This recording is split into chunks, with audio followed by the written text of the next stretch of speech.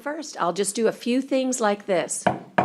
We're going to say good morning and welcome everybody here to this Commissioners Court meeting. And I would ask all of you, please, to stand for invocation.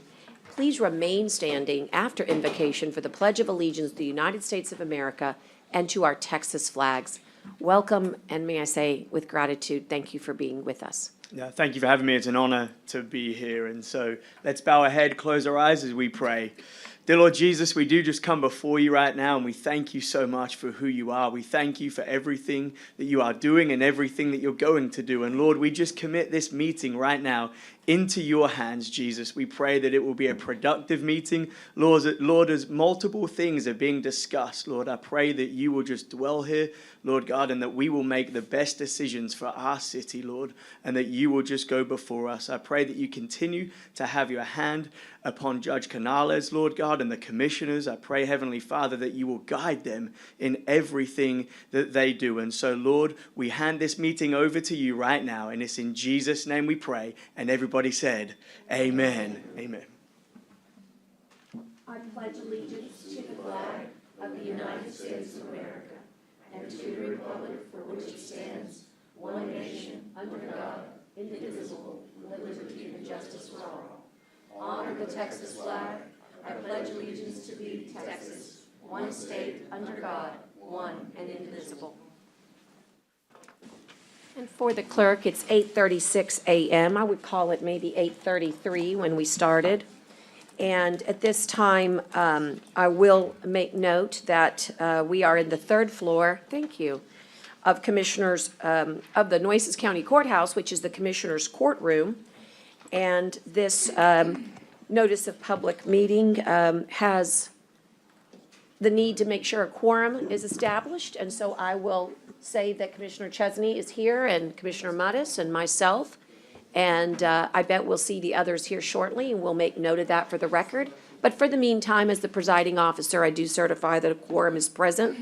And I don't know if I said this, Lorenzo, but the date is October the 19th, 2022. And at this time, I'll ask if there's any announcements on disclosures of conflicts of interest. Any conflicts of interest or appearance of conflict of interest with items on this agenda shall be declared at this time.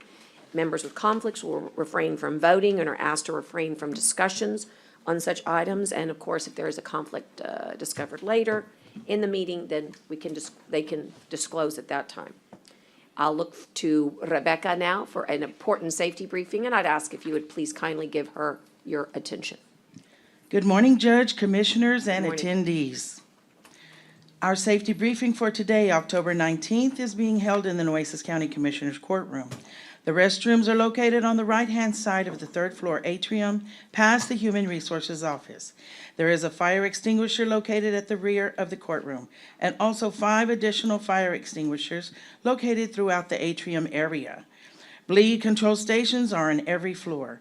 In the event of a cardiac emergency, an AED is located on the right wall next to the Human Resources Office. Participant for today who will be responsible for dialing 911 will be Connie. In the event of an evacuation, our egress route will be slowly down the atrium stairs, proceeding out the doors located on the La Pan Street side of the courthouse, and assemble in the parking lot across the street. It is important to stay together. Should there be a need to shelter in place, depending upon the severity of the shelter in place, the courtroom double doors will be secured and remain secure until given further instructions from the Nueces County Sheriff's Office or other law enforcement agencies. Our guest sanitizer for the day will be Carlos, and I want to tell my mother happy birthday. She is turning 90. Wow. Thank you. And we do too. Thank you. Happy birthday. And so you'll notice that on the agenda, noticed is a public hearing that starts at 9 o'clock. I'll be watching the clock, so at 9 o'clock we can pivot to that public hearing.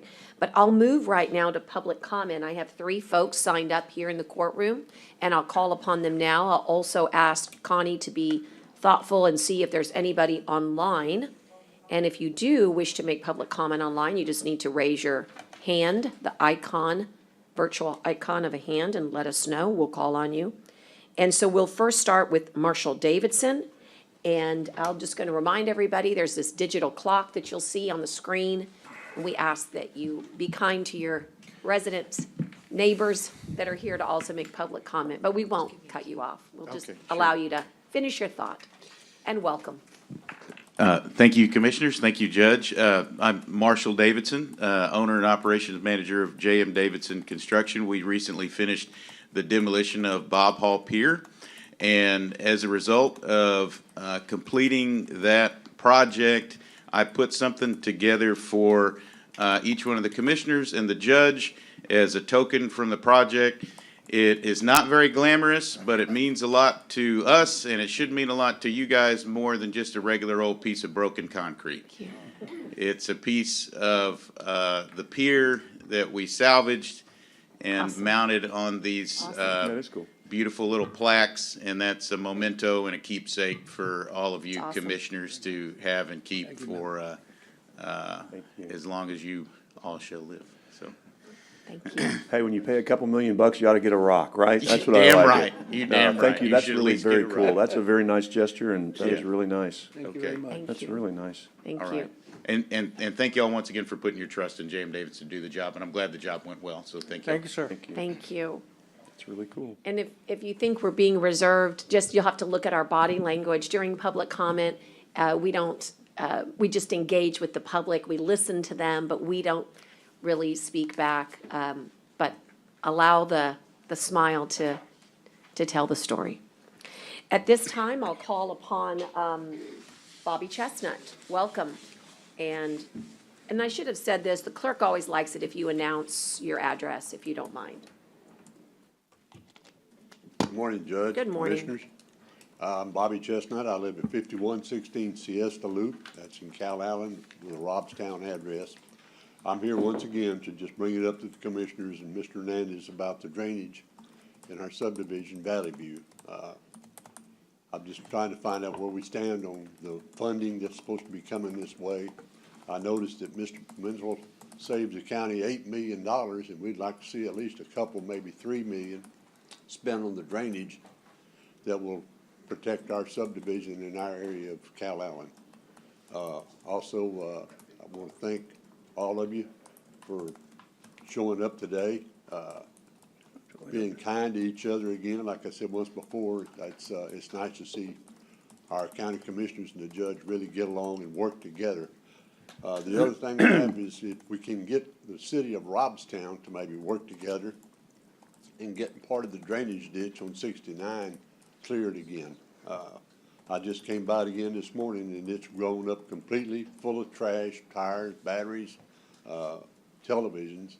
And the city of Robstown still states they have no funds to do it.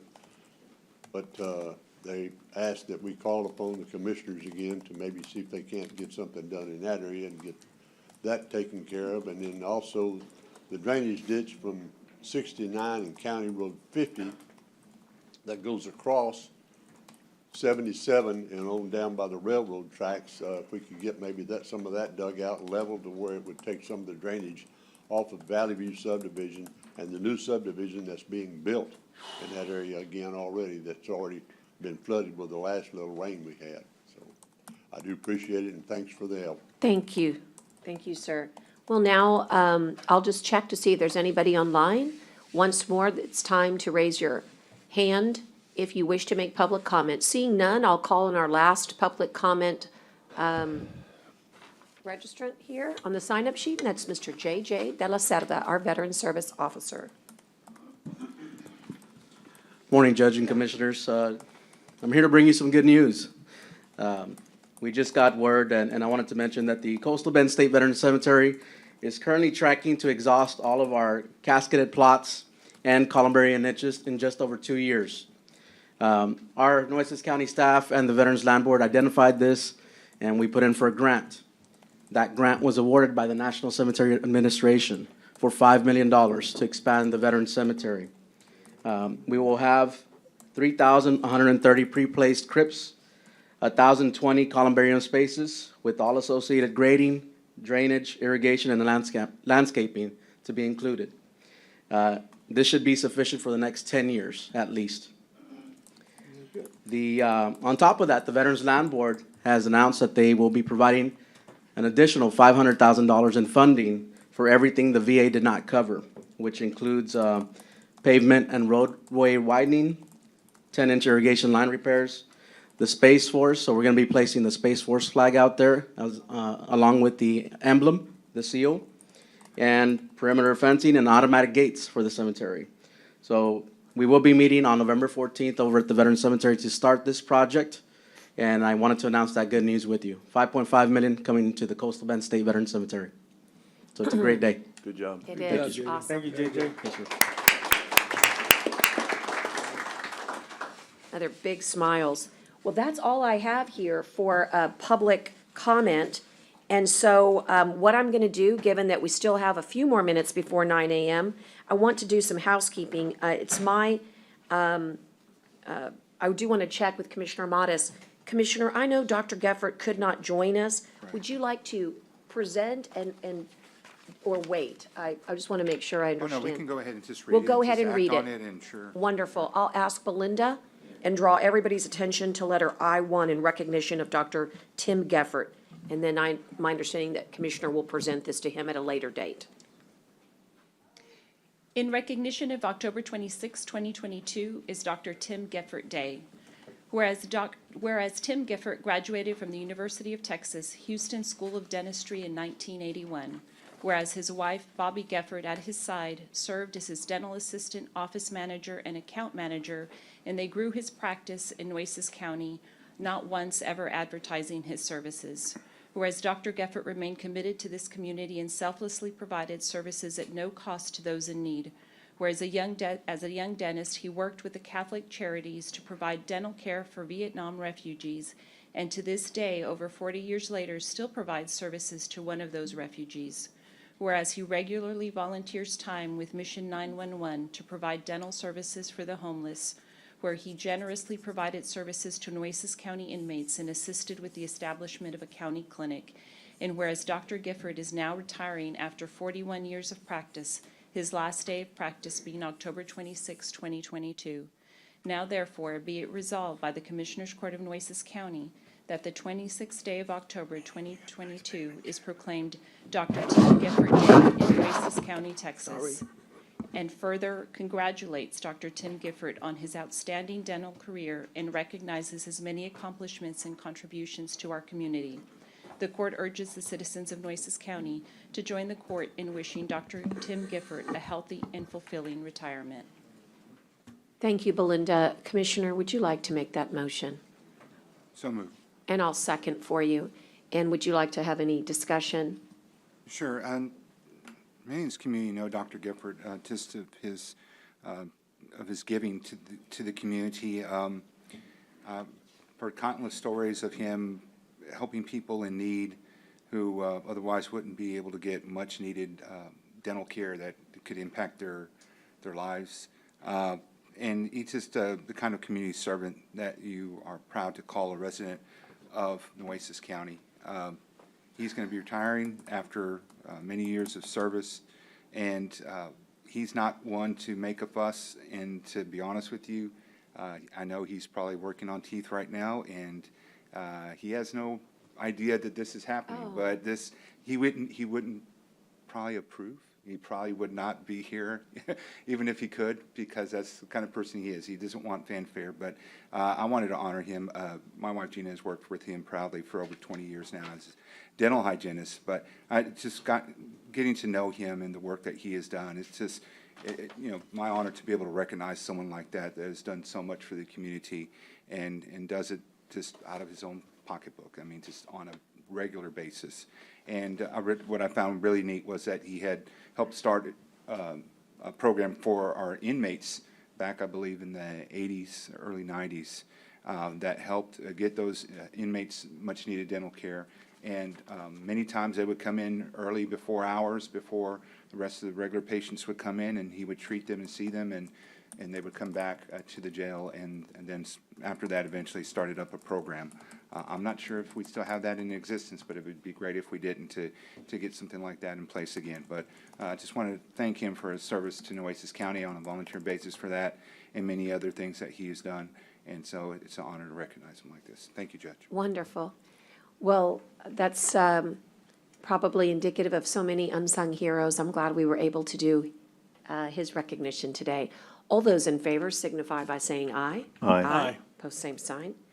And now we'll move to, in recognition, it's item number 2, recognition of October 2022 as Breast Cancer Awareness Month. And the endeavor that we all want so much is to find a cure. Making Strides Against Breast Cancer Walk will take place on October 29, 2022. And if you'll direct your attention to Belinda, she also has a recognition. Whereas the Making Strides Against Breast Cancer program is the largest network of breast cancer awareness events in the nation, uniting nearly 300 communities with a shared determination to finish the fight against breast cancer. And whereas funds raised through the Making Strides Against Breast Cancer of Corpus Christi enable the American Cancer Society to save lives from breast cancer by funding groundbreaking breast cancer research, providing free comprehensive information and support to those touched by breast cancer, and helping people reduce their breast cancer risk and find it early when it's most treatable. Whereas participants of the Making Strides Against Breast Cancer of Corpus Christi join together to celebrate breast cancer survivors, pay tribute to those lost to the disease, and raise funds to end breast cancer once and for all.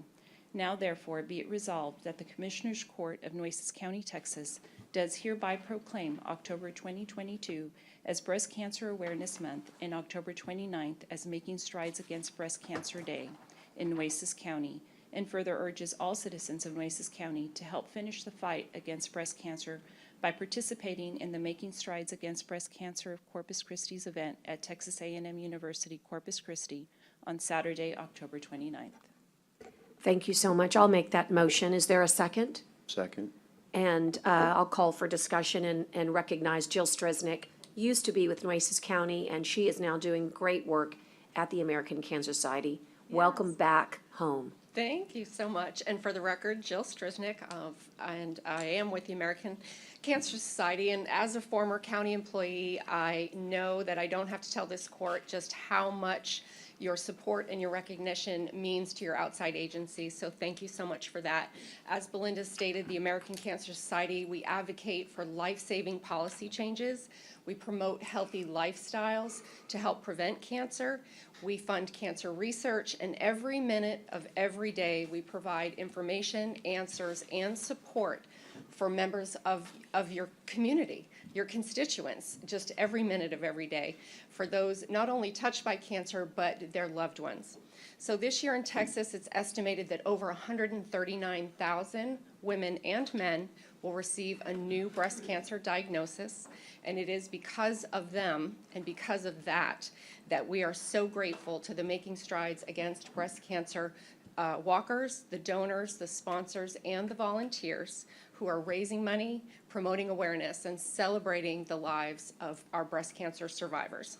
We're also grateful for Judge Canales and her $1,000 donation to the American Cancer Society to help us in our fight to end cancer as we know it for everyone. So thank you again for today's proclamation. Thank you so much for your support, and we hope to see you out at Making Strides on October 29th. Thank you. Thank you. Thank you, Jill. Would anybody else like to make any comments? It's become such a thing that you really can't escape. Somebody in your family, on your block, somebody you work with, somebody you know, male or female, mainly females, who will have a breast cancer diagnosis. And of course, as always, the way to beat it is early detection. So this is the month where we ask you to go pink for both men and women that are afflicted, and really raise that bar on the heightenedness of awareness. Thank you for all that you do. And with that, is there any other discussion? Hearing none? Come on, guys, for the girls? Check. All right. All those in favor signify by saying aye. Aye. And now we will, I know I'm watching the clock here, but we'll try to get maybe one more in. It's a table of item number 3. Commissioner Chesney, you asked to have the backup Motion documentation. to pass. I got that. I'm sorry to interrupt you. I apologize. Motion to pass that, number 3. Okay, thank you. And a second? Second. And all those in favor signify by saying aye. Aye. Okay. We also have some recognitions. I'll try to get one more in, and then we'll go back to that hearing. Maybe we can do both if we're swift, but I don't want to, both of them are important. I don't want to gloss over them. The first is the recognition of an incredible employee who has given 26 years of service for Nueces County. She comes from the district clerk's office. Her name is Maria Ortega. And I wanted to see, is Ann here with us? No? Okay. Well, I want to, please allow me to read this beautiful certificate, and then we will have a little discussion, if that's okay and not too embarrassing. We hereby express our sincere appreciation to Maria Cristina Ortega. Grateful recognition of your 26 years of service with Nueces County. It's signed officially on Halloween. That's not a spooky thing.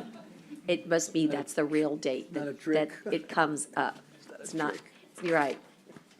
And it's signed by myself, Barbara Canales is the county judge, and all the commissioners, Robert Hernandez, John Mares, Joe Gonzalez, and Brent Chesney. It is really something to say that you have grown up with one entity. And it's always very special when I see this. It's a box, and it's always indicative that something special is happening here. And if you would allow me,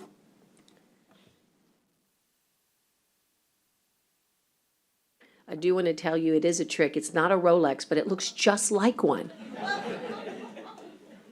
It's a beautiful watch, and it's a token and a symbol of our appreciation for service and for love of service, because that's what it takes to work somewhere for 26 years.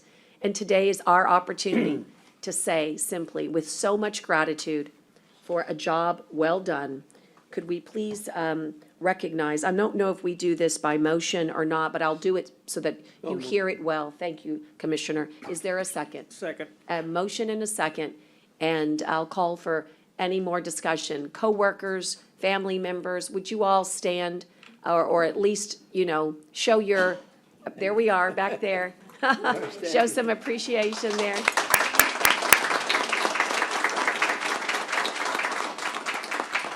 And all those in favor signify by saying aye. Aye. Aye.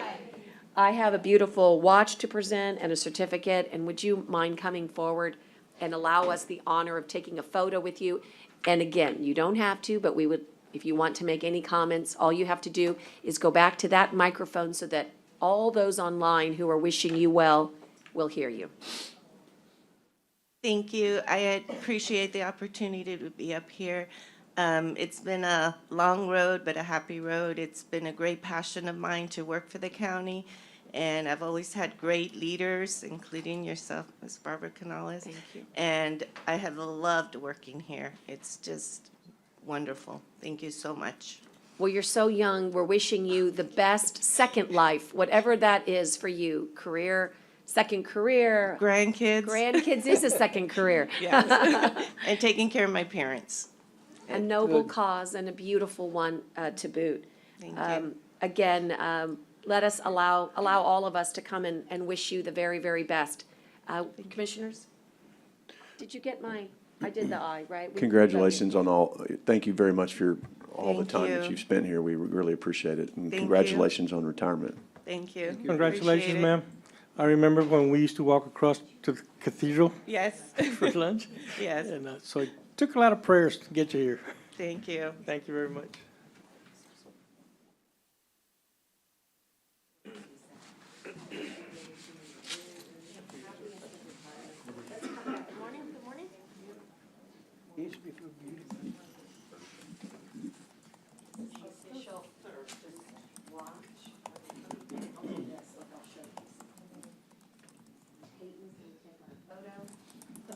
I'm going to take your wallet.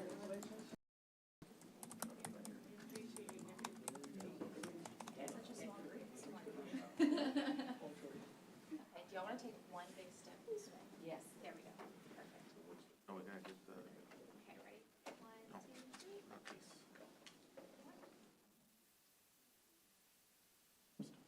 3.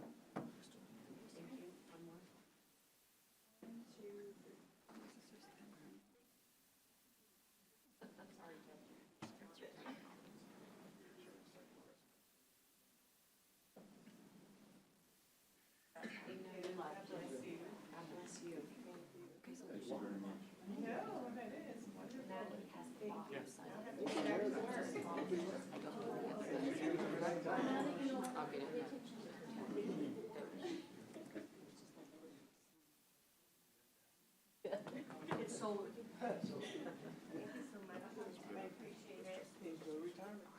you. Now I have to get back to work. Give time when you watch, right? You go home.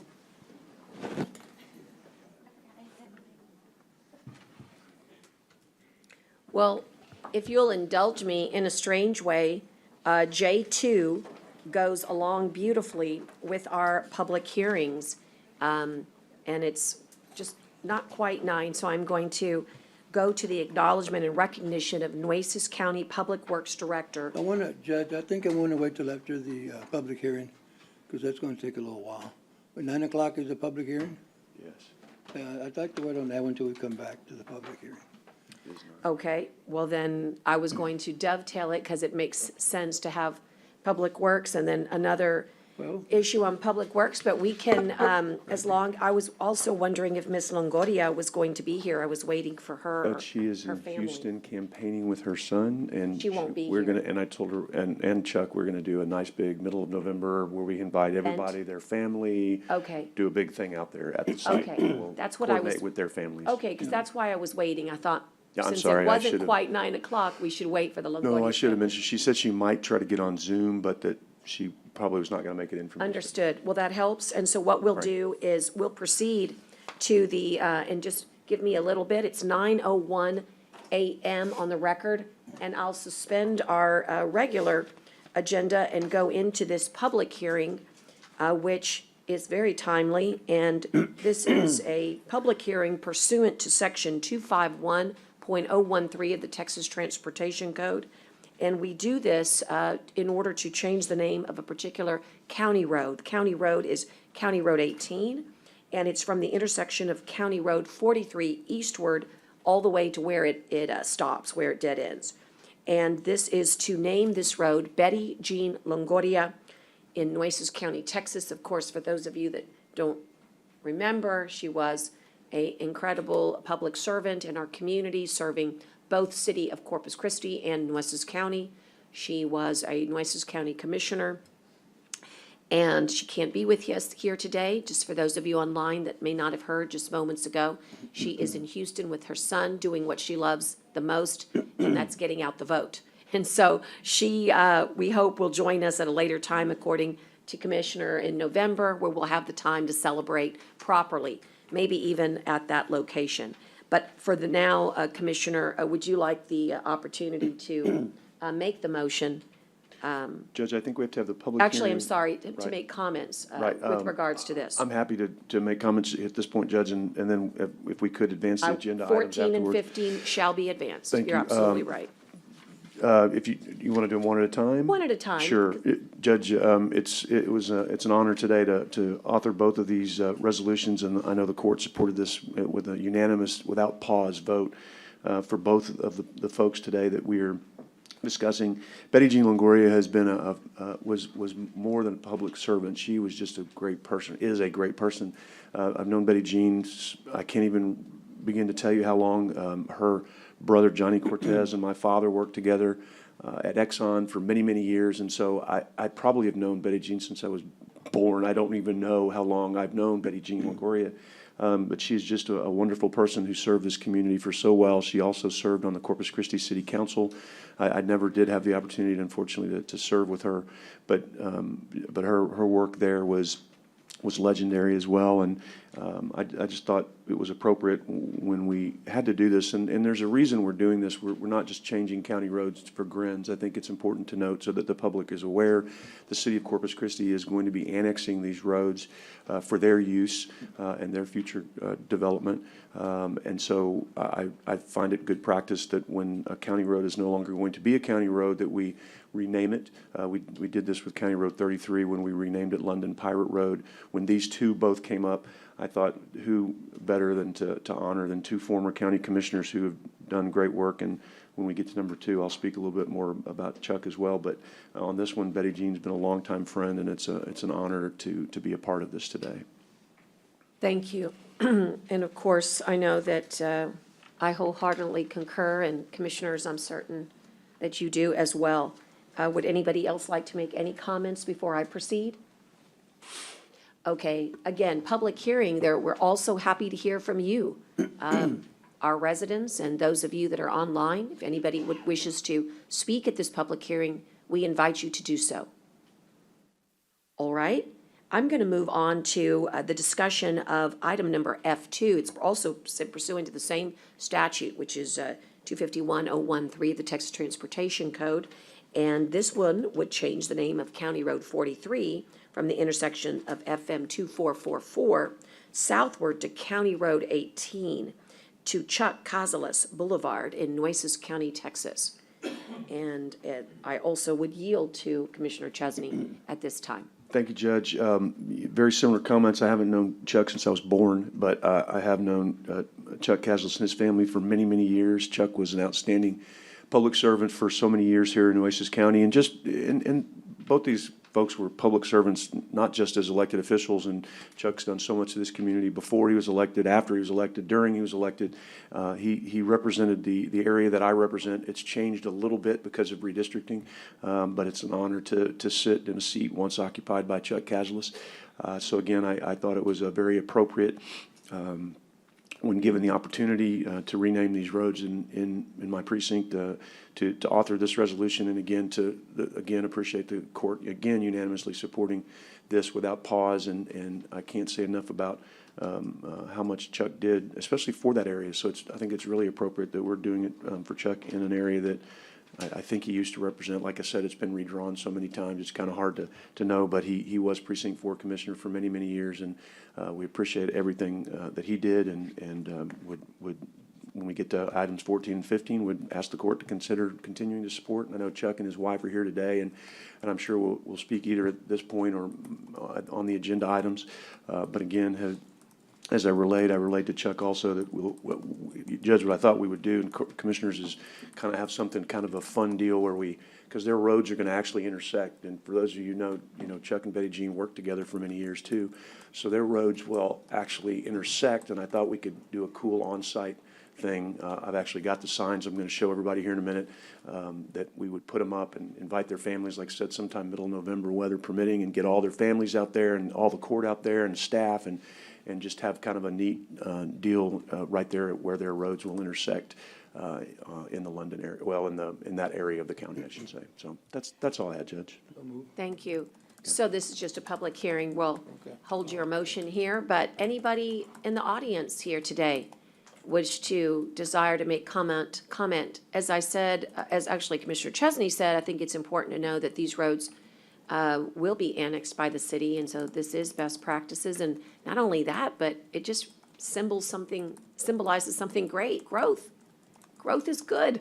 It means we have more families coming to live with us, and I just wanted to express gratitude to both Commissioner Cazalet and Commissioner Longoria. It's not until you sit in these chairs that you really understand the sacrifices that are made on behalf of a community and to their families.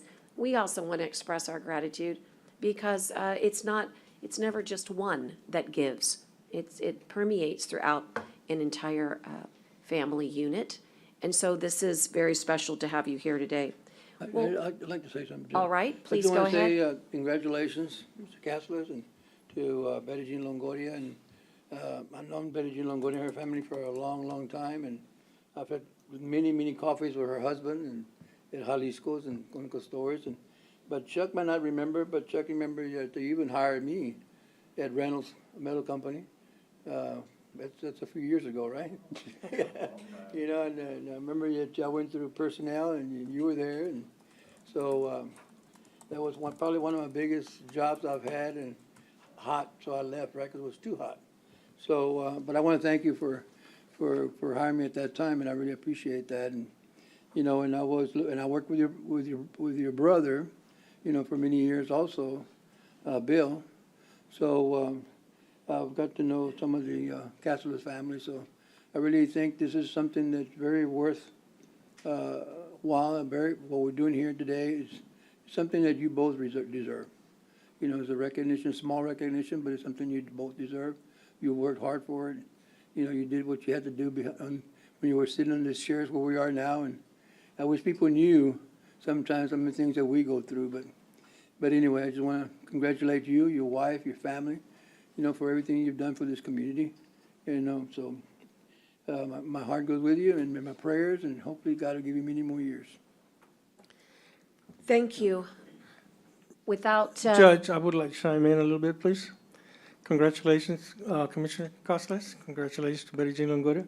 Commissioner, I used to know your dad back in the 60s in the old courthouse, Jay Costas. He was a probation officer. And I was working there through a school program, and he stopped me one day and asked me, "Are you going to school?" I said, "Yes, sir." He said, "What are you doing here?" I said, "I'm on a work program." And he would talk to me about you playing football. So anyway, congratulations to you, sir. And your family has a long history of being a public servant to the county. Thank you. And I had the privilege of meeting your son over at KOUL. So thank you, sir. thank you so much. Well, in light of the fact that we do have agenda items, I will conclude this public hearing at 9:11 a.m. And I've got to move my Bob Hall Pier piece to do that, but leave that right there. And ask that we advance, it's been asked that we advance, and I concur, that we advance items number 14 and 15 on your regular agenda. And that is, the first would be to discuss and consider adopting an order changing the name of County Road 18 from the intersection of County Road 43 eastward to the dead end to Betty Jean Longoria Road in Nueces County, again pursuant to 251.013, the Texas Transportation Code. Would there be a motion for such action? So moved, Judge. Second. There's a motion and a second by Gonzalez. I heard him first. And having had discussion in our public hearing, all those in favor signify by saying aye. Aye. Aye. Pose Judge, I same don't know sign. if there was someone here from their family. Michael told me he might be here today, but All right. I just I paused. I remember I- that. I know she wasn't going to be here. Anybody from the Okay. Longoria I didn't family, see we him would come in, be but- grateful to. And again, I know they had other stuff. We talked about it, but I just want to make sure. Okay, I apologize, Judge. Thank you. Okay. I think we had already We called the did. vote. Yes, All- ma'am. And all pose same sign. Okay.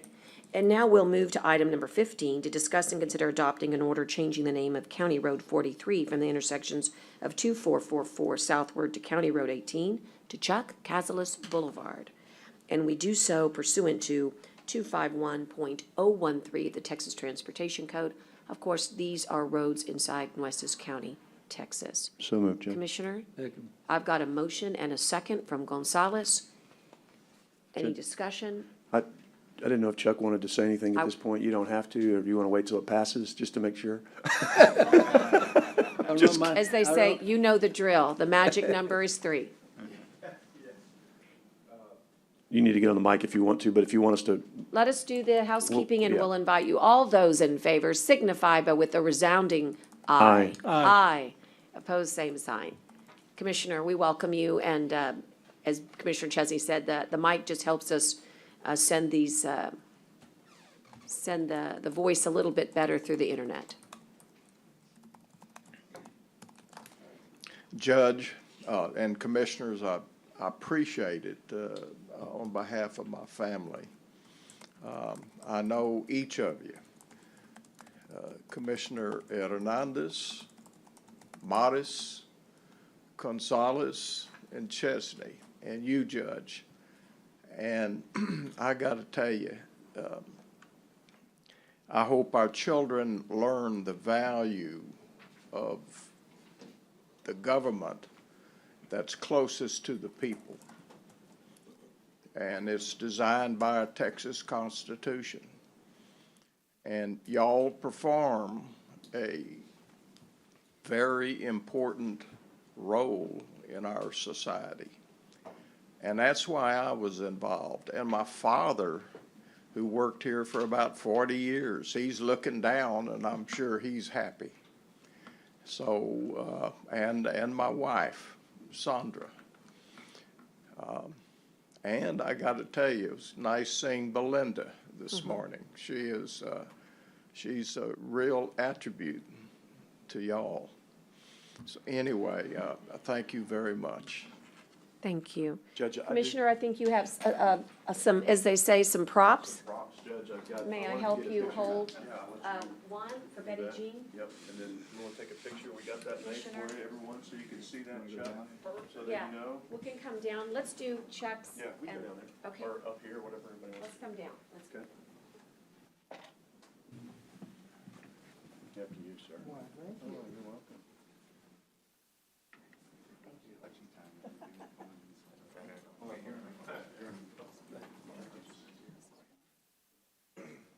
We'll do his. You can just hold them both at the same time. You don't mind? Okay. No, of course not, she'd be here.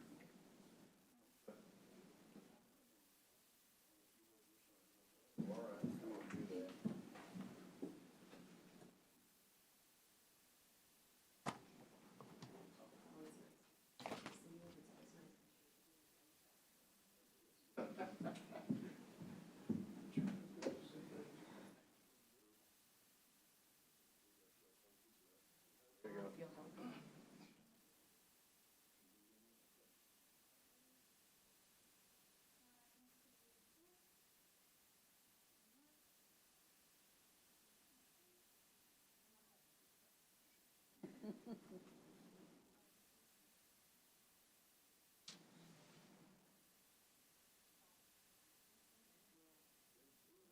Want to keep this, Chuck, because we got to put them up, so we'll get you a replica.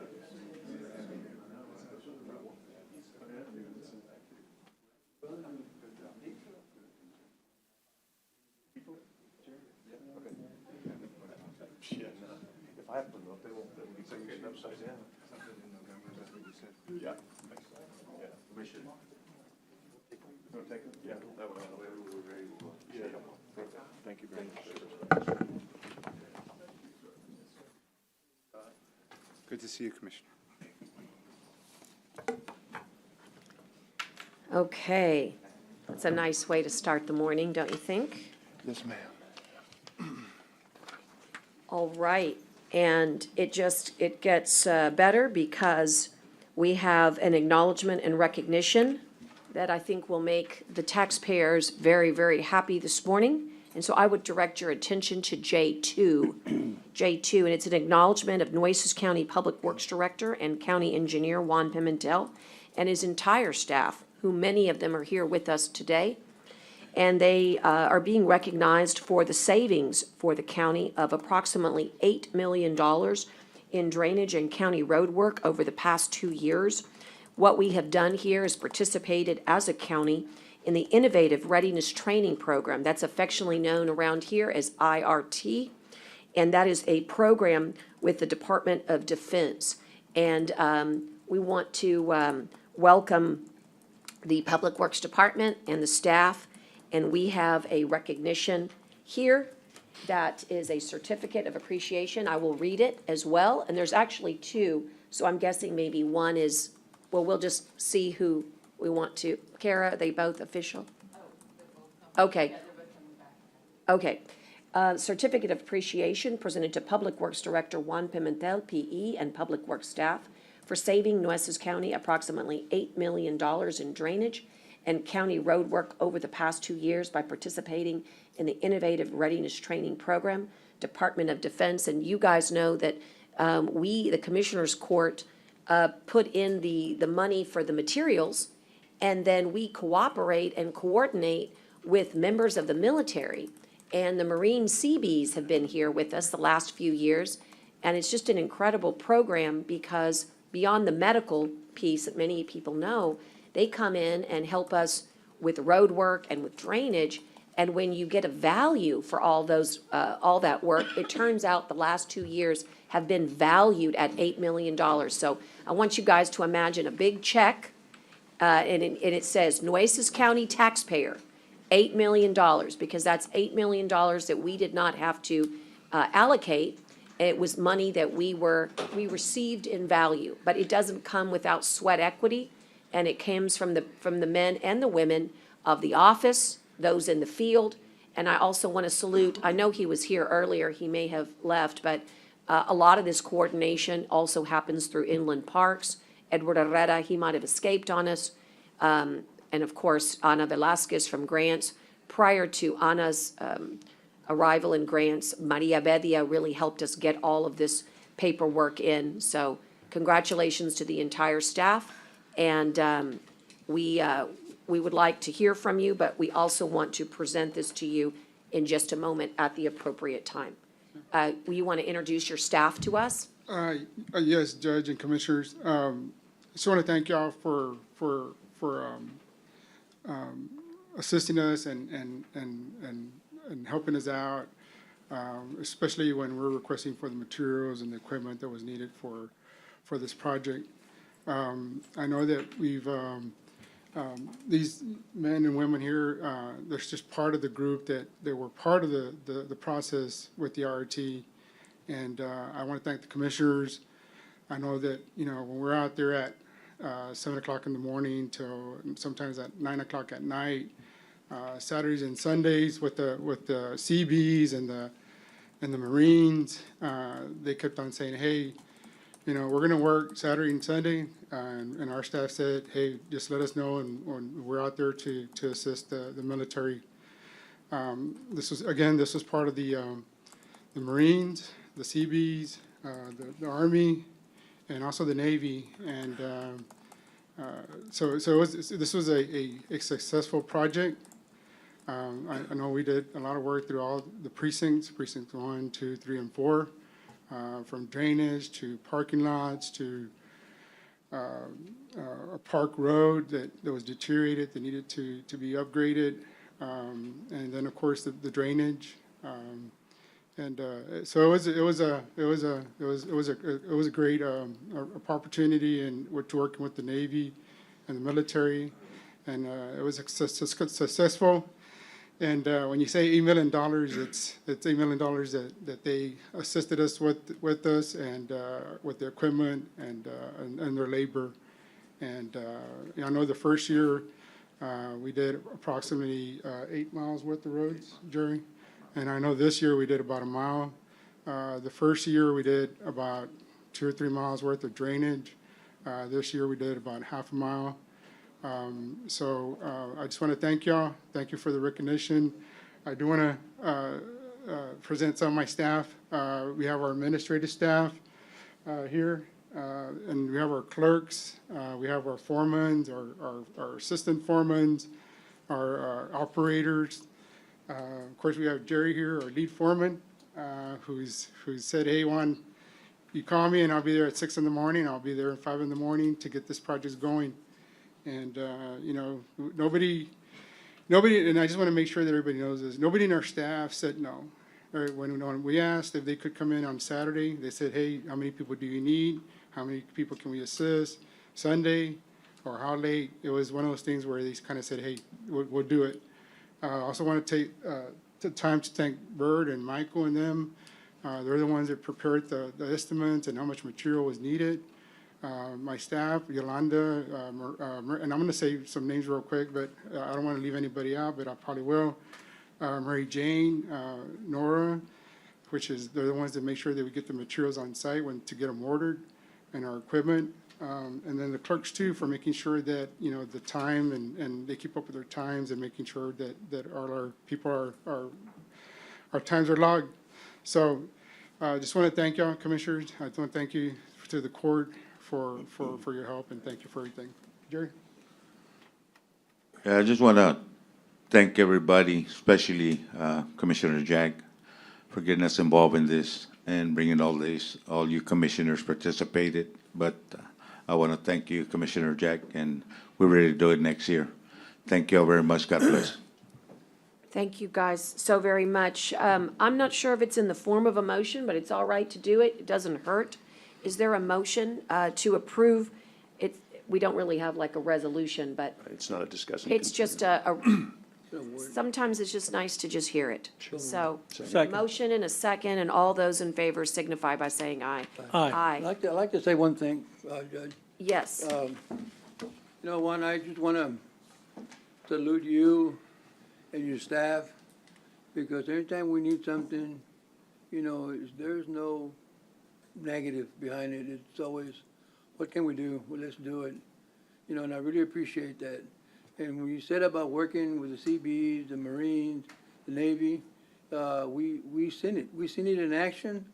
You know, it's not just, you hear all kinds of talks, you know, what goes on, what they're not doing, what they're doing. But I tell you what, somehow been there, you know, where you're there at 7, 8 o'clock at night with them, you know, and on the weekends.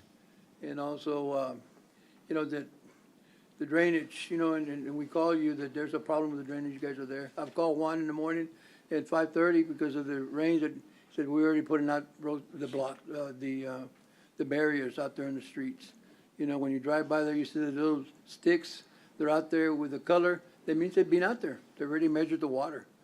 So, you know, we just, I want to salute you guys, you know, the whole team, because it takes a team effort to make it work.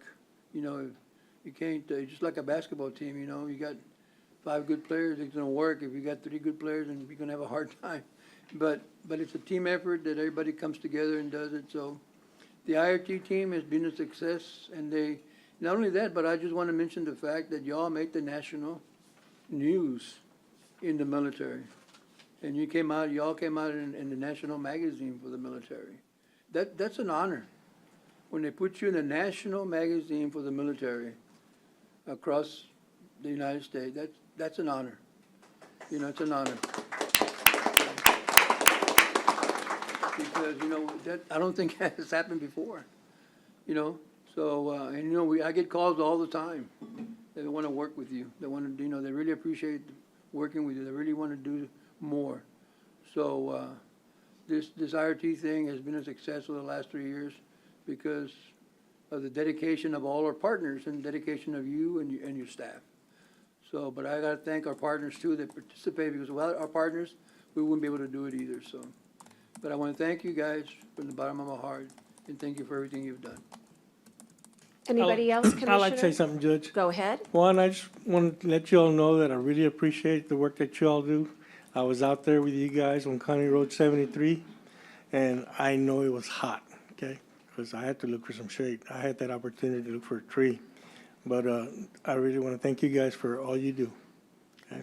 So thank you very much, guys. Judge, if I could. And too. I, of course, go ahead, Commissioner Chesney.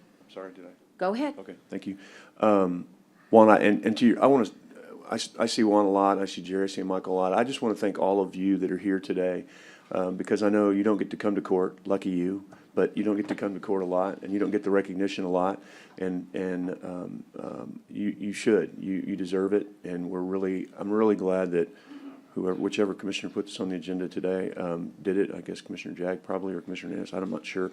But thank you for doing that, because you deserve this recognition. I didn't get a road in the first round, and so I didn't have a lot of, you know, involvement in it. I did get one done this time, and it was amazing how fast this got done.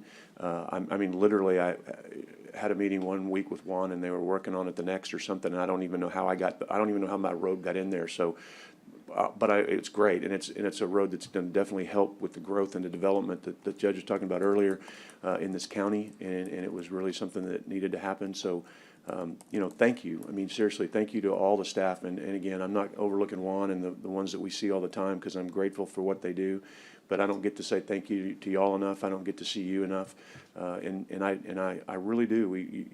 Y'all really do great work, and this has been a phenomenal project and a phenomenal program, and it has saved the county millions of dollars and involvement. And I think it's kind of a misnomer to say saved. Like, it's not like we had it. Okay, I mean, let me make sure, when it says saved, we didn't have that $8 million to spend.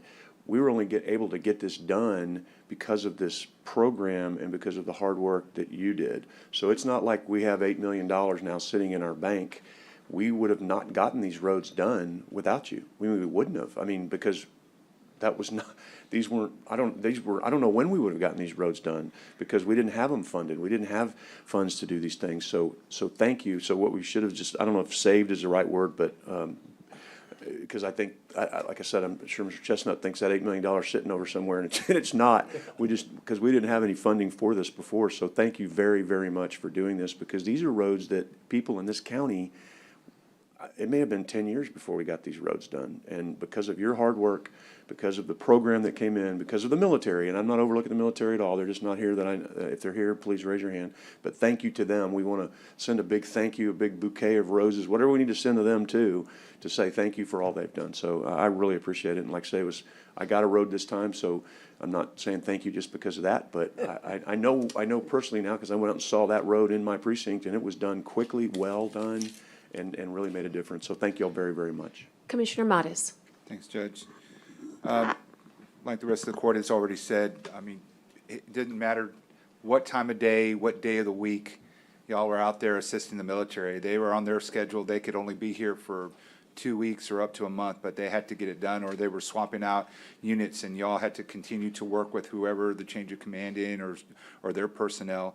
But y'all gave them valuable lessons in training. That's what IRT is all about, is that instead of training in foreign countries, they were training here in the U.S. and putting their skills to work here in our country. And we've been fortunate enough to have now, over the last 2 years, the IRT. And we did so much planning with Commissioner Gonzalez and y'all the year right before COVID, and then we had to wait. And then turn around, and it became even better, because the original plan was to have only a small contingent of military here. And then come 2021, it was even bigger than we anticipated.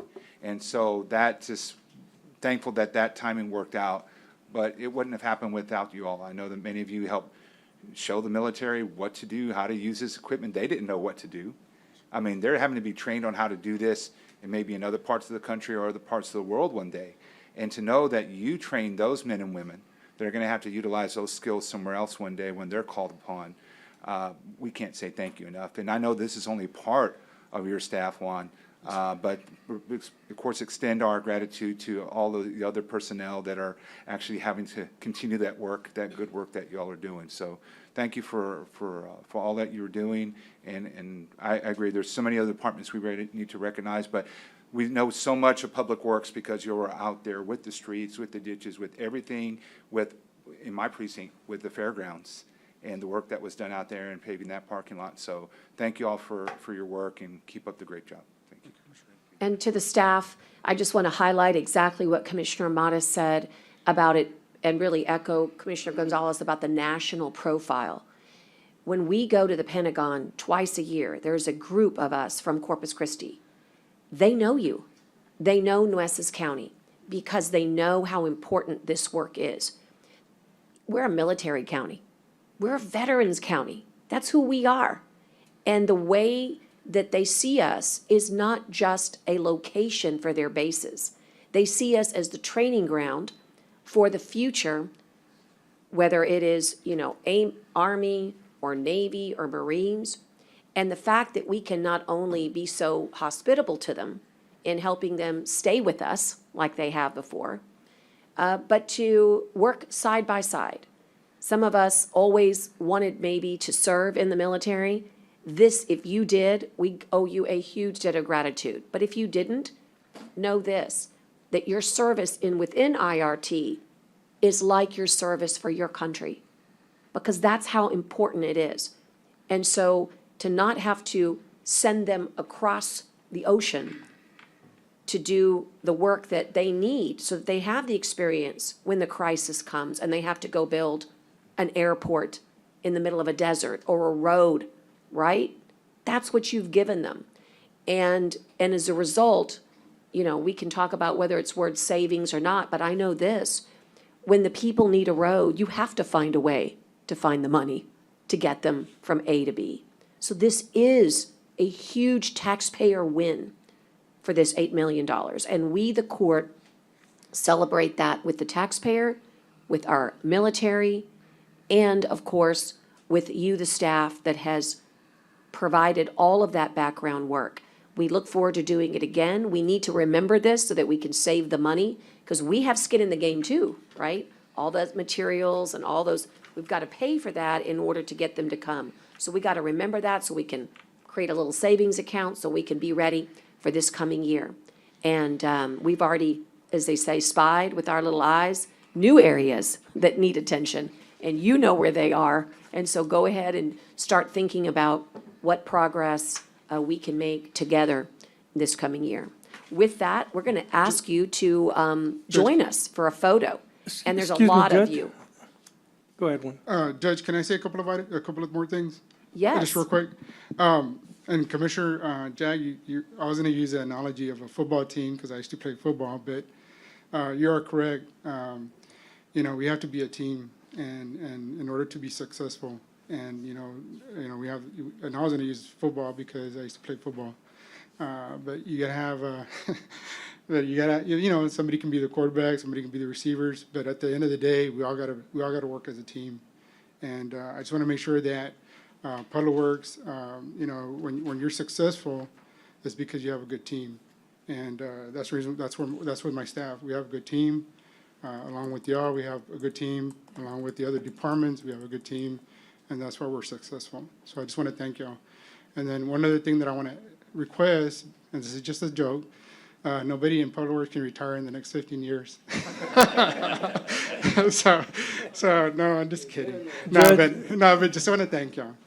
Judge, I just want to add, I think this would be a good time to let the public know, if anybody's looking for a job, you're welcome here at Nueces County Public Works. They'll train you, teach you how to use the heavy equipment. Now's the perfect time. You can come in and apply and work with a good team, good people here that'll train you. And maybe even with the United States military. There you go.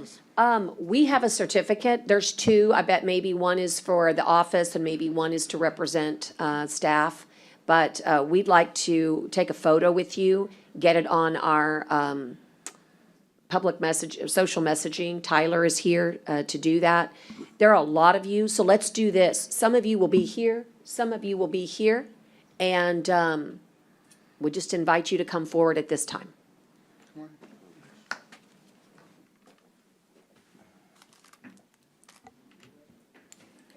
Is there meant to be two sleeves? Are there meant to be two sleeves? Wherever you want it. I don't know if we can One in the all frame. some people have to. If they want one in the frame. Everybody can get Okay, okay, one's gonna go in the frame.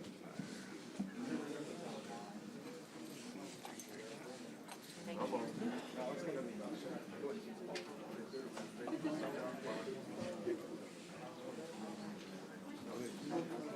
This is gonna be the official one. I'm gonna hold this one right here, and you pick it up on the way out.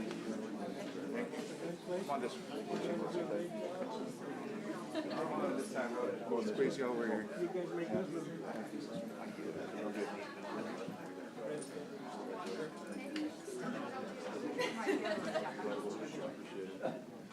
Thank you very much. Thanks, guys. Thank you, sir.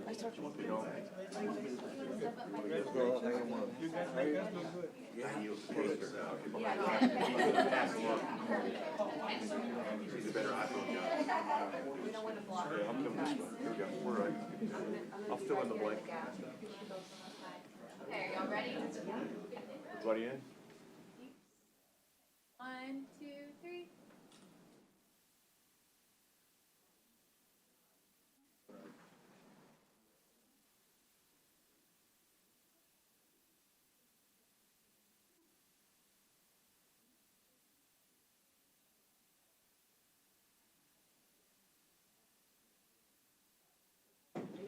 Thank you guys very much for being with us this morning.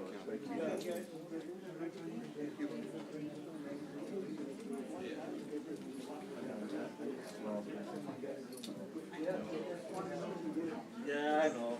That's okay, that's okay.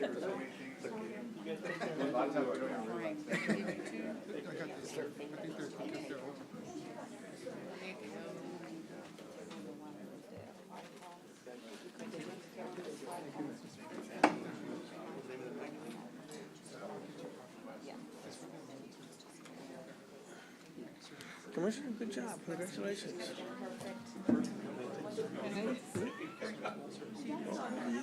Okay, I saw her, yes. And she, You would have been perfect for the photo. okay, I give you the number. Isn't the frame in your office? Oh, I think you had. where they? Oh, okay, I wanna just make sure that she gets it. And look, this is their extra one. There it is. There it is. It's over here. Hey, Dave. Oh, here. RJ, I'm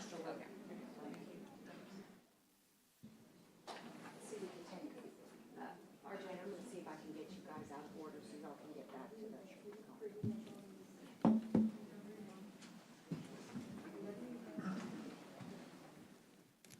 Al rato comienza la matanza.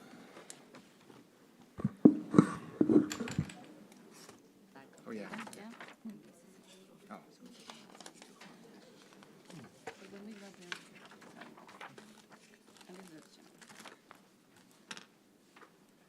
So I am going to take an item out of order, but it actually will go beautifully, it'll dovetail beautifully into our general information report. And so Louis, I'll call on you after we hear from RJ Thomas, the Coastal Bend Disaster Recovery Group. They're going to share a presentation relating to Hurricane Harvey and the Texas severe winter storm of 2021. And we want to, the CBDRG is such an important group, and they really did provide so much recovery and support after Harvey, particularly to Aransas County and our friends in Port Aransas as well. RJ, welcome, and I don't know if you have a PowerPoint, but it looks like they're teeing it up. Thank you, Judge. Yeah. Thank you, Commissioners. Really appreciate being here today. RJ Thomas with the Coastal Bend Disaster Recovery Group. I'm on the board of directors for that organization. The one thing I want to do, I'm going to introduce my executive director. I'm kind of lazy, so I'm going to dip out and let him make the presentation. He talks a lot less than I do, so you probably want him anyway.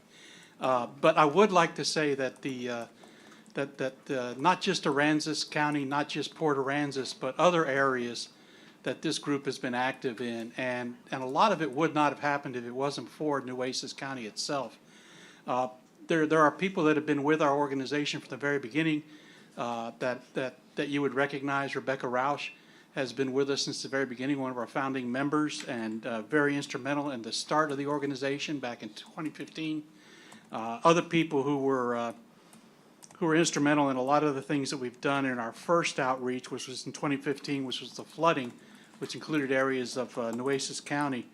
Edward Herrera also helped us out quite a bit with that. And so if it wasn't for the hard work that the Nueces County employees and the Commissioners Court at that time put into this effort, we probably wouldn't have as strong an organization as we do right now. And I'd like to introduce Christopher Brandt. He's our Executive Director for the Coastal Bend Disaster Recovery Group, and he'll take you through the PowerPoint and let you know what we're up to. Thank you. I got a lot of presentations, and all of them were handed pretty much at the last minute, so I'm searching through emails. What is yours labeled? It should be CBDRG. Create two? Okay, I was looking for the wrong one then. Okay, Kathy's email, okay.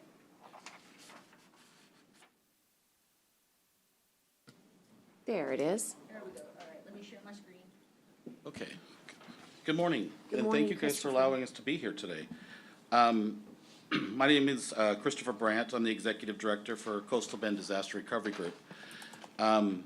We are a nonprofit that is here.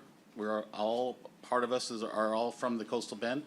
And as RJ had mentioned, we started in 2015. And we were just getting ready to wrap up that recovery when Harvey hit. And so we were very fortunate because we had started the game with getting our toes dipped in. A lot of areas don't have a long-term recovery group. And so when a disaster hits, the National VOADs, which is the National Volunteer Agencies, are active of disasters. They're the national groups. They want to come in and start helping immediately, and there's nobody in charge. And so we were very fortunate in our area to have Coastal Bend Disaster Recovery Group so that they could start coming in and plugging in. What is long-term recovery? Well, long-term recovery is not short-term recovery, which is what we all think of, which is the first 6 months where you have the muck and gut, the debris removal, you have people tarping roofs, that type of stuff. Long-term recovery is a phase that can last up to several years. For us, with Harvey, it's been a little over 5 years. we primarily focus on long-term solutions. So instead of putting a Band-Aid on it, we want to create a permanent solution and hopefully make sure, so if your roof is leaking, we're going to want to put a brand-new roof on it so that that roof will last for years. And we also want to make sure that it is, has a WPI8 so that it can get windstorm insurance in case there is another disaster. Okay, next. So where do we cover? Well, we cover the 11 counties of the Coastal Bend. And we do that because counties don't, or disasters don't know county lines.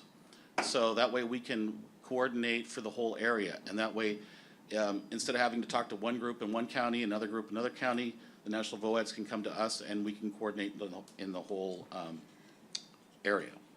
Okay, next. So our mission is to strengthen regional long-term recovery by addressing and jointly, that's a key word, resolving unmet disaster-related needs of individuals in the coastal community of the Coastal Bend.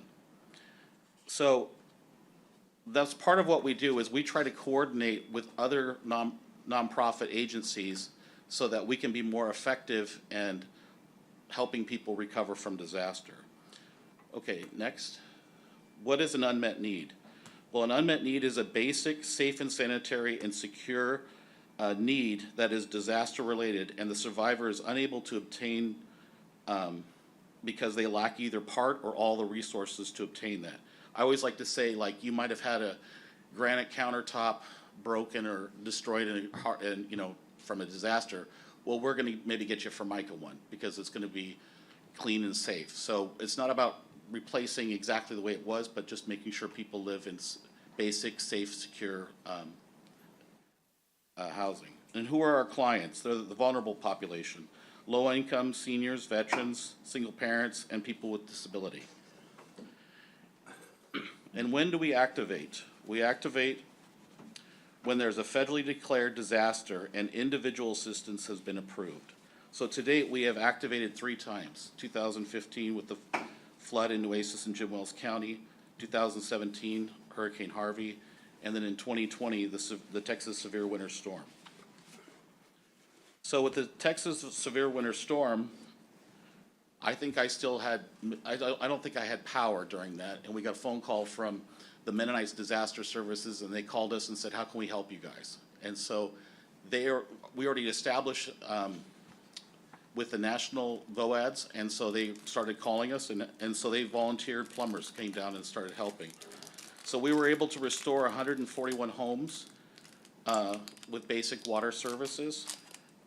We had 740 volunteer hours of plumbing hours. We spent $85,000 in construction repairs, and every disaster is different, and this one was really different. It tended to be more rural, and it tended to be households that were single and elderly, or with somebody with a disability. And so they lacked, as you remember, you couldn't get any supplies in any of the stores. None of the plumbing agencies would leave outside the city limits because there was so much work. So these were people who were really in remote areas, and so we were very fortunate to coordinate with other agencies like Habitat for Humanity, Corpus Christi. We coordinated with them and other agencies so that we could help all the people that we were able to. Okay, next. So Coastal Bend is made up of 7 parts: donations and volunteers, construction, disaster case management, and unmet needs roundtable. Okay, so on the next slide, you'll see volunteer with Hurricane Harvey. We had 179,000 volunteer hours, which saved us over $3.4 million in construction costs. And 90% of those hours came outside of the state of Texas. They were from national areas of Canada, Ohio, Pennsylvania, Kansas, and they were primarily made up of Mennonites Disaster Services, CARE, and Christian Public Services. Okay, the next slide. So as far as what CBDRG, our organization, did, we spent $9.2 million in construction. We had the $3.4 million in volunteer labor savings, and then $4.1 million was other agencies said, we have money, but we have no way of managing this construction. Can you do that for us? So we actually managed the construction. So that probably wouldn't have happened if we weren't around, because there wouldn't have been somebody that would have been able to implement construction. We replaced 160 homes, and we did 181 major repairs. And the homes that we rebuilt all were engineered to meet TWIA's standards, and they all received WPI 8, so they were all able to get insurance if they chose to. Okay, so the other part of CBDRG is case management. The case manager's job is to go out, find these people that have a need, make sure that they do have a need, come up with a plan, try to find resources outside of our organization's unmet needs roundtable. Because our roundtable we view as their last effort. If they don't get funding through the roundtable, then they're probably not going to get help. So they go out and try to find resources. So our case managers were, and this is about 11 people that we had, they were able to secure $36.2 million in resources. They were able to get 263 homes replaced. We went out and contacted, using the FEMA list, we contacted almost 6,500 households to try and find out if they needed help. And we actively case managed 1,200 households, and we actually helped almost 3,000 people. You'll notice that 136 of those houses were actually from the Texas General Land Office program, the HAP program. Are you guys familiar with the HAP program? Where they replace houses. So we case manage those people and help them through it. Since we knew the process, we were able to help people that would not have been able to get through that gauntlet of getting all those documents. I think it's 3 of the counties, 17% of the people that received GLO homes were case managed by us. Our case manager actually was the one for the first one in Rockport. That was actually case managed by CBDRG. And then there's countless ones that case managers helped on the side because they were, friends or family.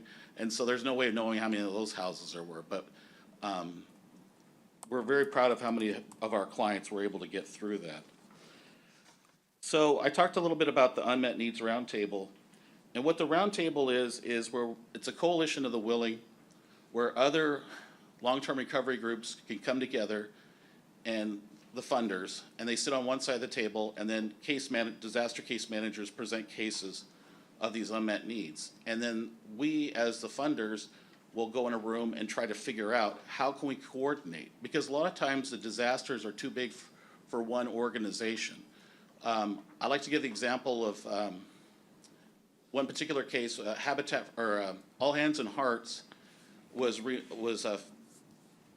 sheetrocking a trailer, but the well had gone bad because the storm surge had gone in and wrecked the well.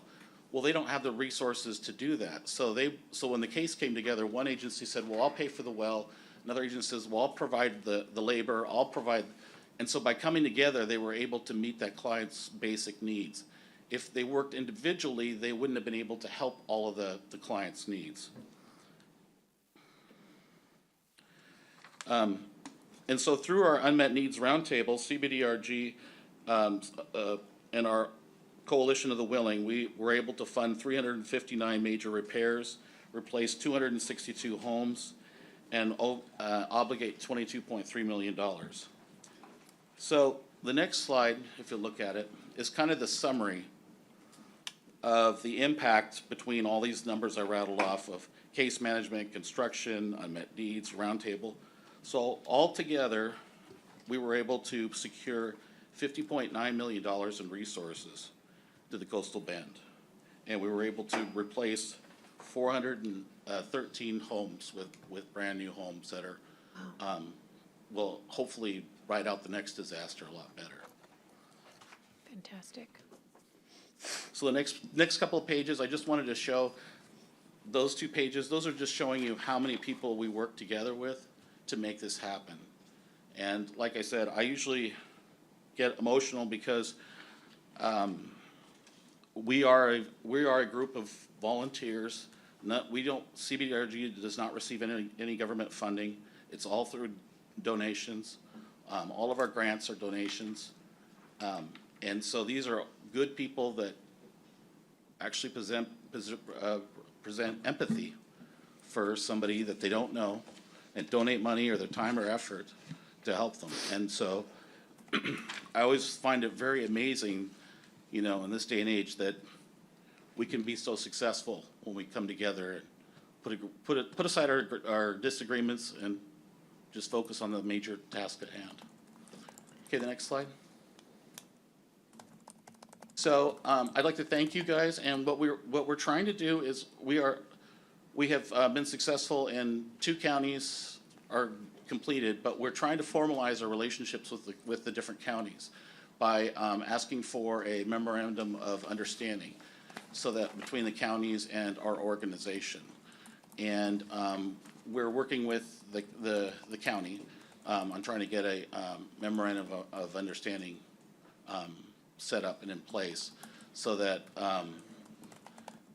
if there is another disaster, then, you know, we'll know how to handle it and be able to hit the ground running. Because like I said, those first couple of weeks are just so valuable, and you don't want to be trying to figure out what to do, that type of thing. So you guys have any questions? Or Just, again, so much gratitude for the work that you've done. That one slide that really showcases how much money has been implemented to help people recover is incredibly powerful.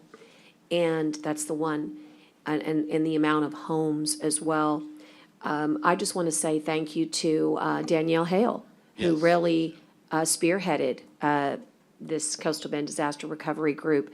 And when she was with us here at the county as the Emergency Management Coordinator, it was so important to her when she transitioned that she brought all her new friends along with her. And so I feel like we have expanded because of her transition, and also strengthened Nueces County's role. Now Louis Ray is serving, and we're grateful. That's why I said it's perfect to have his information report right after.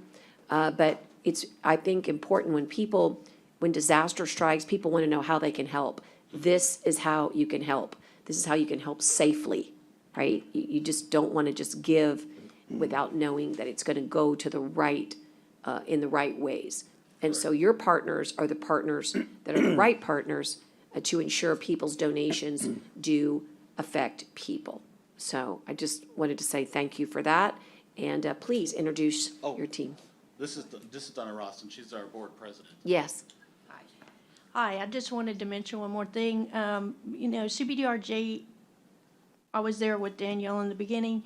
What we wanted to do is make sure that it's a sustainable organization. So we will in the future, be reaching out to industry to see if we can sustain this organization, to make sure that we're ready. As soon as FEMA leaves, CBDRG will be there with long-term recovery. Thank you.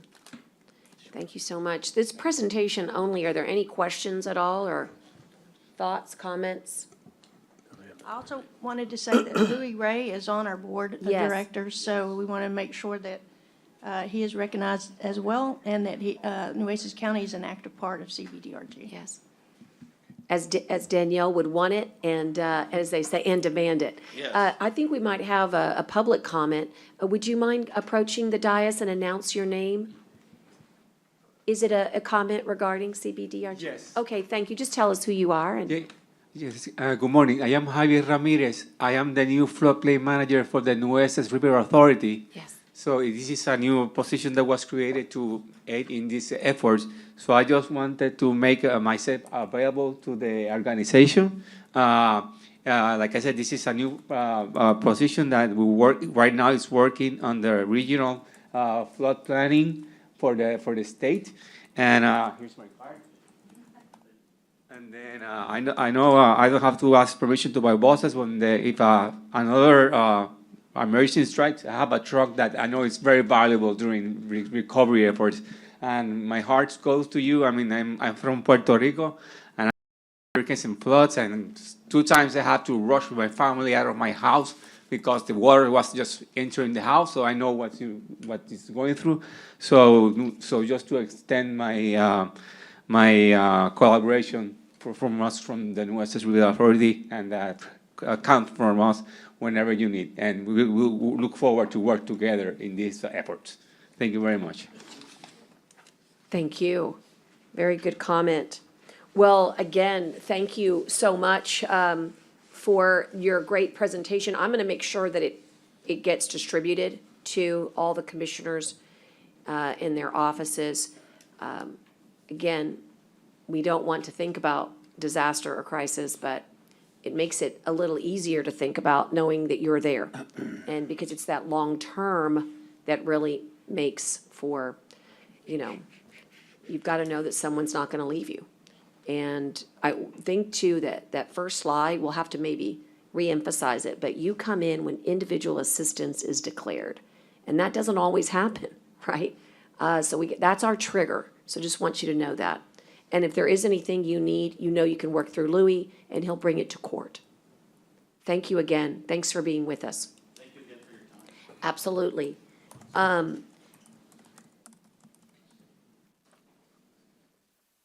I've got two items, but I'll move back into regular order, and that's to acknowledge the general information report that we skipped last court, so I don't want to do that. Louis, get us up to date if there is anything relating to all of the different arenas that you are working with. You've got some kind of exciting things happening in the world of training, hazard mitigation. Give us an update. Good morning, K1, for those of you following along, K1. Good morning, Court. How you guys doing this morning? So, I'm gonna try to be brief and succinct. So that doesn't always happen with me. So, one of the things I wanted to talk about is to talk about the CBDRG. So, we have to remember that recovery occurs in two phases, and we talked about that earlier. That the first part of recovery happens after the response is done, and we go into about 6 months. That's when the first part of recovery happens. At that point, there's some declarations that goes on, and then there are people who are going to be reporting things that they're going to be missing individually. So we have certain tools that we use to kind of record those individuals who are going to need that assistance. And then the second part of recovery happens, it's the long-term recovery. That happens 6 months until recovery ends.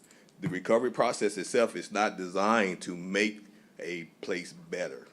It's designed to restore it to the natural state. So we need to remember that. So the CBDRG has done above what recovery processes does. They have started the mitigation processes of helping those people who needed that help to make their places more safe. All right, to get into the general information report, one of the things we'll talk about the weather. We always start with the weather. We had some rain this week, and we're expecting a little bit more rain next week. The general average temperatures for the highs is going to be about 80 degrees. The lows about 70. And then the KBDI, the average for this week is at 431. So one thing we have to remember that we are still under the stage 1 water restriction for the county. We are in flu season. I talked to the public health director about this, the assistant public health director about flu season for Nueces County. The cases of flu for Nueces County is up probably about 600 cases from last year. One of the reasons you can think about that is last year most of us were wearing masks, so the mask was protecting us from catching the flu. Now we're not wearing masks, so the flu is up. There are locations you can go and get the flu vaccination, as well as the COVID-19 vaccination with the bivariant shots for Omicron and regular COVID-19. One of the things you want to do is go to the CCNC Public Health website, and they have a form that you can fill out, and you can use that to get an appointment to get your vaccinations. Some of the things that we're doing in emergency management for the next couple of weeks: Nueces County, Tatum, Annabelle Fire, and the CB-COG will host a Hazmat 301 Hazmat Technician Training on 28 November through 2 December. And the location is going to be at Annabelle Fire. I also want to take the time to talk about the LEPC. So at certain points in the year, I have to bring up some some things that we are involved in, and the LEPC, that's the Local Emergency Planning Committee, is one of the things that the county is involved in. And the LEPC has 4 committees. So you have a emergency response, you have a risk awareness, you have a pipeline damage, and a finance committee. And through those committees, we are poised to help out with general industries and our residents for hazmat response.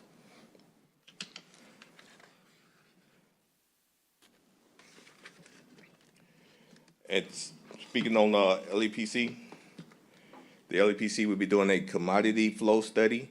The commodity flow studies allows the LEPC to kind of gauge how much hazmat is going to be traveling upon our highways.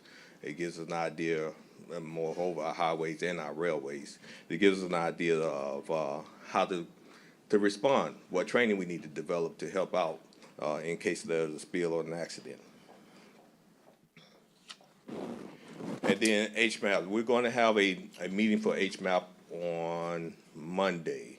It's not a public hearing meeting. It's a meeting for the stakeholders, and we're going to be talking about getting whatever we need to kind of complete our HMAP. And we're looking for the HMAP to be completed by December. HMAP is our hazardous mitigation action plan. Other than that, Judge, I don't have anything else. Thank you. Excuse me, is it Dr. Ramirez or Mr.? No, Javier Ramirez. Mr. Okay, I just didn't want to miss credentials.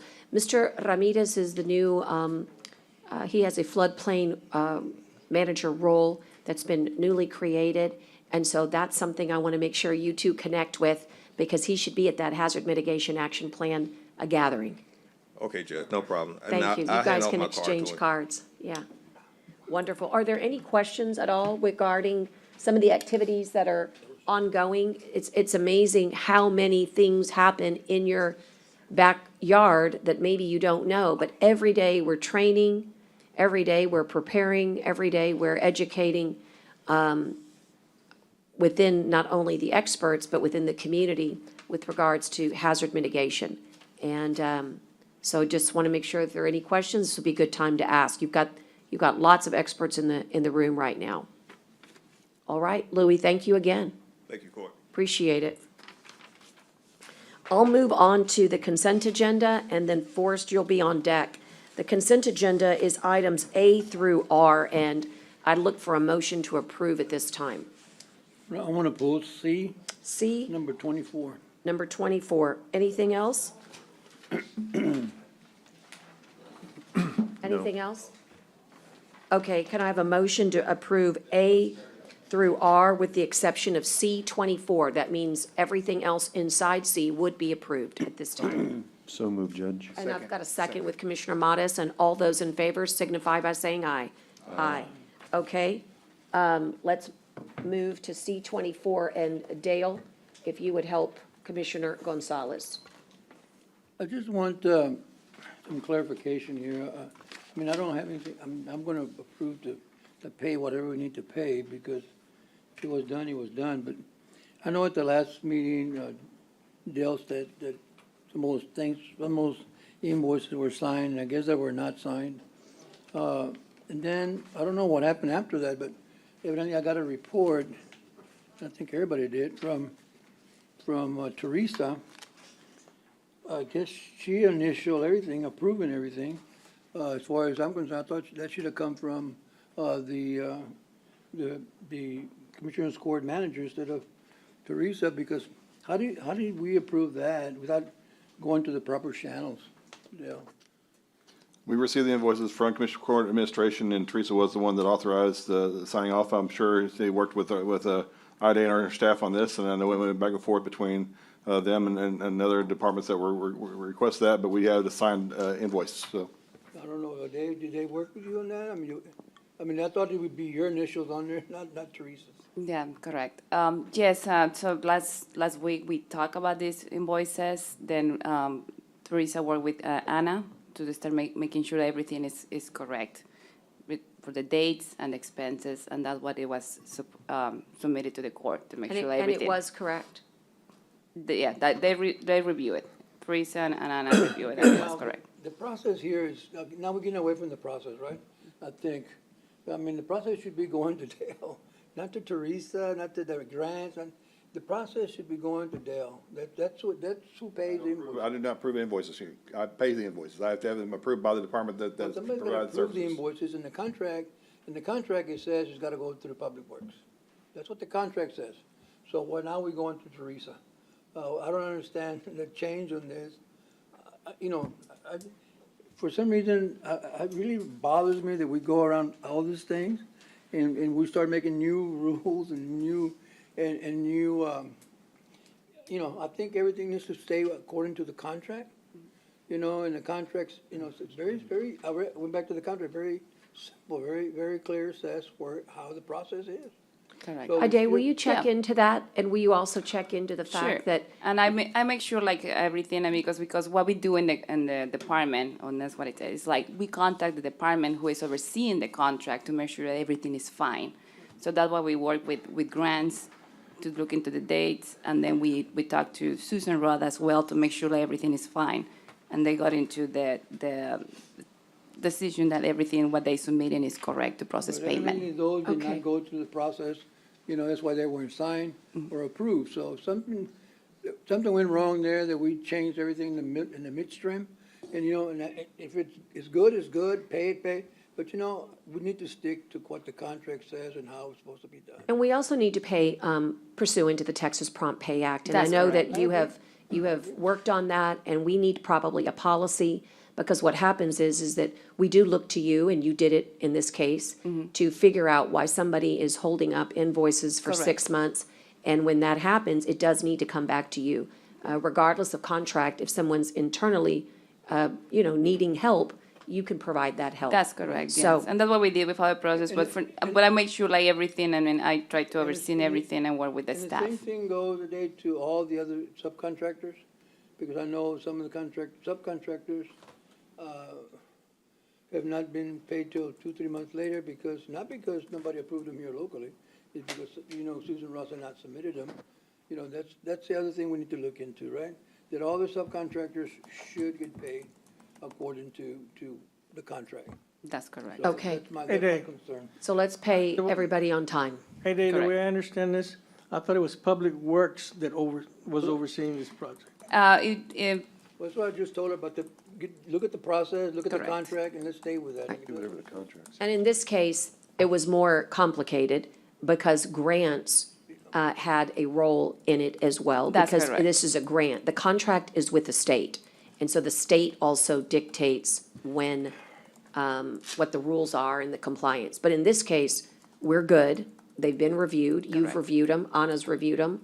They're ready to go. Yeah. And they're 6 months overdue. So we do need to get this done. So will you make the motion, Commissioner, so we can move on? Can I just have a question after the motion's made? Judge? Sure, I'll call on you.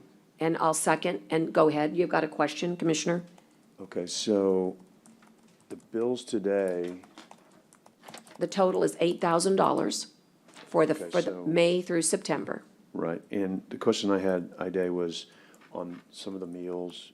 I'm just, they looked a little high, but they may not be, so I'm trying to find the backup for that as to the meals at the Omni and things like that. I mean, do you have that information? Because I'm looking, and it's not a big deal, I'm just asking the question. I just want to make sure that we're not overshooting on meals and buying meals for, I don't know that we are. I'm correct. asking the And question. then the contract we're paying is the number 3, which included those kind of expenses, you know? So Right, that's, but the and then expenses it's just for her. reviewing, yeah, and then we're making sure like have all the backup of any expenses. And you like reviewed them, and you're satisfied. With Anna, so I give it to Right. Anna to make sure that everything is Right. fine, and then we have some meetings with Susan Roth. Right, so on the meal expenses, are they just meals for Susan Roth at the Omni? Do you know, did you check those? I'm just.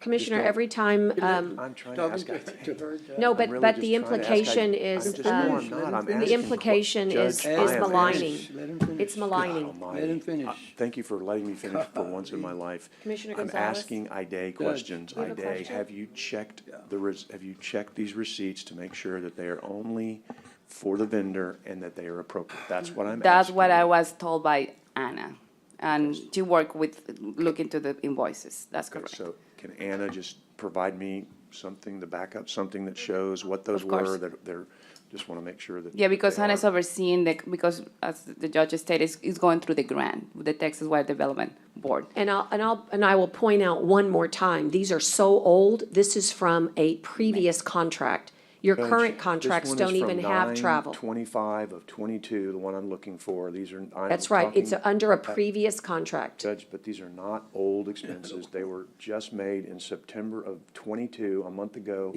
If you'll just let me get my information and quit protecting whatever you're protecting. And No, just- I'm not. Yes, you are. I'm- You can't even let me ask questions. You're outrageous.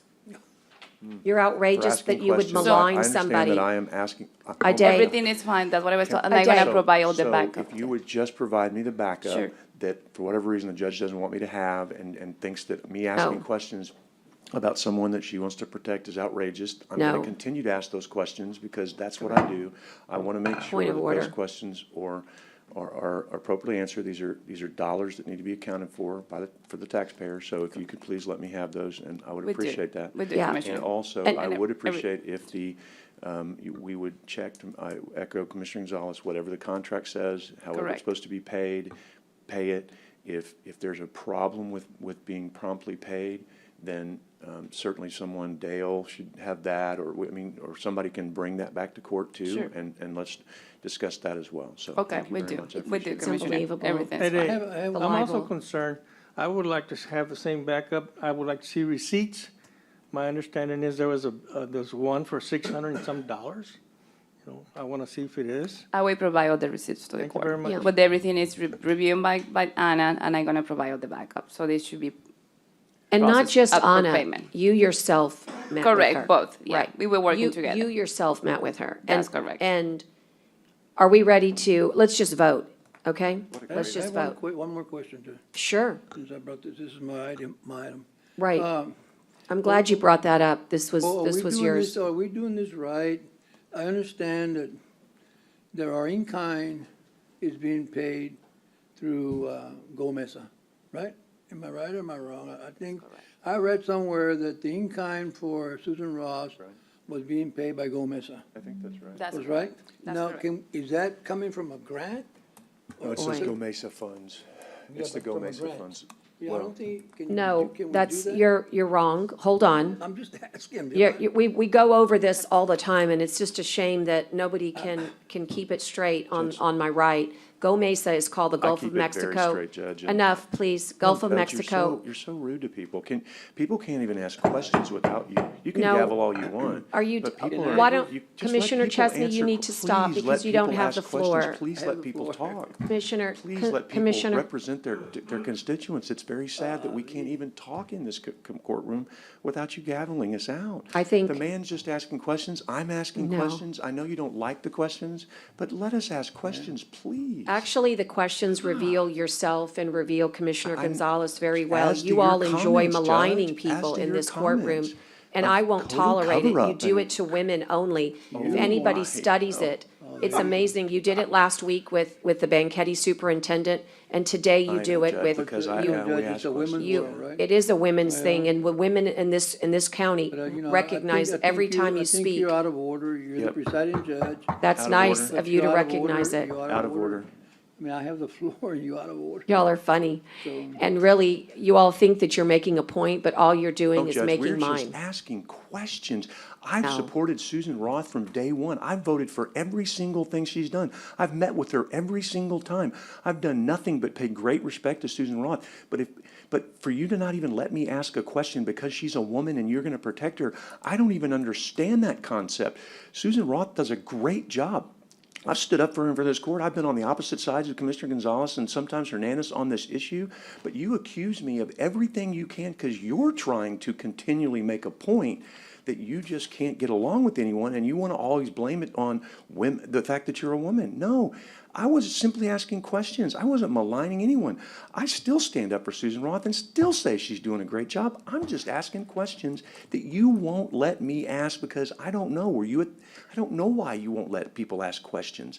But keep doing it and go ahead and make whatever point you feel like you need to make as well. You just made it for me. Yes, I did. All those You're in out of favor order. signify by saying aye. Aye. No.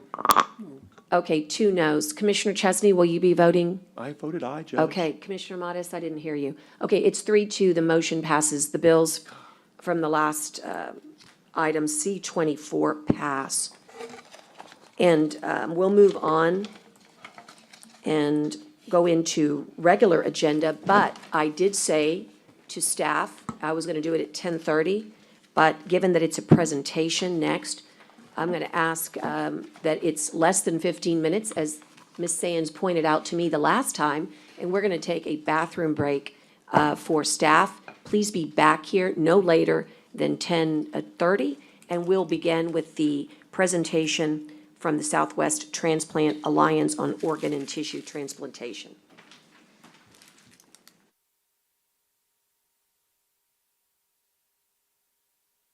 You know what I didn't do for you, but I did look up and it was about 10:20. I didn't announce the time, but we were off the record at 10:20 and we're back on the record at 10:35 p.m. a.m. And we are going to move to item 3A1, which is receive a presentation from the Southwest Transplant Alliance on organ and tissue transplantation in South Texas. Good morning, Welcome. Judge. Good morning. Good morning, Judge, Commissioners, and community. I want to keep with the theme of honoring the gift. One of the things that we were challenged to do when we met back here in probably October of 2019 was to do better. We like to think of donation as it pertains to talking about love. You don't just say it once to somebody you care about. It's something that we try to mention on purpose. My name is Damian Jackson with Southwest Transplant Alliance, and my colleague here, Kimberly Monroe, is with South Texas Blood and Tissue Center. Okay. And I just wanted to share with the court what we've done with the challenge from Judge Canales for doing better. One of the things that we've tried to do is collaborate, and collaborating with not just our hospitals, but with the medical examiner. So just want to share a little bit of background information for those folks who might be new. We are one of a nationwide network of federally designated organ procurement organizations, and that means the federal government chooses which hospitals we work with. So our responsibility is to coordinate the recovery and allocation of organs. Our service area includes about 10 transplant centers, over 270 hospitals, and we cover about 89 counties throughout the state and one county that kind of teeters on Arkansas lines over there in Texarkana. And we serve about 10.5 million residents. We've recovered over 35,000 organs, which save and or enhance lives of more than 100,000 people. And my colleague, Kimberly, I want her to share about South Texas Blood and Tissue, who we partner with to serve our hospitals. Thank you, Kimberly. Good morning, Judge and Commissioners, morning. and thank you so much for your time. My name is Kimberly Monroe, and I'm with South Texas Blood and Tissue, as Damian mentioned. We are accredited by the American Association of Tissue Banks. We are a nonprofit blood and tissue center. We're located in San Antonio, Texas, and we cover pretty much the entirety of South Texas, including the San Antonio metro area, Laredo, Corpus Christi, and the Rio Grande Valley. And we work with approximately 100+ hospitals in that area. And unlike federally designated OPOs, hospitals can choose which tissue and eye bank they work with. So we work with hospitals in the Corpus Christi and Victoria area. Some of those hospitals are contracted directly with us. Others we service through an agreement with Southwest Transplant Alliance. And essentially, our mission is to be able to honor the choices of donors and families who want to participate in organ, eye, and tissue donation. We also recover tissue from approximately 500 donors every year, and one tissue donor has the ability to help at least 75 different people through that gift. Wow. Very good. So with respect to partnership, one of the things that we found, talking to our hospitals, is how we can reduce the time that our nurses spend on the phone transferring that information. So having one point of contact for the hospital has been aiding in streamlining, and also going into the referral process, screening, and authorization. And then providing ongoing bereavement support, which is something that a lot of people kind of take for granted, that support is ongoing for each family and to extend to the hospitals as well. So our goal is to save lives through donation. That's our mission.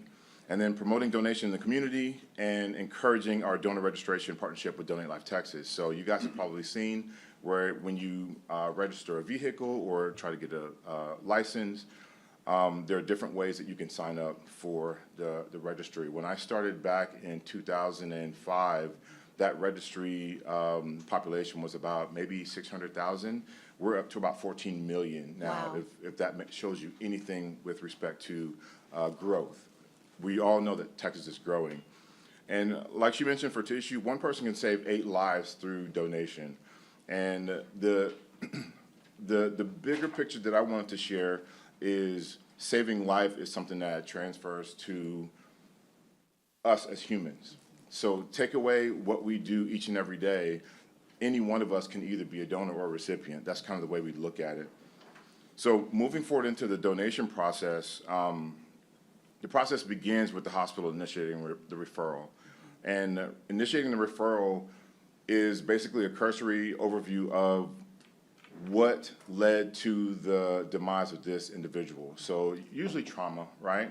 But also part of this, the medical examiner is involved with that process with respect to, we know, by the way, the individual triages to the hospital, that the medical examiner is going to want to see that patient. So that's why the collaboration is so important. So I have a couple of numbers to share in another slide. Then we go into donor screening and then verifying that the patient is actually registered. And there are 2 ways that donation can happen. You can sign up on the registry, but if you have not, then your family member can speak for you.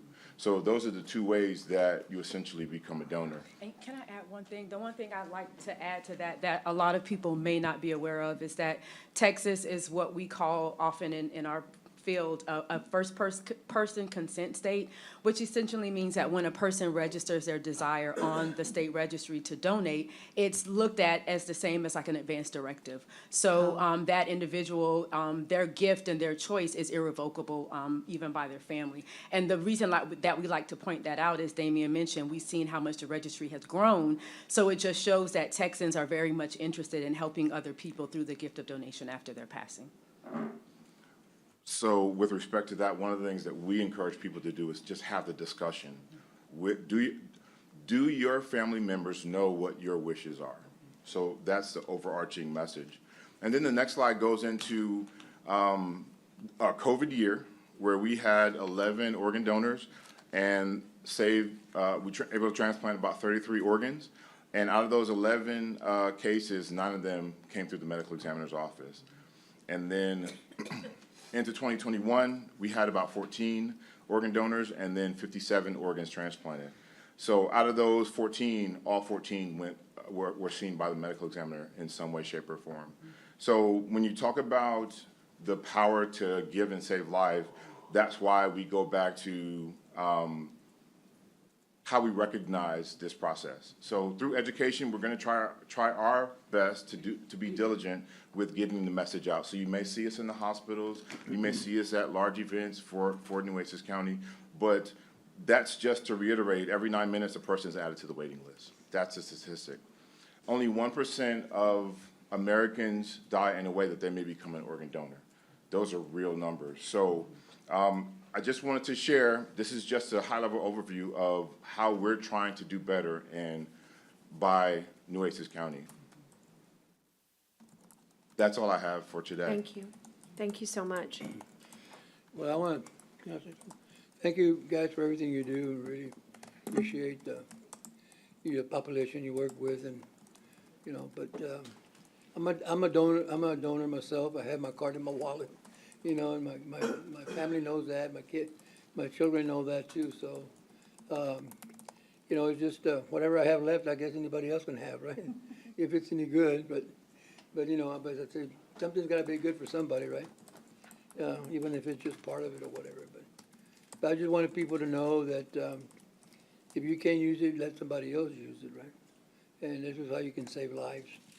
So is there anything I can do for you as far as, and be always be glad to talk to a group or something, but I just want to know that I'm a true believer, and I'm really, I believe in donating whatever you can donate at the time of death, so I want to just thank you very much and continue doing what you're doing, and, God bless you, and keep on working. And I just wanted to finish by saying it is because of you guys that we are doing better.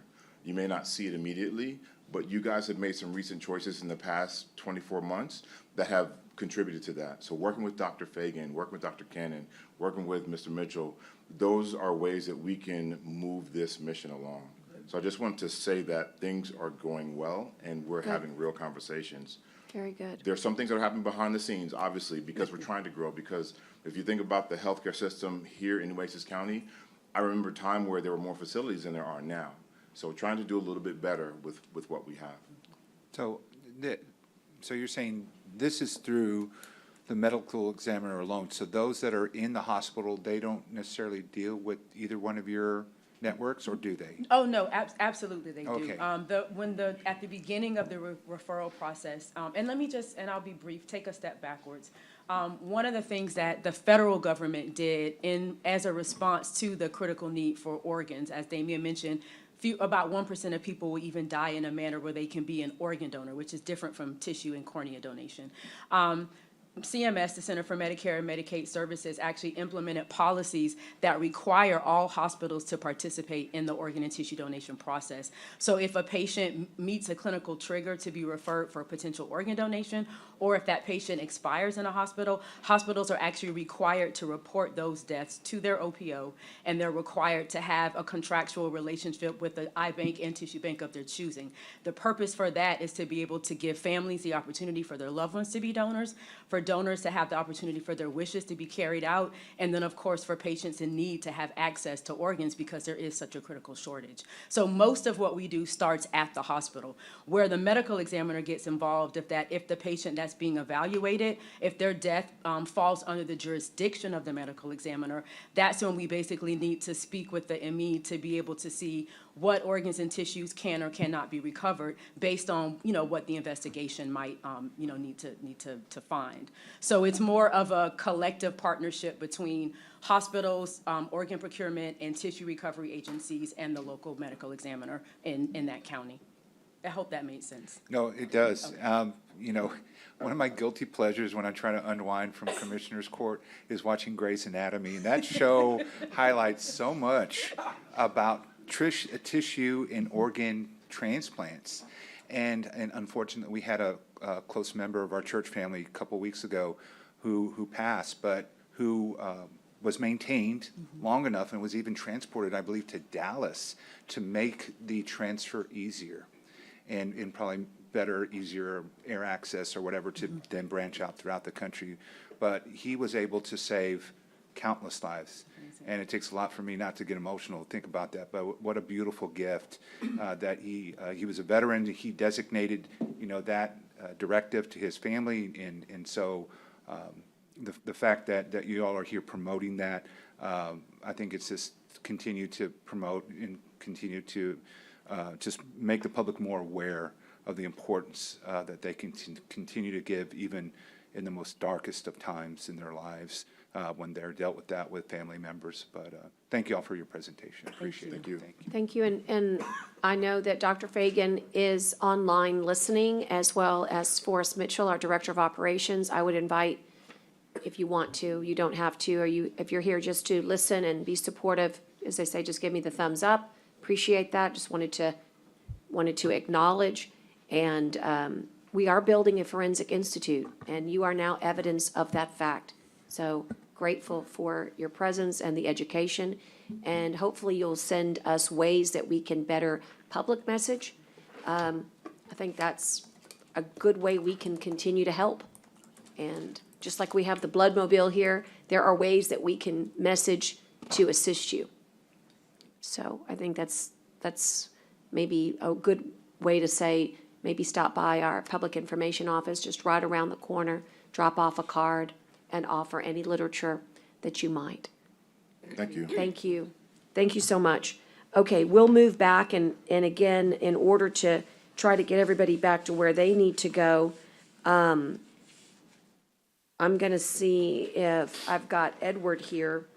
Edward, you have item with Ida, and also JJ, you kind of have a one to kind of go. We'll call upon Go ahead, Ms. Ida, because you've gotten up. Edward's been here, and we'd like to get him back to inland parks as well. But first, I've received a couple of requests to table some items, and I want to make sure that we have support for that. First, from the auditor, forgive me, from the court administrator's office and manager. Item 25 is not ready, the calendar, is that correct? From Commissioner Modis. Yeah, Judge, yeah, I did present us with some information. I just want to follow up. So maybe it may not Next even time. need to come back to the next meeting, but at least we can go offline and talk a little bit more about it. And then if I don't find enough reason to, then I wouldn't want to bring it back. But if we can. I at can least just hold till the item second. Table 25 for now. All right, I'll and second table to your, the second. out of courtesy, till the second. All those, any discussion? Okay, all those in favor signify by saying aye. Aye. Aye. Okay, and then one more. It's item 20, and Commissioner Modis, you also asked me to hold on the interlocal agreement with the city of Robstown. And I think they may have some more information, but apparently Robstown City Council met last night, or I'm sorry, Monday night. That's correct. And they made some changes to the agreement, so I think that Needs to go county back. attorney It needs is- to go back. they're and reviewing it. That's review correct. So I'll take yours as a motion to table, and I'll second. And any other, all those in favor signify by saying aye. Aye. Aye. I think number 7 is to be tabled. I think we had already tabled it for the 16th, and it's, I don't know how you got back, I don't know how. you That's got back. correct. We need to table number 7. That's for the 16. Motion to retable number 7 to the 16th. That's the Coastal Parks Master Plan and the Coastal Parks Capital Improvement Plan. It was initially tabled for the 16th, so I don't know. how you got Right, back. I think they accidentally, we Yeah, knew it it was wasn't a receipt. tabled, it just, It's fine, just it just motion to got on retable here, it was till not November 16th. anything. Second. The only thing I would remind you is, I would appreciate if you would reconsider to the second, you can't have any grants looked at in a lot of the coastal plans from GLO or Parks and Wildlife unless your management plan is updated. So maybe you could work with the court manager, but it would be much better to do it on the second, so that the grants, when they're looked at before the end of the year, know that they have a management plan coming. So, all those in favor signify by saying aye. Aye. And that was to the 16th. Right, you don't want to do to ma'am. the second? No, ma'am. Okay. Understood on all levels. We'll move to item, let's see, any other ones here for, okay. JJ, I'm sorry, Ida, we've got item number, I'm sorry, Judge, number 11 and 10, do we have backup information on that, or what? yes, we do. We have live people here. Which one? Hold on one second. Let me do Miss Ida's first. I just got to find it. What number is, Ida's is 3A9. 3A9. Gosh, right in front of me at the very top. Okay, thank you, Crystal. And it's discuss and consider funding in the Nueces County Sunrise Pond Nature and Storytime Walking Trail Project at the Nueces County Keach Family Library. Thank you. Which number, Judge? On You're skipping, I'm ARPA sorry. Precinct 3 funds or CO funds, item 9. 3A9. Item 9. And you've got the information in front of you, but you've got Miss Ida to help walk through it along with Edward. Tell us about this project. Yes, and we have a presentation as well that I think Connie's working on. Okay. And good morning, Judge, Commissioners. We have a great project before you in collaboration with Edward and Ana Velasquez and Commissioner Mares and also Commissioner Hernandez that was there. And we also had Juan Pimentel at our meeting. And this is regarding our Sunrise Pond Nature Walk. And a few years ago, I think Edward had gotten, they were trying to get a grant, and it didn't go through, but we have been thinking about this project for many years because we have a great venue right outside the library. And this came to play a couple of years ago when we were having Sandy Pedraza with the Wells Fargo, and she was coming to the library to do financial planning with our kids and our parents. And one day she needed the study room because she had people coming in from McAllen and San Antonio, and they needed a room just to collaborate and meet away from their office. And after the meeting, they wanted a little tour. And so the people from McAllen and San Antonio were at awe at the nature and the beauty of our back area by the pond. And they told us about what they had in McAllen and Harlingen and Edinburgh, their nature walks. And so that's something that we've always wanted. And so when we collaborated, and we talked to Idea a couple of weeks ago when she went to the library, we thought that this was a perfect project that we could probably work on. And the perfect partners make a perfect match. And work together to support the community, the health, sharing resources, story walks, and community health. Mental health, mental care improvements, literacy, library programs, the Richard Borchard Fairgrounds, and we have several events. And before I continue, I want to touch base about our event that we had last week. We had our trunk or treat on Wednesday, and we had over 498 people show up for our event. And so one of the things that I talked to Edward after we had this project ongoing is that we are in dire need of parking. So what we had to do on Wednesday is the day before, we had not collaborated with the people across the street at the mall. And our failure was almost gonna cause us to not have our trunk or treat after we had several months of planning. And we finally got in communication with them, and they said they would collaborate with us and we could continue with the project. Because the same thing as last year we had hundreds of people, the same, almost over 500. And so we had a great event. But that's one thing that we really need is maybe we can tie this in at stage one or phase one is also tie in parking, because we only have 35 parking spaces. And so when you've got over 400 people trying to come to an event, you know, and we don't have it all the time, but we do this at least 3, 4, 5 times a year where we have our big events, and we really are in dire need of parking. So that's another issue that I wanted to bring up. But more and more, local libraries are working with their parks and recreation departments to support healthy play, fitness, access to nature. Our healthy communities are growing counties and providing the facilities to improve the quality of life where we live. And we had several event partners from the WIC program, the mental health, the Robstown Housing. We had Commissioner Mares and Priscilla out there. Well, Commissioner Mares was here, but Priscilla was out there. But we had several people that were out at our event. And 96% of the park and recreation agencies collaborate with partners to assist in advancing health, wellness needs of residents in the community. 76% of our partners with community-based organizations and 72% partner with local schools to support health and wellness. And that's one thing that us as librarians have done a lot the past few years, is do a lot of collaborating, do a lot of the WIC, the gardening, the family place, is to promote our health and wellness for the students in our area. And Health Happens in Libraries is a program that magnifies the role of public libraries as key contributors to community health.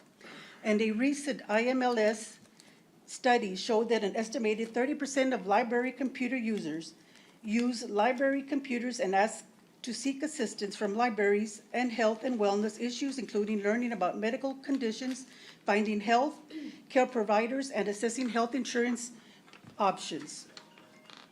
Factors of an ecosystem. The place factor acknowledges that the external environment in which a business operates is extremely important relative to overall success. And we feel that our area that we have right now is a perfect area. We have the pond, we have the area, we have our veranda.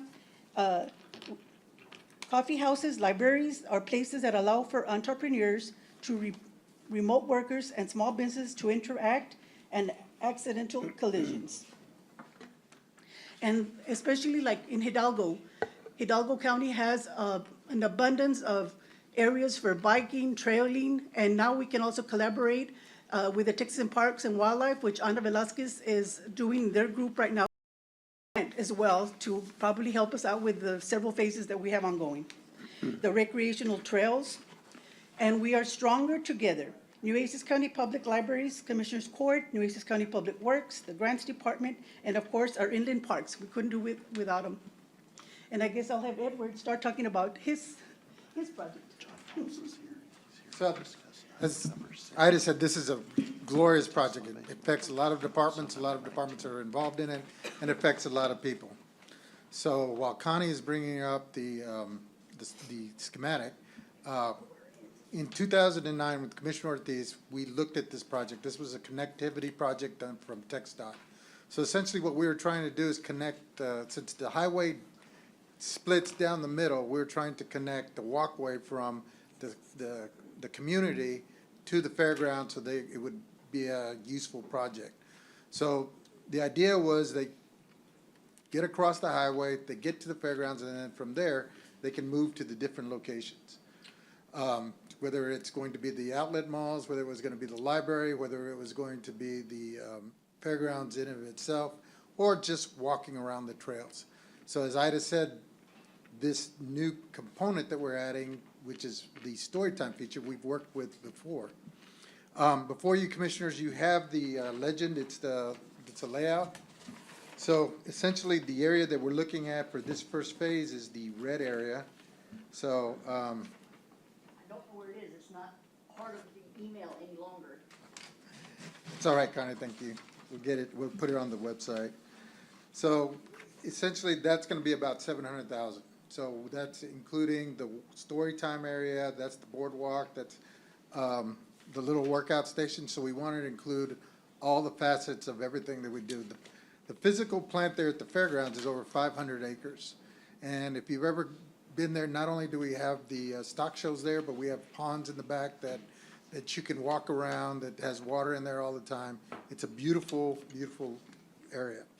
And earlier this year, y'all agreed with the RTA to take over some area over there. So one of the phases could be that we work with the RTA because of their transfer station or their intermodal area over there, that we have them help us provide sidewalks to match into our location. So that allows them to get back to the fairgrounds or to the strip mall or to the library as all one deal, or just to walk and read. So the storybook concept is really interesting. We have those books that are specific to be read. So the idea is get people out, get them to read. So every 20 feet, there may be another page of the story. So you're walking from one book to another to the other, and you're reading as you go along. So you're not only getting good education, you're getting good Exercise. exercise, and you're also addressing those needs. So it's part of this project. We're looking at various funding sources, not only like we are asking for funding, but grants, possibility of working with the RTA, and to complete this project. Thank you. Okay, great. And Commissioner Modis, I'm going to yield to you because you've been working on this project. Any thoughts here? Any additional comments? You know, Ida mentioned a lot already as far as usage. We have we constantly have big draws and events, not only at the library, but, in the adjacent fairgrounds. And I think that this makes excellent sense to use this water feature that we have. If now that the weather's getting good, you really want to get out on the what is it, eastern deck, on the eastern side of the library that's facing the water, and it's beautiful. And like I said, when the weather's nice, it feels really good to be outside. I think this would be an excellent addition. It complements the usage that we have and the continued future usage for the library area and also to the fairgrounds itself. So, we've been working on this. It was plans that had been envisioned for many years. It'd be nice to make it come through and to be able to utilize, existing or other potential funding that we can have put together. Like Edward and I mentioned, Commissioner Hernandez was out there as well, and many residents from his part of the county participate and go there in person. A lot of homeschool groups that are there that meet. Before COVID, every time I'd go over, it seemed like the homeschoolers were there participating in some sort of learning event or outdoor activity. So I think the usage would be great, and just ask for the court support so we can move forward on this. And like I said, utilize some of the funding I have, but obviously if that means that we can access other funding that's outside that doesn't impact the county directly, I think that would be great and good use of our tax dollars. So, John, what are you asking for today? I just saw the ARPA funds and 3 precinct 3 funds. Are you? Yeah, so, yeah, seeking, you know, I know that there's some ARPA funds that we can allocate. I want to allocate, you know, part, like I said, I know that we talked when we met, just to kind of give some backstory, when Commissioner Hernandez was there with us, you know, kind of talked about there's a lot of opportunities. So I think this is really just to kind of get us started, right? If we had to put a dollar amount, we can. But my hope is that there's some potential funding opportunities that their deadlines end over the next several months, right? And so it'd be nice to try to access that money. But, you know, I want to fund it. I don't want to say 100%. If we can get some assistance to help cover that, that would be great. So I have to utilize all my funding on that. But I do want to make this project happen. And so just, you know, want, obviously, y'all's support on that. And then if we can get some other funding to come in and offset that, then I can end up kind of recouping or not having to utilize all the funding that would take to commit to have this project complete. So are you going to move that ARPA funds?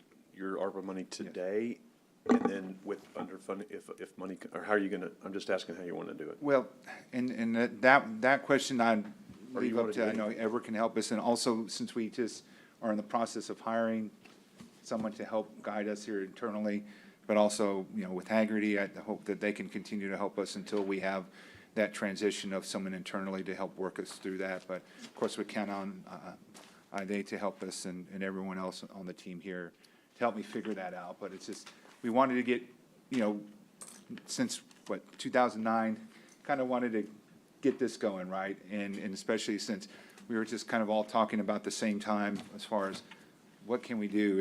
And we just, you know, Edward, with his wealth of knowledge, said, hey, by the way, we have some plans, literally dusted them off and brought them to us. So I'd like for this, to, at least today, just to get, like I said, the court's blessing and move forward. If we have to come back and actually allocate a specific amount, we have to do that today, recommend it to me, and I'll do it today. But if this is more of just, this is our plan, and let's move forward and you know, hit the next few steps over the next several meetings, then I'm all for that too, so. That's what I'm saying, do you want to? Well, I'll take it. I appreciate that help. Commissioner, So what do you move that we think? move- I What do move you that we move think? forward. I mean, what? Commissioner, I've got a question. Thank you. Commissioner, what would you like to do as far as your allocations from ARPA? And then that might allow the rest of us to see how we can move forward. We've already have a policy that, you know, we're trying to adhere to. There's CO funds that are from 21, each of us have them. And then there is money from ARPA, and each of us have that, although I'll remind the court, we need to do some cleanup because you guys, at least at Hernandez and Gonzalez, you pledged all of your money to drainage, and then we've already used some of those dollars in other ways, which is fine. We just need to you gotta get an agenda item to clean that up. So that you don't have conflicting allocations. But, on this one, it's a $2 million all-in, Edward. But to get started, it seems that you can really get started probably with engineering and design at 200, topo. In other words, if you just do kind of the, how do I get going, you gotta do the 300. And then you've gotta have at least another, 700 to do a lot of the beginnings of the work. So with that in mind, I am happy to assist. So how do you would you like to make the motion to consider the funding of all of the preliminary, the engineering and design at this time? Yeah, absolutely. Definitely want to get the engineering, design, surveying, all of that Going. funded, get it going, and then we can come back, like I said, and maybe that helps us have a better picture of what we can do with the funding, because I'm committed to, When you I would say, say fully funding. That's a lot to put into say the funding, area, you want but- to just go ahead and do ARPA? Well, I don't, I have some plans for ARPA. I would like to exhaust my, my old COs, because I know that we all need to continue to get those out of the way. And then whatever's left, then utilize ARPA funding. I was going for to the ask you, grants. John, can you think any of this could be done in a phased, where if you wanted to? No, definitely. That's like what, you that's wanted one to of the do. things we talked about was phased work, right? So it's not like we want to do it all or expect to do it all, and that's why it's kind of lined out the way that it is. Phase one, that's what I told them, right? I want to make it in chunks so it's easier to digest, easier to fund, And if we don't do it now, maybe within a year or so, there's another funding opportunity. So I just want to, present to the public and to the court, hey, I need y'all's support in getting at least phase one done, along with the additional professional services, which would be the engineering, the topo, the survey, and then the assistance in Well, the construction. John, So- If we did the 300, engineering, design, topo, bidding assistance and construction phase services, I'm calling it 300, Edward, I know it says 291. Is there a desire on the court to have that shared with ARPA or with your COs? Because I think that's the first step. Well, that's what I was just trying to get to, Judge, is how much did John want to allocate from his ARPA funds in total, and then try to figure out where the rest could come from? That's what I was just trying to get him to. Yeah, I'd like to put, half of the total cost. So you're going to allocate $1 million? $1 million. $1 million. Okay, all right, that's all so I was we've trying to got, get so an let's opening take that first, because that's ARPA. Is there anybody that wants to put in extra with ARPA? Can we do his motion first, and then we could Well, talk I want to about- make sure it's all ARPA together, and then we'll move to the But we have- COs. We have two separate ARPAs, like we have like his ARPA, and then we have some leftover. All right, county all ARPA. right, That's so why I let's, was- so let's call it individual ARPA first. Right. Okay, That's so from individual ARPA first, I'm gonna, just take, another bucket, just because it's easy if you just pick a budget. So I'll put from, my ARPA, the 237,600, okay, I just chose one. And so if I do that one, that's 1,237,600 from individual ARPA. And I'll take that as a motion and ask if there's any others from ARPA individual at this time. No, okay, I have to look what I got first. Just Yeah, I gonna go can, to the. well, yeah, I'm gonna get there, yeah. need Do to you- find some money somewhere from. I'm the same way. I spoke with Edward this morning. I told him that depending how mine looked, I'd be more than willing. Well, you don't have any ARPA, so you have to back off of what you've already pledged. You pledged all 4 million to drainage in a meeting that we had. But you can change that. Yeah, No, that's no. what he, He wanted me to give 4 million to Hilltop, and I said, no, I have plans for that ARPA money, but not all 4 million. But, no, Okay, so- I still need to find out what I'm gonna have left. I think he did different, Okay. somehow different than Jag did. No, he didn't. I think Jag. He did not. But you can change. What you have Well, pledged, give me that option to change. do it right now. That's what I'm I don't saying. wanna do it right now. I wanna see what I have to change. You have $4 million individually, and you pledged it all to drainage, but you can change your I mind. tell you what, Judge, I'll leave it at drainage, and if I have anything left, I'll work with John. You don't have anything left from ARPA. Doesn't mean they're gonna use it all. you could, your project doesn't spend 4 million, doesn't spend 4 million. But right now, that's the way it looks, that we're gonna spend all that money. But we have to go back and look at maybe, well, half 100,000, because we're gonna do it differently. I need to go back to my engineer and said, okay, well, then tell me exactly how this is gonna work, how it's gonna cost. I know I have this much money to work with. I might not have enough money to work with, I don't know. Well, the Hopefully I COs do, but I'm gonna, I might be able to come back and say, you know what? I might have $100,000 to be able to help somebody else out that needs help, if I would have known that we were gonna just give everybody, money away with nonprofit, I probably would have set aside $1 million off the bat, but, we, at that time, we didn't know we could do that, also now we're giving money away all kinds of directions. But I'm just saying, I think Commissioner Hernandez and myself at this point, we need to go back and look and make sure that we're not gonna be short of any monies that we've committed from the ARPA funds to do the drainage and take care of that. But if there are, because maybe something's not gonna work, maybe, could have 500,000, could have 1 million, I don't know, but I think for us, we need to come back and just for us to say, no, you can't do it, well, that's not true. I think there's ways to do things. We find other ways to do a lot of things that we said we couldn't do, and we still do them. So, I think right now, I understand Commissioner Hernandez, and I'm in the same boat he is. Whatever we can do and come back, Teresa, we'll not come on. back and do it and change it. So CO 21 IDAs, Okay.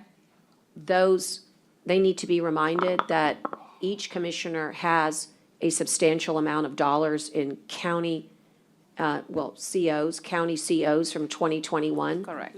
And they need to be given they've been given it multiple times, but give them a new set of CO 21 I can do that. allocations, because the truth is that if you have already spent it, then your 21s are gone. Yeah. But if you have not, that is also a bucket of dollars that you can. I agree. But again, what's on the record is that and what the people are expecting is that 4 million and 4 million were used for drainage. And if we're going to change that on a the people need to know that. So that has to be done by next court. Be in court, Judge. He would do it, it'd be in court. That needs to be in court next time, because he already did it with the veterans organization. So just a cleanup Correct. on that. So for now, it's $1 million from ARPA, from Commissioner Mattis, and the 237,600 from ARPA individually. And Commissioner Mattis, will you make that motion? So moved. And I'll second. And all those in favor signify by saying aye. Aye. Aye. And then on the collective ARPA, Commissioner Chesney wants us to consider what amount of money, if any, would you make that motion for? Well, I was gonna- $250,000? How much did you say? 250,000? It sounds fine. That would get us to the 1.5. Right, that's fine. I was gonna ask how much we had left, because we have spent some of it, and I haven't seen a running track Okay. record on that one, but I think we have plenty, because I think We we have had plenty. 5 mil, yeah, right, so we had 5 million, and then we've done a couple, three What's the things. balance? And I just wanna, but that's fine, Yeah. that's a good number, Okay. if you Yeah. wanna do that. I would make a recommendation, put another 250,000 in from the collective ARPA, and would ask for a second. Second. And any other discussion? Edward, you'll have to decide how these dollars get allocated. And all those in favor signify by saying aye. Aye. Okay, so that approximately gets you to close to 1.5. And then what I'm hearing this court say is they're going to get educated as to what they've got left, and then they will come back to maybe make the deficit up of that last 500,000 that is there. And I also have COs as well, so let's use between now and November to get that solidified, and then maybe you'll see that, because the best project in the world is a fully funded project. You don't want to have to go backwards here. You want to be able to utilize today's dollars and today's money, right? So why we'll can't work we- on that. wow, So why can't we just fully fund it with the ARPA funds? I mean, You could, I just made that motion, and I know, I'm just asking, why, Saying why, the I rest mean, of it. why can't we just come back and just say, we He's try saying to the whole find rest of it. buckets here and buckets there. well, I mean- think it's because you said that you wanted to make a No, that's contribution. okay. It doesn't make any difference. I'm just, the question is, well, maybe I'll go back and say, you know what, I thought about it. Why can't we just fully fund it from the ARPA funds and do away with it? It's done. I'm just asking that question. Is it possible? It can be done. Okay, well, maybe we need to do that way so they can move forward. Well, that would, We'd like to make a motion that we do with ARPA funds completely, fund the whole thing. I second.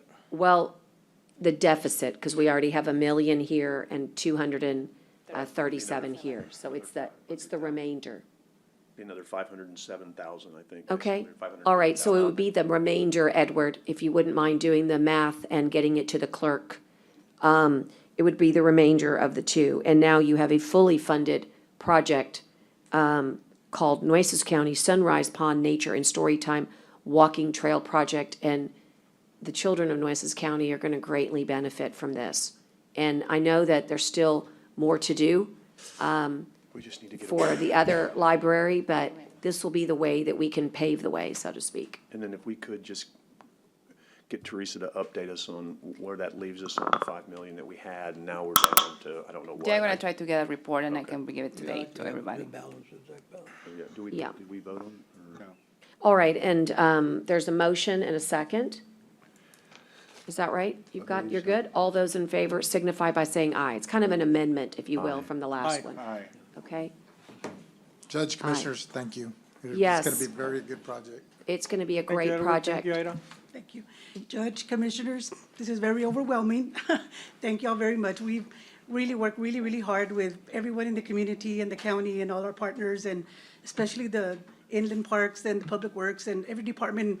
There's always a project that we don't have one department from our county that really always helps us out. So thank you very much. It's Ida, a excuse jewel. me.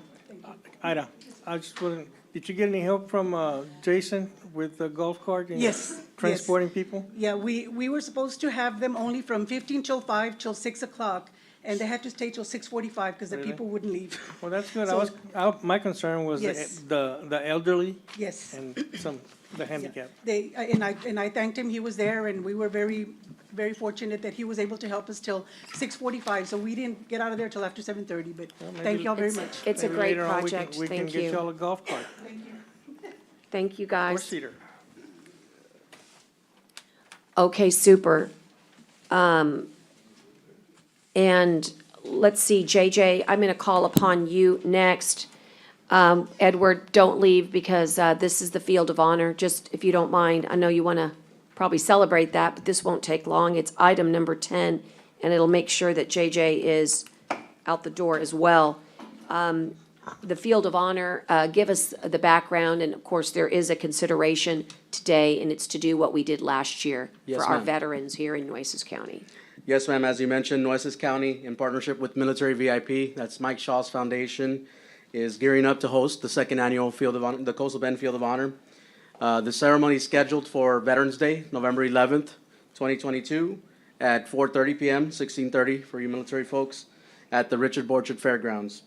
Our hope is to fly 1,000 flags for 1,000 military veterans and active duty service members in the shape of a cross like we did last year.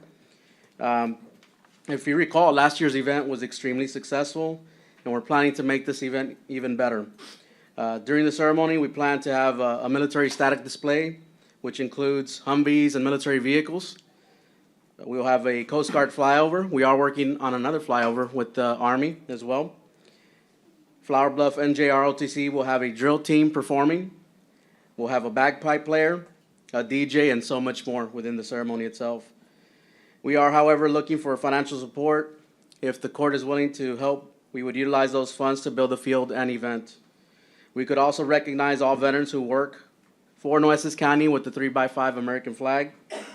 Each flag sponsorship is $50, with 100% of the proceeds going back to local nonprofit veteran organizations. We've been working with Inland Parks with Edward and Miss Ida, the public library, and they're fully on board. So any support would be greatly appreciated, and we leave it up to the court for support. Thank you. And what's the total needed? Well, Any and all funds are. It's, I mean, yeah, I just what didn't we know. did was we have 120, according to HR, 120 Nueces County employees that are veterans. So what we like to do is ensure that every employee has a flag. And 120 times, what was the cost? I'm sorry. it's $50. $6,000, sir. $6,000. So what we did last year is we all did it equally. We don't have to do it that way, but that's how we did it. And we, So you need $6,000? Is that? We'd That's like to request correct. that, yes, sir. I'll be happy to do that for my precinct funds, for sure. that's great. I mean, Can we do it again equally, or does oh, anyone well, I want to mean, put whatever, you more, can, or- I mean, Well- y'all, I mean, whatever. What we would like, if we're gonna make that a permanent spot, so this is perfect opportunity. We've got those temporary lights that are installed right now. So those temporary lights, we've got the utilities of Robstown are helping us out with them right now. And the reason I say temporary, they're solar, but what we're planning on into the future is putting on pedestals. The reason we haven't done that yet is because we don't know if we're gonna grow the platform. If we make that decision to grow the platform, then we're gonna need additional lighting and additional things into the future. So, for your consideration, Well, so what do you think you're gonna, let's do it that way. What do you think you're gonna need to do what you just said, in addition to? That's a better way to say it. Yeah. Like, because if it helps for us to do equally the flags on one thing, and then Commissioner Chesney's willing to stick to the 6,000, I'm uncertain how much those pedestals cost. we need to get them engineered and find out. I can bring back a number, but we don't If have you a number could. right now. But you're a pretty smart guy. Do you have like a not hold Like you in blood 10,000 or- guesstimate? It would be more than 10,000, because Okay. we're talking about 9 lights, and if we grow out, maybe about 5 to 10,000 per pedestal. Oh, I Because it all see. depends on how deep we're gonna go. I see. So it's gonna be like 90,000, somewhere around there. So if Okay. we said, let's say it's $100,000 for that plus the flags, and we all said, if we wanted to, we all took 20,000 each, from our precinct funds or from some fund. They call them special revenue, yeah. Special revenue or ARPA or whatever works, Yeah. then we could do that today and you could go. Yeah. Not. I would say, I mean, I could support that as long as we got the confirmation that from subject, which I think we would, from confirm that- Teresa, to confirm special revenue. I think that'd be great. COs. Or it could be, like I've got, it could be COs. Well, COs, yes, if they were to be affixed to, you're Right. saying that would be kind of a permanent lighting. Permanent lighting. Yes. Well, then that could go easily with CO 21 and we could split it equally, if So- it was available. If and I don't know what everybody's got left, and I'm not trying to put anybody, but I know everybody wants to participate in this, so I was just trying to say, let's get this done so you don't have to keep coming back and, So I get and knock it out. Yeah. So How about if we approve it subject to and it comes back if something is strange? subject to everybody's availability to For get SR. $20,000 from either, let's make it as a motion to say, Either, yeah. to approve $100,000 for flags and for the Field of Honor, with each commissioner and judge putting in $20,000 from either ARPA, CO 21, or precinct funds, To be whichever they designated have by, available. yeah, to be Second it. designated by Second the the motion. Be designated individual. by the Sure. commissioner and judge. Second the motion. I think that's a good plan. Thank you. JJ, good plan? Yes, ma'am, absolutely. Thank you, Court. Yeah. We appreciate that. Yeah, so gonna let's be a get it great done. event. That's a great, I love it. Let's get it, I mean, we all love it, so let's get it, I mean, let's go. Yes, sir. Yeah, it's great. Good job, you did a good job. Thank you. I just had a quick question. ma'am. Last year, people took their flags. Did we have any left over? We had maybe 10 left over, Judge. Okay, so everybody does take them. I was Yes, just ma'am. wondering. Yes, ma'am. Okay, that's important to know. So 6 for the flags, 94,000 for the other, and if you're short, come back, I'm sure, right? But that Yes, sir. includes the flags and the pedestals, and, okay? And again, Commissioners, you'll get to work with Teresa to make sure that it's the right dollars from your right account, if you vote yes. And if you don't, then we'll just figure that out proportionally. Okay? ma'am. Thank you, Judge and Commissioners. We appreciate the support. All those in favor signify by saying aye. Aye. Aye. Pose same sign. Thank you, ma'am. Thank you, Thank you, JJ. Judge. Thank you. Very everyone. good. Thank you. Very, very good. All right.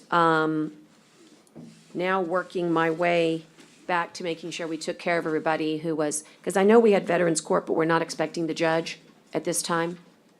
Okay, I just want to make sure. What's number 11? Judge Pulcher is who I was saying, okay? Okay, so I think I'd like to move to the Tri-County Drainage Study Plan, but we're still waiting. So, John Valls, you're in luck. You wanted to have number 6 taken up now, so we can do number 6. And we'll how come about back the to the TWDB in just a moment when everybody arrives. We had said 11:30 for them, so that's why they're on their way. Okay, and then can someone ask if we're gonna need to have anybody from Veterans Court come? If not, we can take that one up quickly. Okay. John? Yes, ma'am. Valls, welcome. Item number 6 is considering a date, and that's setting a date for the Tesla abatement agreement to be considered by the court and directing the county manager to post a notice under Chapter 312, the Texas Tax Code, of the abatement hearing and related matters. We had suggested that if this were to happen, where we would be asked for an abatement, that we would post a date, a notice, have the community have the opportunity to have their input be considered, and that's what's happening with this agenda. Is that correct? Yes, ma'am. Thank you, Judge. For the record, my name's John Valls. I have the privilege of serving as the Executive Director for the Robstown Area Development Commission, and we are working on the Tesla project. And Tesla is formally asking for a 312, and they have submitted an application to the county. And we are looking, and I want to thank Jenny, because we were able to connect last week and kind of basically work backwards from a date that we thought might be feasible. And Jenny, correct me if I'm wrong, but per our discussion, was it December the 7th we were going to work back from? I believe so. Let me pull up my calendar. Okay. Because there's a, as you know, there's a 30-day notice period. You have to publish it. Yes. And then 30, okay. Thank you, Ms. Dorsey. So we were going to work back from December the 7th and try to somewhere find a date when we could get this in the newspaper to meet the 30-day requirement. Because I believe that's the first meeting date that y'all have in December, which is the 7th. So you want to set it for the 7th, is what you're saying? Well, we want to set when y'all would consider the agreement. Yes, sir. And it has to be, is my understanding, in a regular meeting. Yes, ma'am. Not a special meeting. And so that's the date that you have looked at and that everybody has agreed that is a regular meeting. It's on the calendar. And so there is a motion to set the date for the 7th. Would you have a recommendation as to,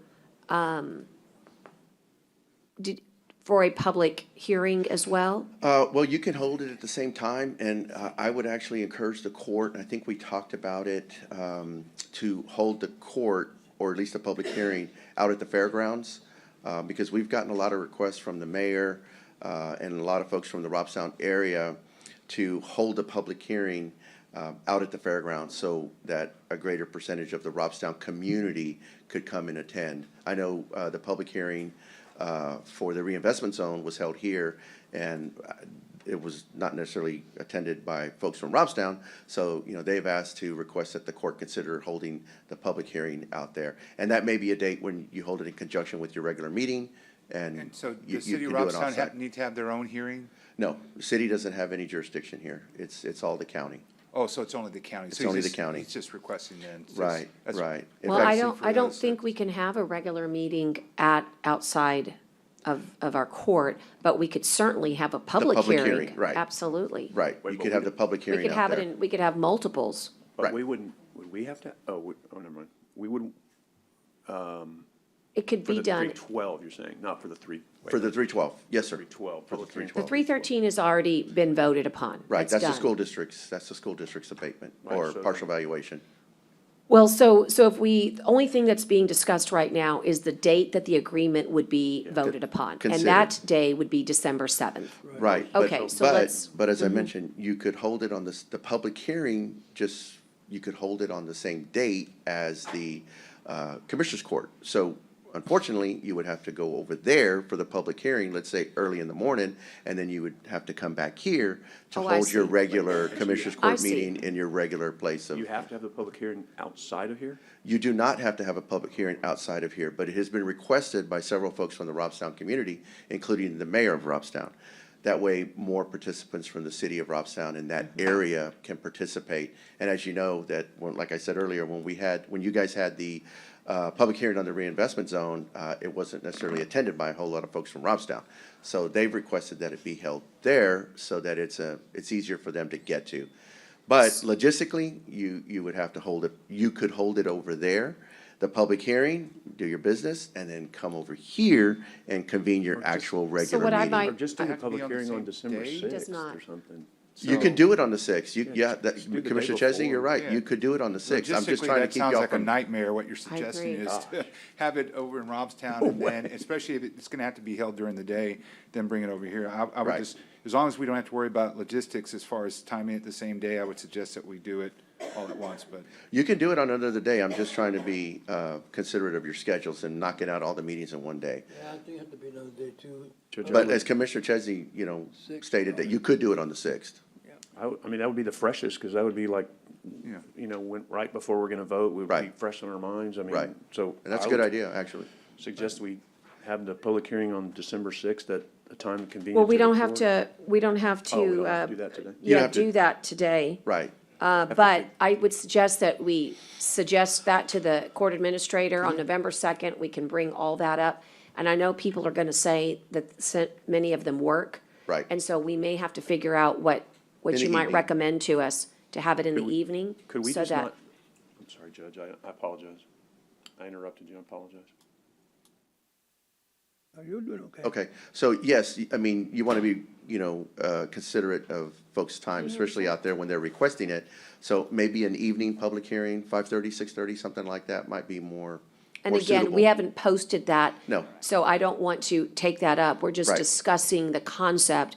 What I want to make sure is that we live up to the promise that, Right. that we give ample opportunity, which we would, right? If we have it in December and it's still October. Correct. It gives people a lot of time to prepare and that we also do it at a time that's convenient and that we allow people that opportunity to have it noticed. So it seems like we're going along the right direction here. Yes, ma'am. And, but today, all we're saying is that we'll make that decision Okay, on the 7th. right, December the 7th, to December the consider 7th. the. 3/12. An agreement for 3/12. Got it. Right. Can I have a question? And, go ahead. Judge, Commissioner Chesney? I think the item is broad enough. It says discuss and consider setting a date for the abatement agreement. So to me, I think it's broad enough, and I'll ask the county attorney to where we could go ahead and set a public hearing. And I think, I think December 6th, say at 4 o'clock, or, if that's okay with everyone to do, so that it is at a time where people that aren't working can get there. But I think we ought to just go ahead and do that, as long as this is a broad enough posting to. Well, just the set agenda up- does say related matters. Right, I mean, it's pretty broad, so I think we need to knock it out. so I, that- I need to check schedules. I can maybe do it this out in just a minute, but I have Okay. not checked my schedule for the That's fine. I'm 6th. just saying we could do it today, is all I was trying to Right, get to. and we would also have to check the fairground The venue, schedule. correct. And I need to call the mayor of Robstown and make sure that's okay, or maybe you can do that for Yes, ma'am. us. Yes, ma'am. Also call the mayor of Driscoll. Yes, ma'am. This location is neither in Robstown nor in Driscoll, so let's be considerate of both, because Yes, it's ma'am. sort of smack in the middle. And then make sure that, that date would be good with, the representatives of Tesla. Okay. There's a little coordination here that goes on, and so what I'm suggesting is that we not rush, but that's our preliminary thought, and maybe by this afternoon, we can do that. But let me just suggest that when you don't notice it and it's this big, it's, in my opinion, a mistake to say, this is when we're gonna do it, and this is how we're gonna do it, and vote on it. The purpose of that, Mike, is to let people tell us what they think we should do, and then we make a decision. So my wish is to wait till November 2nd, but tell the whole world and signal that on November 2nd, we're gonna be making the decisions on this public hearing, the location, the timing. Maybe they want more than one, right? I mean, maybe not, but this is a big decision, and so what we promised was that we would keep it open. I think that you're right, you could make that decision because it says related matters. I think that would be a mistake. I think the public would not appreciate us making decisions like that on the fly. Well, you have time, Judge, Yeah. on the 2nd to establish the date for the public hearing, but today, for the purposes of time, I'm with you is on the that. date that you consider. That's not a problem. Okay, and the county attorney and I worked closely on that, and Jenny, chime in if I'm wrong, but I think that date was the most earliest date, given the 30 days that we That- need lead time. That would be the earliest date, and regarding extra public meetings about it, that's wonderful and above the floor, but you need to have at least some portion of the public hearing on the date of the 7th, because your notice of 30 days here Is on the 7th. is on the 7th. Oh, yeah, so we'll have to do both. But I like that, because it gives you two bites at the apple, and that was really, I think that's actually very helpful. And I was just. Well, it's the logistics of Right, I working that. totally agree with the 7th, making part of the public hearing. If there is any way that we could coordinate that and we can put John to work, Judge, I'm not trying to, rush it, but I think the sooner we get it scheduled, the better. So if we could just instruct Mr. Valls while we're here today to go talk to the mayor of Driscoll, the mayor of Robstown, the court, or to the fairgrounds and see if that's available. And if we can get it set today, no harm, no foul, and that way it's even more notice. But if we can't, then sure, we can do it another time. But I just would like to at least tell John, hey, go, while we're in here, go talk to the mayor of Okay. Driscoll, talk to the mayor of Robstown. Sure. Anybody else the judge wants to talk to, I think that's fair, and the fairgrounds, and see if that's available. And let's get it on the agenda, because the more notice we give people too, Well, think it's I like that, and I appreciate that, and if you guys don't mind, maybe you can just do nothing on this item right now. I'll go make a bunch of phone calls, and I'll come back and say, he's on board, the venue's on board, and then if the 7th works or not. Well, But the really- 7th but is, the 7th is the date- commissioner's court. It was the right. 6th you were gonna go inquire about. No, yeah. Ms. Dorsey? The 6th would be an over and above, which That's could correct. be anywhere. The 7th would be the regular commissioner's court, and I believe that's where Mr. Valls was talking about doing it in two sections if part of that needed to Yeah. be in Robstown My, that day. my wish is to do both. You need to have something on the 6th that's dedicated to this, because you're gonna get a lot of people. It's gonna take hours. Right. And if it doesn't, then that would shock me. I think the 7th is the purpose of complying with the law, the 30 days, and it gives a second bite at the apple. So Right. whoever couldn't come on the 6th can come on the 7th For the public hearing. for the public hearing. Correct. Okay. But I'm happy to advance this motion. In fact, we already have a motion for December 7th to take up the abatement. And that, who made that motion? And I would- Gonzalez did. And then there's a second also already. So we can do that, and then we can still come back and tackle this other part about the hearing. Well, as Ms. Dorsey said, the public hearing has to be on the same date as well as the, I know. Okay, we're trying to do two, John. right, Yeah. right. We're doing the above and beyond. Yeah, we're Right. trying to do the above and beyond. So are y'all gonna set the date for the 6th and the 7th for Well, the we're gonna- public Let's- hearing? let's pick a- And then the 7th for the, We're gonna send agreement? you, we're gonna send you to go to work to find the Driscoll mayor, the Robstown mayor, and the fairgrounds and see if we can get a date on the 6th to do the above and beyond. Okay. And I think there's already been a motion to set the public hearing / agenda item for the 7th as well. So we're gonna do both, but we still Okay. need you to go do some work while we're sitting here, please. I'll do that. And we'll basically. You wanna pause this item and then I'll make some No, we phone can- calls and come No, back? no, We're I'm gonna gonna vote do on the it. I'm 7th. gonna take what I know we can get accomplished right now, which is the date, which is Okay. what What you need. Okay. You need that. So the motion is that we'll take it up on December 7th, and that Gonzalez made that motion, and the second came from, I don't remember who. Hernandez is the second, and all those in favor signify by saying aye. Aye. Judge, Okay. if I could, I then- noticed that you have an item further in closed session related to this agenda item. Is that not necessary anymore? For this one, you mean? That would- The that- RADC? That one is still, That one we still need. If you need to, we can give you a text maybe when we take it up. If you we want to could do hang that around now. the downtown area. Okay. Boy, there's a lot of requests, sir. I'm happy to hang No, around. I'll be honest with you. Sure. Give me a little bit to manage the rest of this agenda. Okay. We have to go into executive session. Sure. And for that, I need to take care of some folks that are here. Perfect. And then I'll maybe we could hopefully do have some so. info from the mayors and the venue at I'd that be time. happy to say within the hour. No problem. Or at least in 1 hour, we could go to executive, I'm not okay? going anywhere. Okay. All right, thank you, Thank sir. you, Judge. Thank you, Commissioners. Okay. And, Did that item, it passed, right? I didn't notice if you took the vote. it did. Okay. It did. Wonderful. Thank you. Appreciate it. Yeah. Thank you. Okay, we're gonna go to, item number 3 and 4 are really very much related. And we have a lot of folks here to help us manage item 3 and 4. So let's announce that the first one is the presentation of the Tri-County Drainage Master Plan Study. It includes the project team's recommendation of preliminary flood risk areas that have been identified for further analysis. You're about to get some visual aids here. And welcome Susan and Half and ICE are here with us, along with Nueces River Authority. Javier Ramirez was here earlier. He may be watching, but it's the whole crew. The experts, as they say, have arrived. I have 2 presentations for number 3. Which one do you want up first?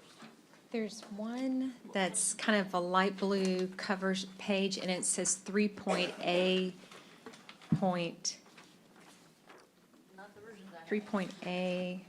3.A.3. There should be 2 PowerPoint Oh, presentations. We have a lot to share today.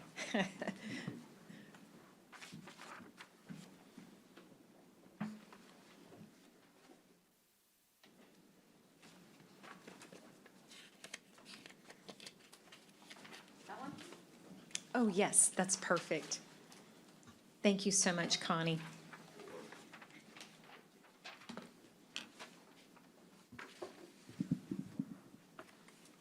Right.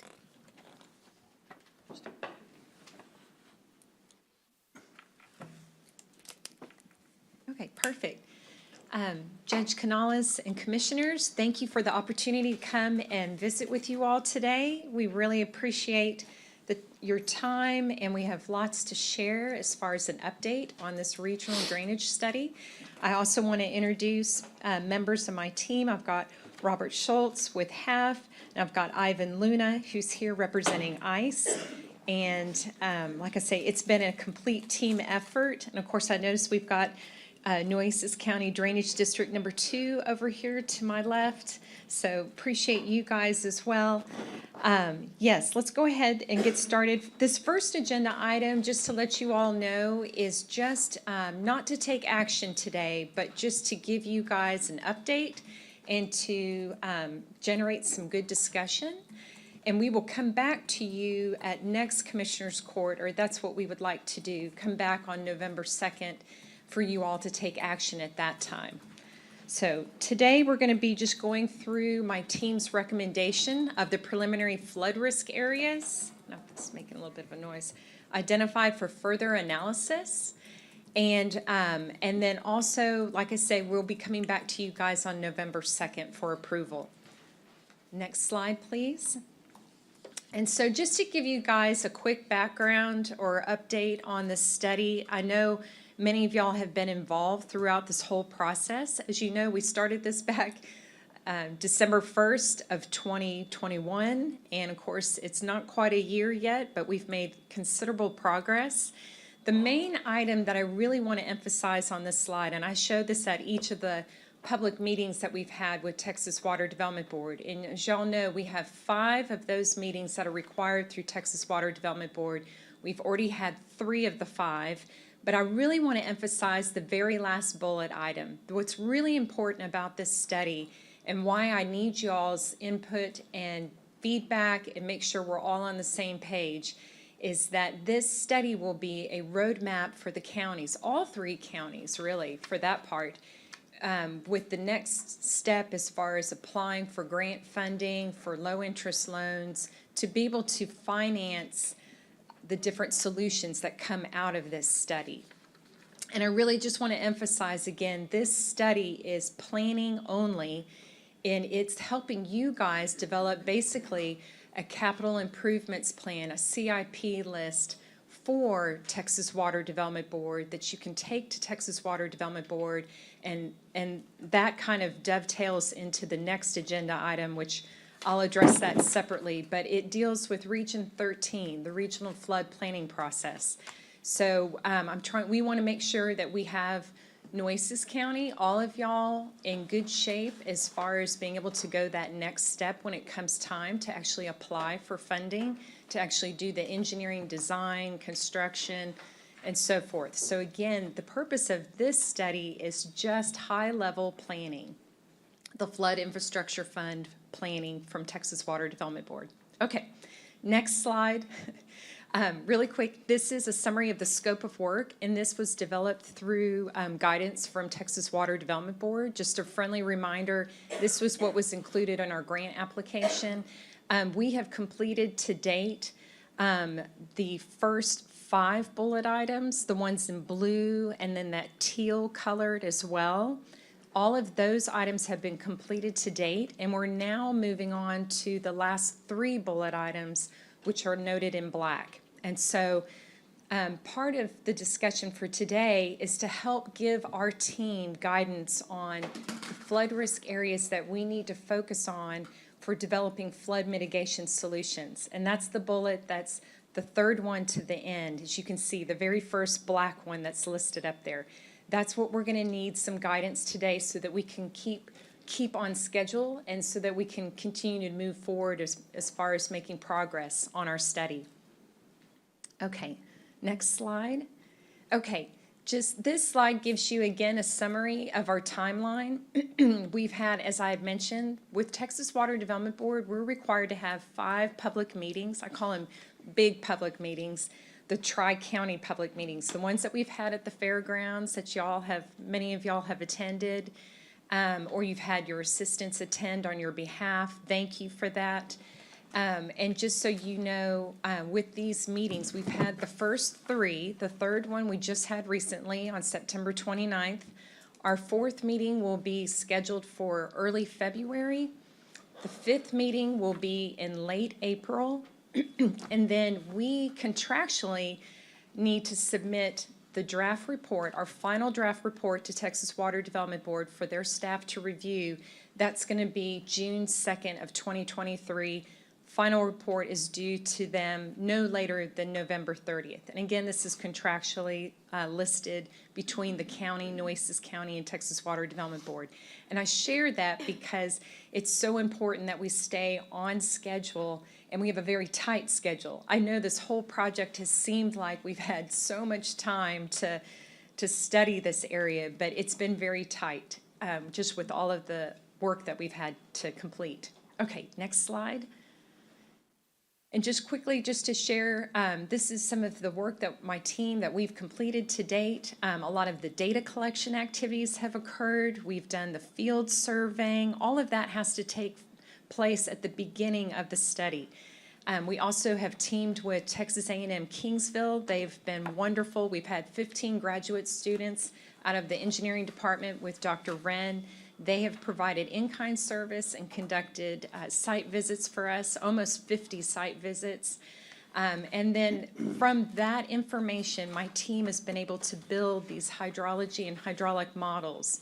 And from the models, we've been able to then look at how different rain events, storm events, how it's going to, the depth of water, how the water is going to move within, again, the entire Baffin Bay watershed and the Oso Creek, South Corpus Christi Bay watersheds. So the next slide. And so, and this one just really quick, we've gotten a lot of feedback, a lot of data collection. As y'all know, we've had 5, like I call them individual smaller workshops for drainage. We've had 5. There's been 1 in each precinct. So again, thank you very much for y'all's support on that. And these are just some photos from some of our recent meetings that we've had. The next slide. And this slide, before we really get into the main items that I need your feedback on or for discussion today, I just definitely again want to emphasize this tool will be used as a roadmap for you guys. It'll help y'all with future development planning. You guys will have copies, y'all will have the actual models yourself at the end of this whole study effort. Your county engineer folks can go in and make adjustments as needed. And then most of all, I just want to emphasize that this is going to help you guys with your near and long-term planning for capital improvements as far as putting together your program. So with that, the scope of work for Texas Water Development Board requires, we're going to be looking at 15 flood risk areas. My team and I, we have come up from the models, we've identified 31, but of that 31, we need to really focus on 15 as far as for the purpose of this project. Not that the other 16 aren't important. They will be on the list. All of this information, all 31, we would like to have included in the Region 13 Regional Flood Plan. But for the purposes of this project, we will be looking at basically, I almost want to call it almost like a 20% design is kind of the level of effort of what our project does. It really does more of like the initial, we'll be looking at different solutions for those 15. Like if we're going to be looking at, detention basins, if we're going to be, how do I say, constructing larger culverts, doing different inlets to be able to move water. We're going to be taking those different solutions, we're going to be modeling them, my team, and then we'll be putting cost estimates together.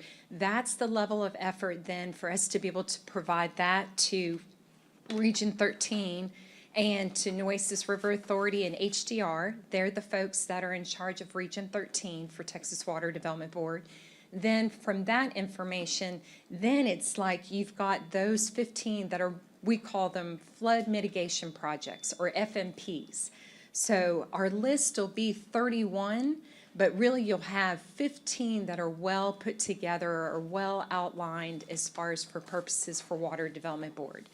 And so real quick, that slide right before I show y'all the 31 flood risk areas and my team, kind of what we've really wanted to recommend to you guys, just based on feedback from the public, from what we're seeing from the models, we've got our list of 15 plus kind of the next 5 that maybe should be on the list to consider as you're trying to really narrow this down. But I just want y'all to know this is the criteria that my team and we had a working session.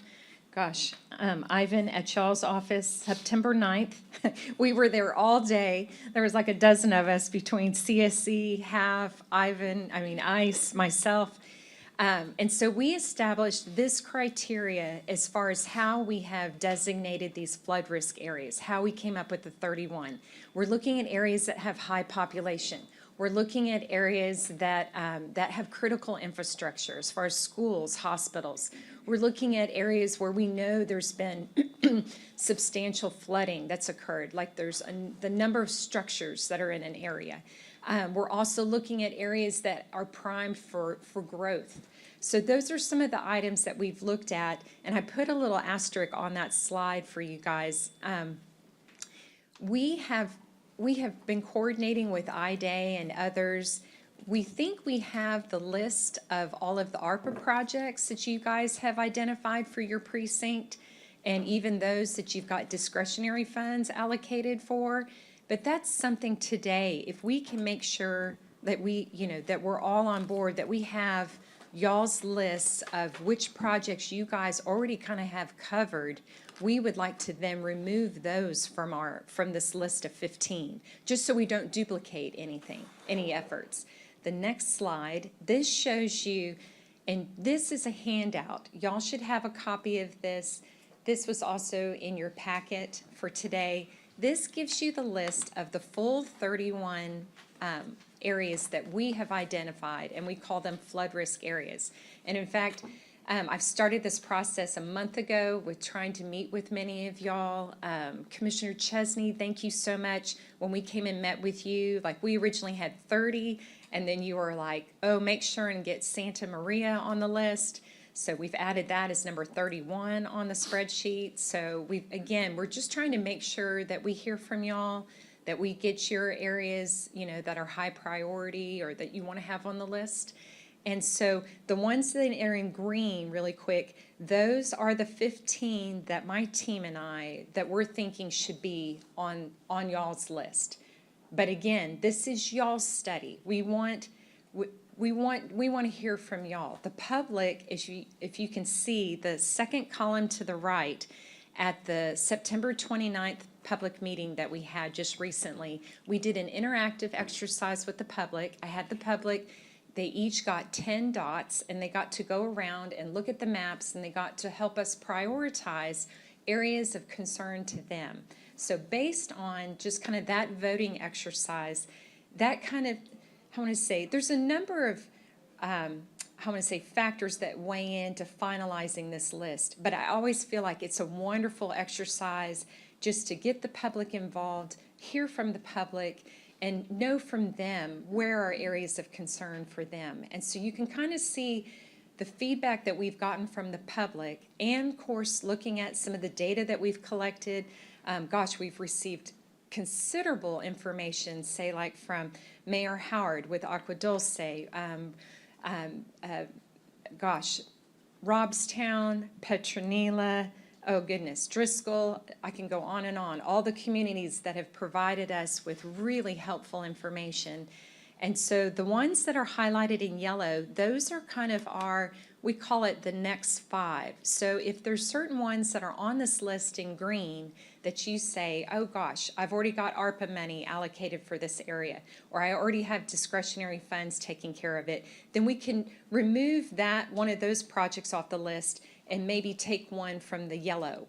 So that gives you kind of a quick snapshot. I do want to quickly say the one project that's highlighted in orange, that one will already be taken care of by our study, just because of the scope of work.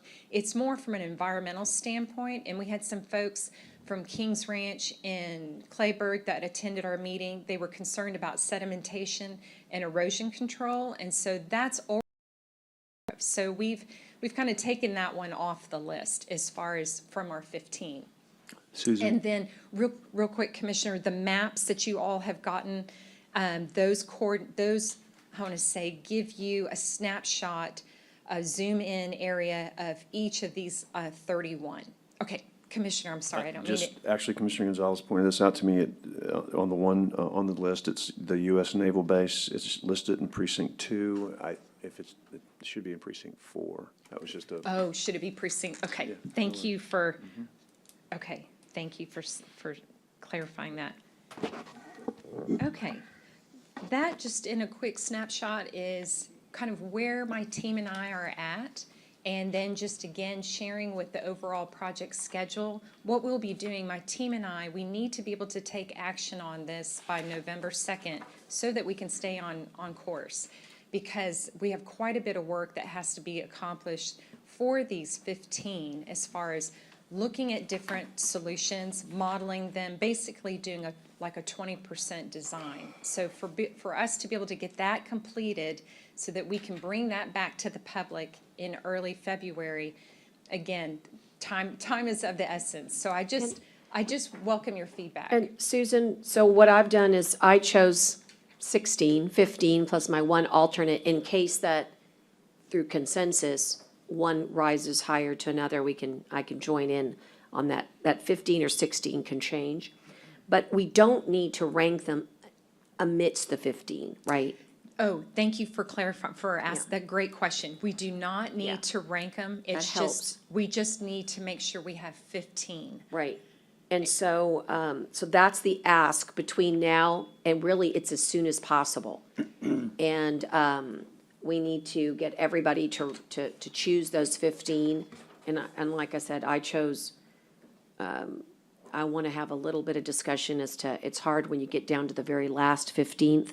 I couldn't make a decision, so I decided to choose 16 in hopes that maybe through collaboration, we can figure that out. But at any rate, what's important here is that we do know that through CDBG mitigation, for instance, we do know that 15 million is coming our way to LMI areas, which of all these represent, except for like a few, but they're all. So my thought is we've got to get, and we've talked about this with ICE, there's a lot of preliminary work has already been done, like Tierra Grande, okay? And we've already had these, discussions, but we need, not like now, we need now to know which ones would be best suited for the 15 million, and we need to bring those to court ASAP. And then they need to come off this list to make way for the next one. And that should be done by next court. And so, to me, that's an ask based upon this presentation. And again, it should be a welcome because once upon a time, we came with probably 3 to court before that didn't have the funding. Well, now we know we do. And when I say 15 million, I need you to be a little bit cautious because some of that does go back, 6% does go back to grant administration. So it's a little less than 15. So Okay. can I ask Susan too, on the initial prioritization, I know you had the dot deal. But so, and you may have said this and I didn't hear, but on this prioritization, is this a combination of your teams plus the dots? Is this because all the way on the right column, I mean, you have them listed in the order of priority, but I don't know if that was just for the dots and I missed that, or that was you and the dots, or kind of a combination, and plus the input you got from us, or how did that matrix, I guess, work out? Oh, Better Commissioner. question, and I'm kind of rambling, sorry, go ahead. No, that's all good. I really appreciate you asking that. Yes, it's actually a combination of all of those items. We based it, of course, on the dots where we received, high number of dots from the public. And of course, just to let you guys know, we had quite a few members of our team that were at the different stations to kind of help facilitate, just so that folks wouldn't come up and maybe put all 10 dots on one area. We tried to help them, to spread it out. But also too, as far as even just the ranking or the prioritization, that's a little bit from our team as well. And so It's a combination. So because there's some, as you can tell, where the number of dots, like there's a few that all received like 2 dots. There's a couple of projects. So we were trying to figure out just based on, and again, that's why we wanted to give you guys those handouts, those maps that show a zoom in view of those areas, because then you can see, we went back and we looked at each area carefully, and we did this collaboratively. Again, I mean, we have an awesome team here. I call us the A team. And so we went back and really looked to see like areas that, you know, where we were like, should we put this one on the list? Should we not? We were trying to, again, go back to our criteria that we established. Like if it had a, you know, high population, we knew there were a lot of structures, or we'd already gotten some feedback from the public or from you guys, you know, where you're like, hey, you know, this area is important, you know, I don't know if that helps. It's a combination of all. Thank you. And I don't know if y'all have any other comments or questions. What kind of feedback are you asking from us? The main feedback between now and November 2nd is I want to make sure, I guess 2 things actually, Commissioner. If there's any projects that are highlighted in green, especially that are in your precinct, if you know of, gosh, if you have discretionary funds already allocated for certain areas, or if you have ARPA funding already allocated for those areas, let us know, and then we can take those off the list. And if there's another one that's, say, like in yellow, that's in your precinct that you would like to replace it with, or as a group that you all, as a court, that you all would like to, you know, choose a different project, that's what we're really after, is one, to make sure we're not duplicating projects that already have funding. And the second item is to make sure that we can narrow this list down to 15 so that we can move forward with the next task of this The only project. ones I was familiar with was the ones I originally contracted half an associate with. I gave you all a list of where we had problems, and then you all ended up saying that something wasn't on the watershed. What is it, Broad Acres or? Oh, yes, Broad Acres is located outside of our study area. Okay. And so we have to, and Texas Water Development Board, we can only study these watersheds that are in the application. Well, I'm still kind of upset because y'all should have told me that what I was wanting, the information, it was already going to be done on the study, on the grant study, and I could have saved my money. But anyway, that's another deal. Some of these areas I just took over. Yeah, some of these areas I just took over, and I haven't had a chance.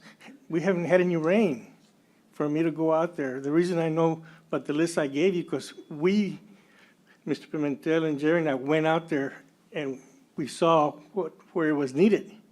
I haven't had a chance to look at this. We haven't had any rain.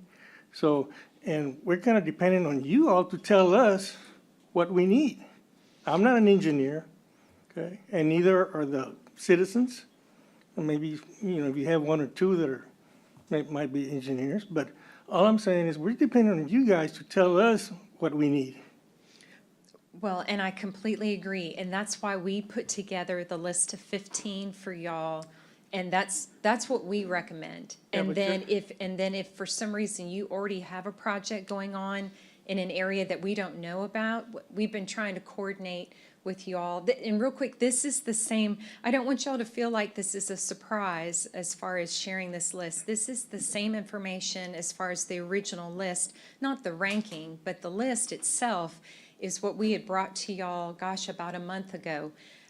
We had the workshop on November, I'm getting ahead here, on September 20th, and anyhow, we just really welcome your feedback. But if there's areas that we're duplicating, please let us know. But the green is what we recommend, and if for some reason we need to remove a project from the green, that's why we kind of gave y'all our next 5, and we rank them in the order that we feel like they should be looked at in the yellow. So like 16 through 20, that's our team. And Ma'am, what I'm trying to tell you is I don't have knowledge of what's needed. I don't have knowledge if there's been money allocated. I wasn't the commissioner in those areas then, and I don't know if Commissioner Mares has any money allocated to those areas. So I wouldn't be able to help you there. And that's why I'm saying I was hoping you all would help me identify where the problems are. And then we can find out with Teresa or somebody, if there's money allocated to those funds, to those areas. And if not, then I'd like to get it done. But I mean, I'm depending on you all to tell me what we need. And thank you, Commissioner. Yes, and that's what we're trying to show you is this is what we have seen from our computer models. This is our engineering technical expertise of what we recommend for y'all. I do have your list, Commissioner, and I understand. I know it's not like you've been in office even a full year. And so it's, or about a year. It's just, I want to say that IDA had passed along the list of ARPA projects. And so we have your projects. I'm trying to think. We have Commissioner Gonzalez. I think we have his list of ARPA is what I've gotten from IDA. And of course, Commissioner Mares, you've already given us your feedback. And Commissioner Chesney, I think if I heard right, I think y'all approved last week 1.5 million out of ARPA for some. I did, So and I'm that's where I still just working want to. Right, I'm still working on how I'm gonna do it. I've got some preliminary ideas, and we talked about that. I mean, I may end up pulling at least one of these off the list just because I may be able to do it, but I'm still trying to figure out how much it's gonna cost and if I've set aside enough and if I can spread it to 2 projects to help both. So I'm trying to get there.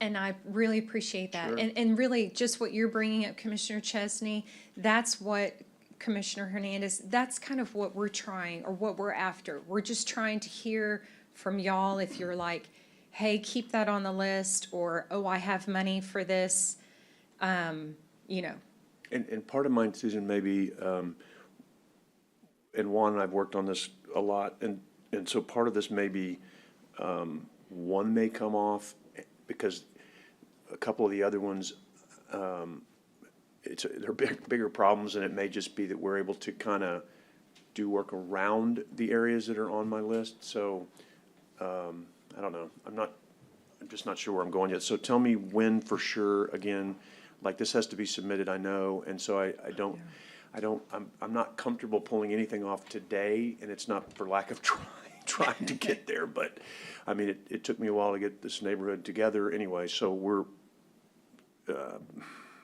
so tell me when's my absolute drop dead? I gotta tell you if I need to pull something off. In fact, I appreciate your candidness, because it was one of those things where my team and I, at first, we were like, maybe we can take action today. And it was like, oh no, I know we need to, this is just for discussion. You don't have to make the hard and fast decision today. But I think if I heard correctly from IDA and Anna, that we have to have, or at least for agenda materials, I think we have to have maybe everything decided by, I think, this Friday or next Tuesday. Maybe we have about a week or so, is my guess. So. But we need to, I guess where I'm going with this is we need to be able to take action on this list November 2nd, Well, hold on. if possible. Let me ask it this way. So Judge, like, the ones in green are the ones that that Susan's teams come up with, right? That are their 16. So I guess 15, yeah. 15, I guess, so what we could do is ask each commissioner or Juan or you or however, and maybe we could get to 15 today, because I don't want to delay this any longer. I mean, I think we need to. So if we can in act order, today, I'd like to. we need to move this along, and to make the point that you're making is that there is a timeline. And just so you know, we've all had this for a while, and she's been waiting on feedback. So here's the crux of it. We know that there's $15 million available to our LMI area, period, with CDBG MIT. So My question is Right, good. to the commissioners, what projects, we know, and I've asked ICE because they actually brought these projects the last round, so you're not reinventing the wheel. Well, tell me Please, how you're please how it's forward gonna that. work. So tell me how the LMI is gonna work. Are we gonna divvy that? So let me go back. 'Cause that would We help get to maybe. make that decision, but you have to understand the LMI works wherever there is a low LMI. It's not like, I mean, it's, Driscoll not has work the on mine. highest LMI, one of the highest in the state. Right, it may not Okay. work on mine. That's Or what I was trying to actually, get to. the index is the highest. It's one of the lowest, right, median incomes, but it ranks one of the highest. It ranks, So, yeah. so Robstown, Banketti, I will dual say Driscoll, all those areas are gonna be favored, Commissioner. Now, what I'm trying to tell you is that we've been asking and not getting anything. This is like where it's Oppositeville. We have money, we're asking the court to make a decision about which ones can we bring forth. You have about a week to do it. And on November 2nd, we need to make those decisions. They're already, you want to go with the shovel-ready ones, period. I mean, you don't have time to be dilly-dallying about this one. So Judge, Mm-hmm. on these projects, right, the LMI money is sitting somewhere. Not with us yet, but it should come in. Okay, so assuming that that's gonna happen, then I would assume that none of my projects are gonna fit the LMI, and it may be wrong, but I would think maybe Santa Maria, but I don't. That's correct. That's why you want to advance yours up here. Well, and that's why more of the LMI money's probably gonna go to the other three commissioners, and then I would be able to hopefully pop one of my yellows Correct. and one of my whites even on That's- to the green list if we knew that. That's correct. So my question is, why couldn't we go ahead and do that today? I agree. I'll be honest with you. I know JJ's not here, but not to put you on the spot, Ice, but you know which projects those are. Tierra Grande is one of those projects. I just don't have in front of me And how much they were gonna the be? dollar amount, for that, in order to say, okay, I take that one off the list. Right, so it may only be one, it may only be one project that gets I taken would off do the one list. if I were constructing this, I would do one for each of these precincts, because I can assure you They're not that, gonna be more than 5 million each? well, that's what I would say. Okay. I would do it that way. Okay, fine. And they can resolve it amongst themselves. If they wanted to say, hey, mine's really 4, I'll give you another, given in the goodwill of everything. Remember, water knows no boundaries. So this idea of we're sticking it inside a precinct is kind of a ha-ha, because it's not like it's staying there. You need each other here. But that would be my recommendation, is one from each of your precincts that ICE helps us identify right now that we take off to advance 3 others.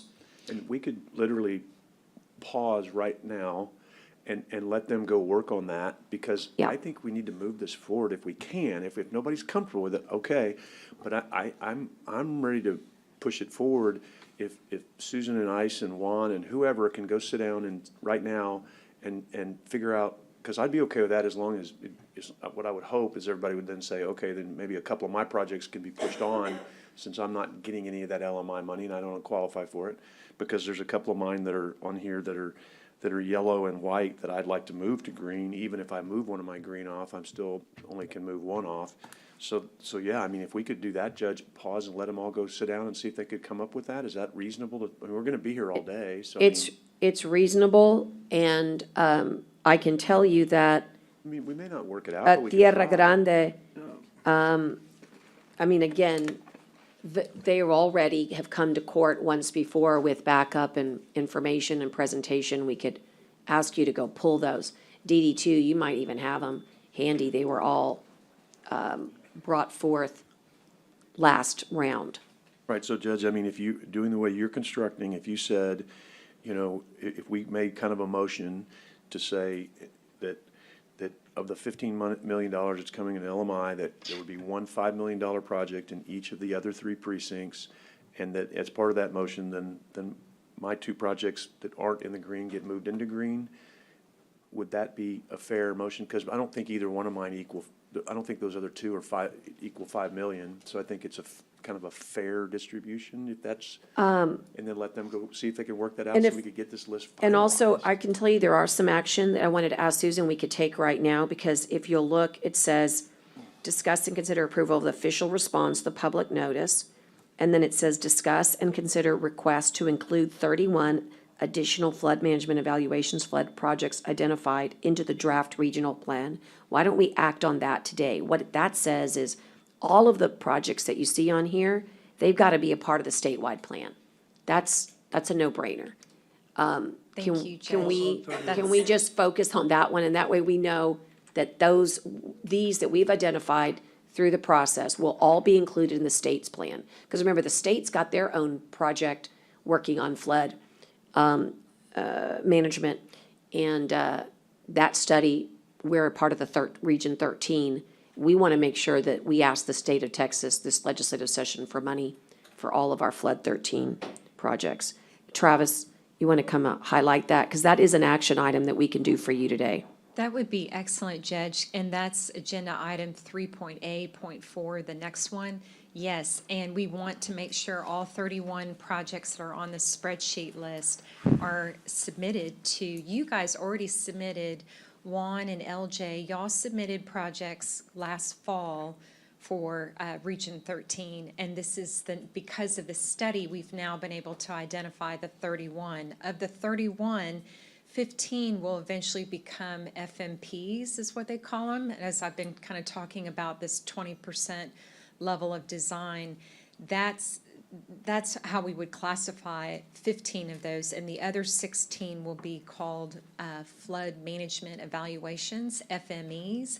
But all of this, again, the deadline to submit this is October 26th for Region 13. And so that's why we definitely need to take action on that today. I'm going to turn it over to Travis, if you want to say a few words. Can I just ask real quick, Judge, to make sure, some of these projects, Susan, before he got up here, I'm sorry, was like when it says Corpus Christi International Airport or U.S. Navy Base, those are areas, right? Those aren't, because we don't, the county doesn't own those Right. projects, obviously. Yeah. So those are just areas, and, because I want, and the point of that is to, like, South Prairie and how do Nottingham they get are there? not county controlled roads yet, but those are areas of which are major problems, and that's okay to have those on the list, even though they're not, quote, county roads. That's correct. That's how I understand it. Yeah, Okay. and in fact, when you look at the exhibits that we've got for you guys, the zoomed-in view, say like for the naval base or the airport, you'll see the red circle that's on those maps. And again, we were just trying to just capture that area, but not, yes. And it might be, we have to, like, to work there or to do something, we might have to get an easement or find an area that we can work on or whatever the case may be. And so, okay, because we can still put those on the list even though we're not in total control of them, if you will. Yeah, remember, That's correct. That's right. I remember, just- we're doing it for the whole county. No, I right? just Yeah. clarify. I mean, And that's why those aren't that's what I remember. prioritized in any color, right? So they're there because we're trying to help the whole watershed be understood. And you know, in fact, just real quick on those areas that, those two specifically that are listed in white, we don't have them on our list mainly because they have flooding, but it's not as severe as these other areas. So again, we were trying to go back, look at the number of structures, look at the population, you know, density of population in these areas. Again, just, I mean, these are all great projects. It's just, we were trying to really focus on the 15 that we felt like really were just really needed, you know, an evaluation looked at. Okay. If I may have a. Yes, Travis. Travis Pruski with the Nueces Server Authority. I'll have a little more detail in the whole regional plan on the next agenda item, but for this agenda item, what we're looking for is the FMEs are your evaluations and the FMPs are your projects. All 31 we will be able to include into our plan as an FME, but we're working with Susan and her team is we want to get as many of them possible in the FMP status, because if you guys are going for state funding, if it's an FMP, your chance of getting funded is increased dramatically. So that's the goal as to which ones are, we want to try to get funding through the state level. Right. And that's very, That's very the most important. important thing, yes. So through the why don't I funding. do this, just for, in housekeeping here, what we're gonna do is kind of pause on the actual recommendations on item number 3, on 3A3, but on 3A4, let's have a motion to include all 31 in the flood, So moved. thank you. that have been identified by the Tri-County Drainage Master Study. I'll second. And all those in favor signify by saying aye. Aye. We also have to actually approve the official response to the public notice period. That's also required. And Susan, that's a 30-day notice, 60-day notice? What is it? It's a 60-day notice couldn't period, remember. but they started that a few months ago, and the deadline is October 26th. And that, again, so I'll put together an official letter request on y'all's behalf with this full list, and we'll send that then to Travis, to Nueces River Authority, and then copying HDR, because they're the consultant for Region 13. Perfect. So I'll make a motion to approve that official response to the public notice period as well. And this is all to Texas Water Development Board regarding the Regional Flood Planning Group study, Region 13. Is there a second? Second. Second. And all those in favor signify by saying aye. Aye. Aye. Okay, I'd like to, I think so, Commissioner Chesney and Judge, y'all talked all for the last 30 minutes. I'd like to say a few things here, you know, and I'm going back to what Commissioner Hernandez said a while ago, too. which item? All of it. I'm just making a comment here. And, you know, for one, and this maps here, I really don't agree with these maps here. I mean, I think these maps here are already, we already knew all these maps that are here. Some of us have been here long enough. We know where the flood areas are, you know, and all this green that you come up with, I don't know, that you came up with because the people put the little pins out there, somebody else put a pin out there, you know.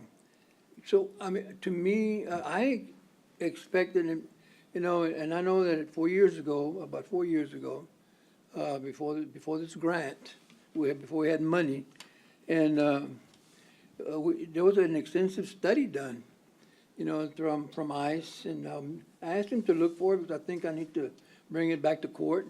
And this is what I thought your A team was gonna do, and eventually didn't do it. I thought you were gonna tell us, hey, look, this is a Tri-County area drainage. The water comes from Jim Wells, or it comes from Clay, or it comes from whatever. I need to know, in order for me to say, this is my best areas I wanna work on, I need to know where the water's coming from. How much water am I gonna get in those areas? Not just when it rains, but 2 days later, right? Because we get the water in the areas of Petronila and Driscoll and Bishop 2 days later, we get a lot more water that's coming down. So I thought the study that you guys were doing, or we were doing, is that fact that you're gonna draw and you're gonna do a survey,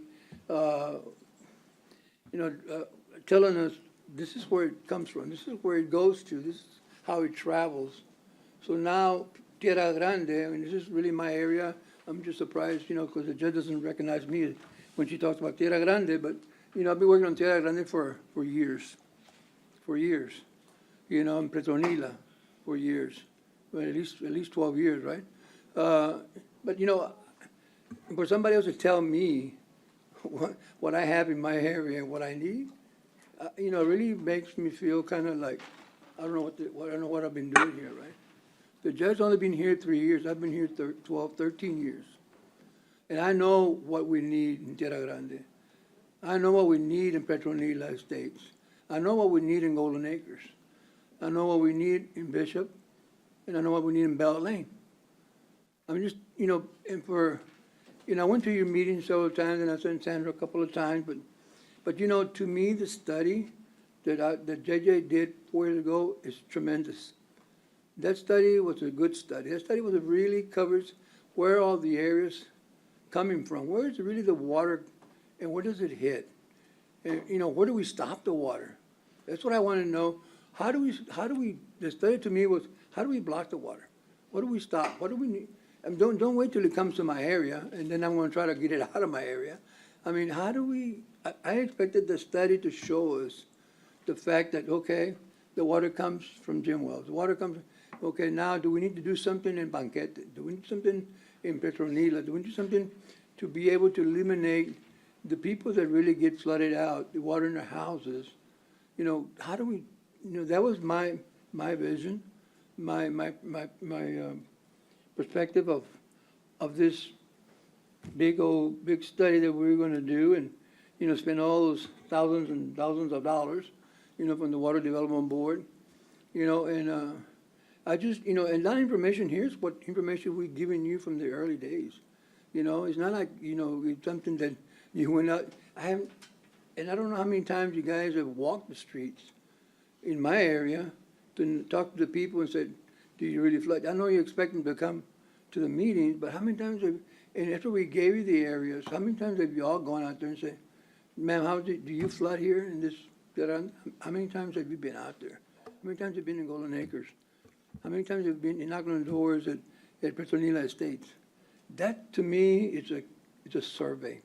That, to me, it's a plan of how do we eliminate floods? How do we eliminate people that are underwater? You know, to me, this is what I projected the study would be, Ms. Ross.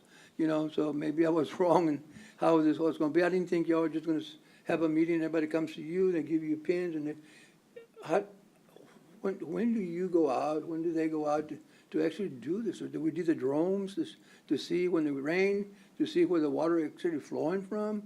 You know, and I know that at one point for you again, JJ, like I said, he had a perfect presentation. I'm surprised he just didn't have it with him, but he did, and I think Carlos was also there, you know, and we paid for it, right? We paid for it. And we didn't have a grant, we paid for it.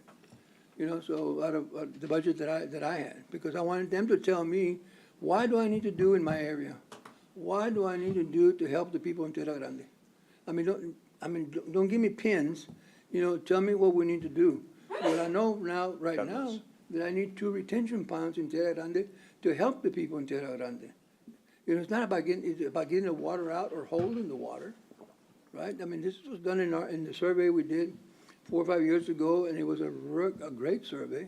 And I'm gonna find it, we'll bring it back, because I think we need to look at that. I think this is what you really call a survey, you know, so, other than that, I can see all these blues, I have no problem with that, because we know all that floods. We know all these blue floods. I mean, I can't disagree with you there, but this is just simple stuff telling me, Robstown floods, of course Robstown floods, you know? So, I just projected this or visioned this to be a little different. You know, I thought there was going to be telling me, hey, you know what? You know, we need to work on Petronila more than we need to do in Tierra Grande or here and there, because this is where they're going to get the water, the bulk of the water. You know, so I just, again, at this point, I just can't see how you guys are telling us, you know, and you know, especially me, because I've been here the longest and I've worked in drainage for 13 years. So, but I'm just asking, you know, do we ever do those things? Do we ever try to get to see where the water's coming from and how much and where does it go? You know, Commissioner, and I appreciate you being honest. I appreciate you being frank with me. And just really quick, everything that you brought up, and I apologize if I haven't maybe explained it a little better, but that is what these 15 areas that we're going to be doing. It's not just to say, oh, there's flooding in these areas. We're going to be looking at solutions and modeling those solutions and putting cost estimates together and really doing like the next little bit of the next step. And that's what's going to be required to have them listed as an FMP, there you are, Travis, as an FMP, as a true mitigation project in the plan. Just so you know, and I agree, ICE they have done excellent work. That's why, again, I feel like we have the A-team, because we have half ICE, all of us working together. And again, the work that, you know, it complements some of the work that ICE has done in the past.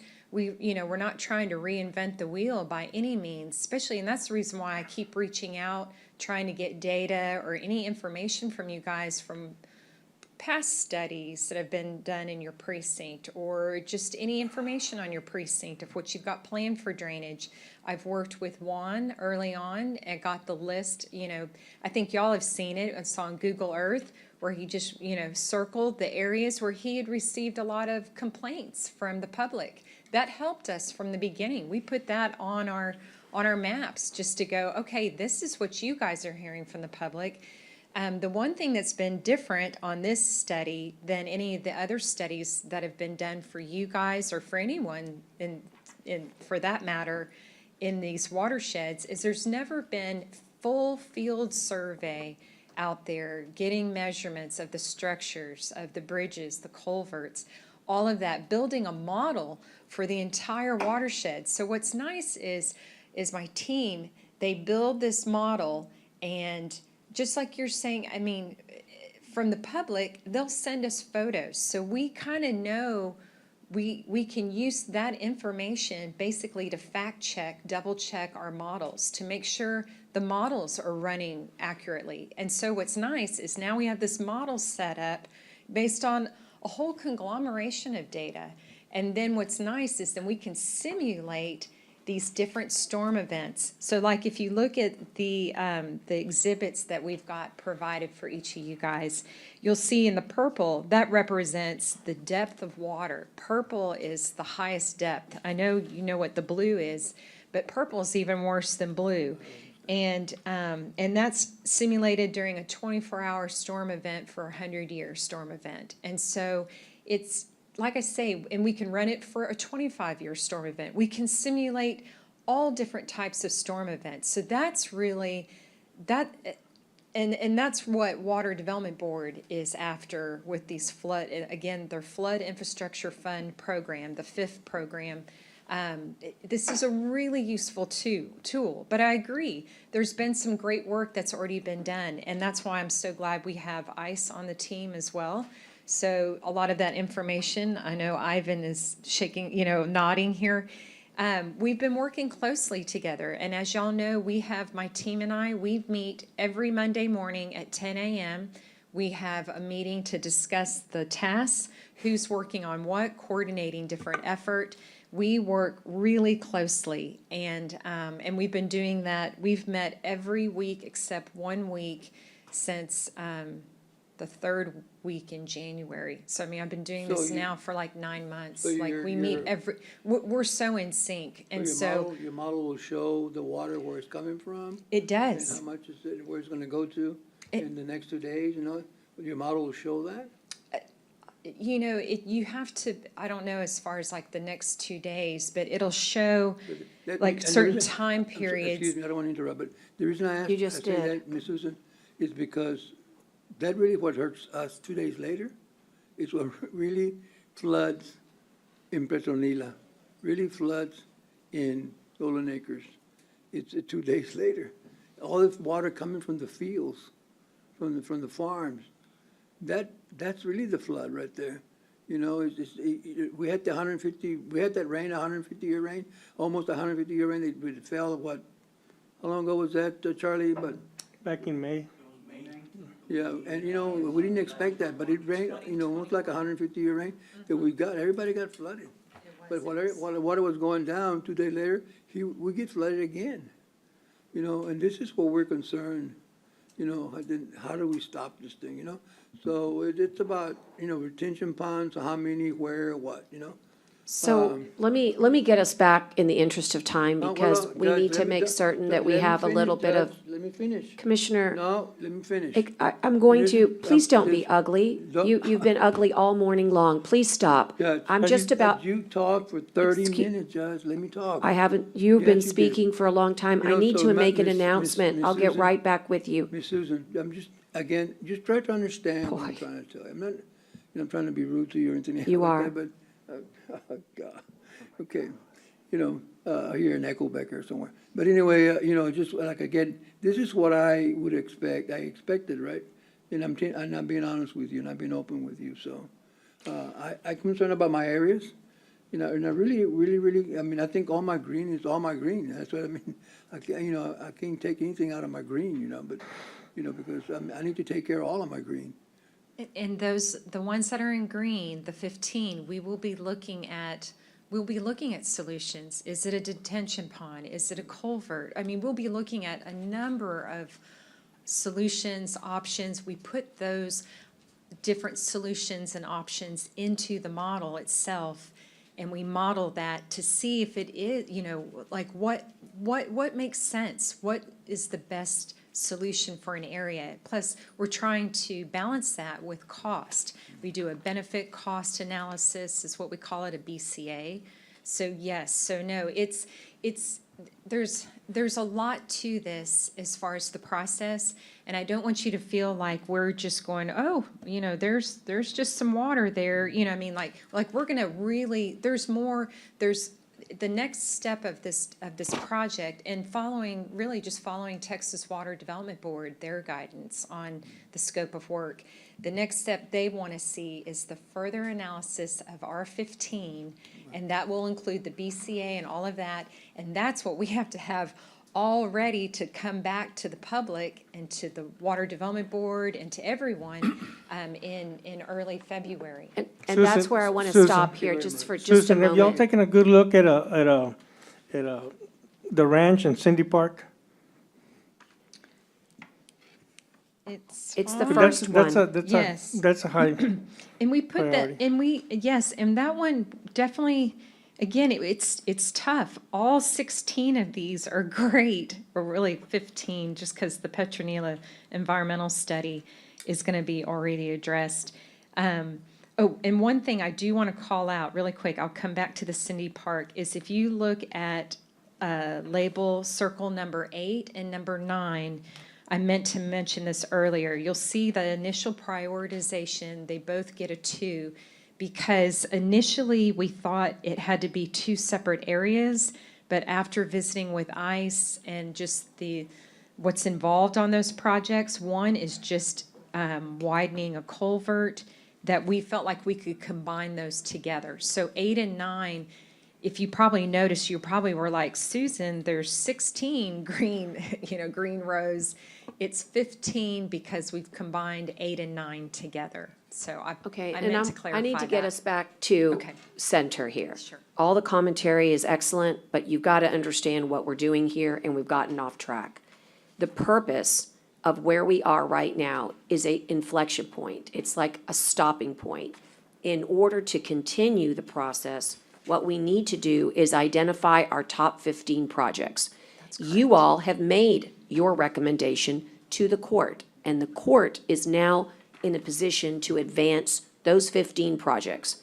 However, more projects can advance if dollars are already allocated to these projects. The reason that you're asking commissioners and myself as to have we made any decisions that would affect these top 16, right? Because let's agree that all 31, if we had 31 that we could advance, we would advance the sheet, we would have been done in 5 minutes. Right. We're going to advance them as far as the plan goes. Right. Right? We've already Region made that 13, decision. That was item number 4. But what we're here to do right now is figure out how to prioritize 15 inside. And in order to do that, this court, and I brought it up this morning, made some decisions early on that they would make investments in drainage. And in fact, 3 commissioners have already stated how much money they would make in drainage projects. And one, I know Commissioner Modis is also contemplating that. So let's just say that all of us know that there's dollars that are gonna go to drainage, right? Those are those county-wide funds that we X'd out from ARPA. And all you're asking us to do here today is state which projects amongst the ones that you've recommended of the 31 will be using those funds so that we don't double dip. That's it, guys. That's correct. So the project, for the record, is following the model the state wants to see, period. And no, we've never done it this way before.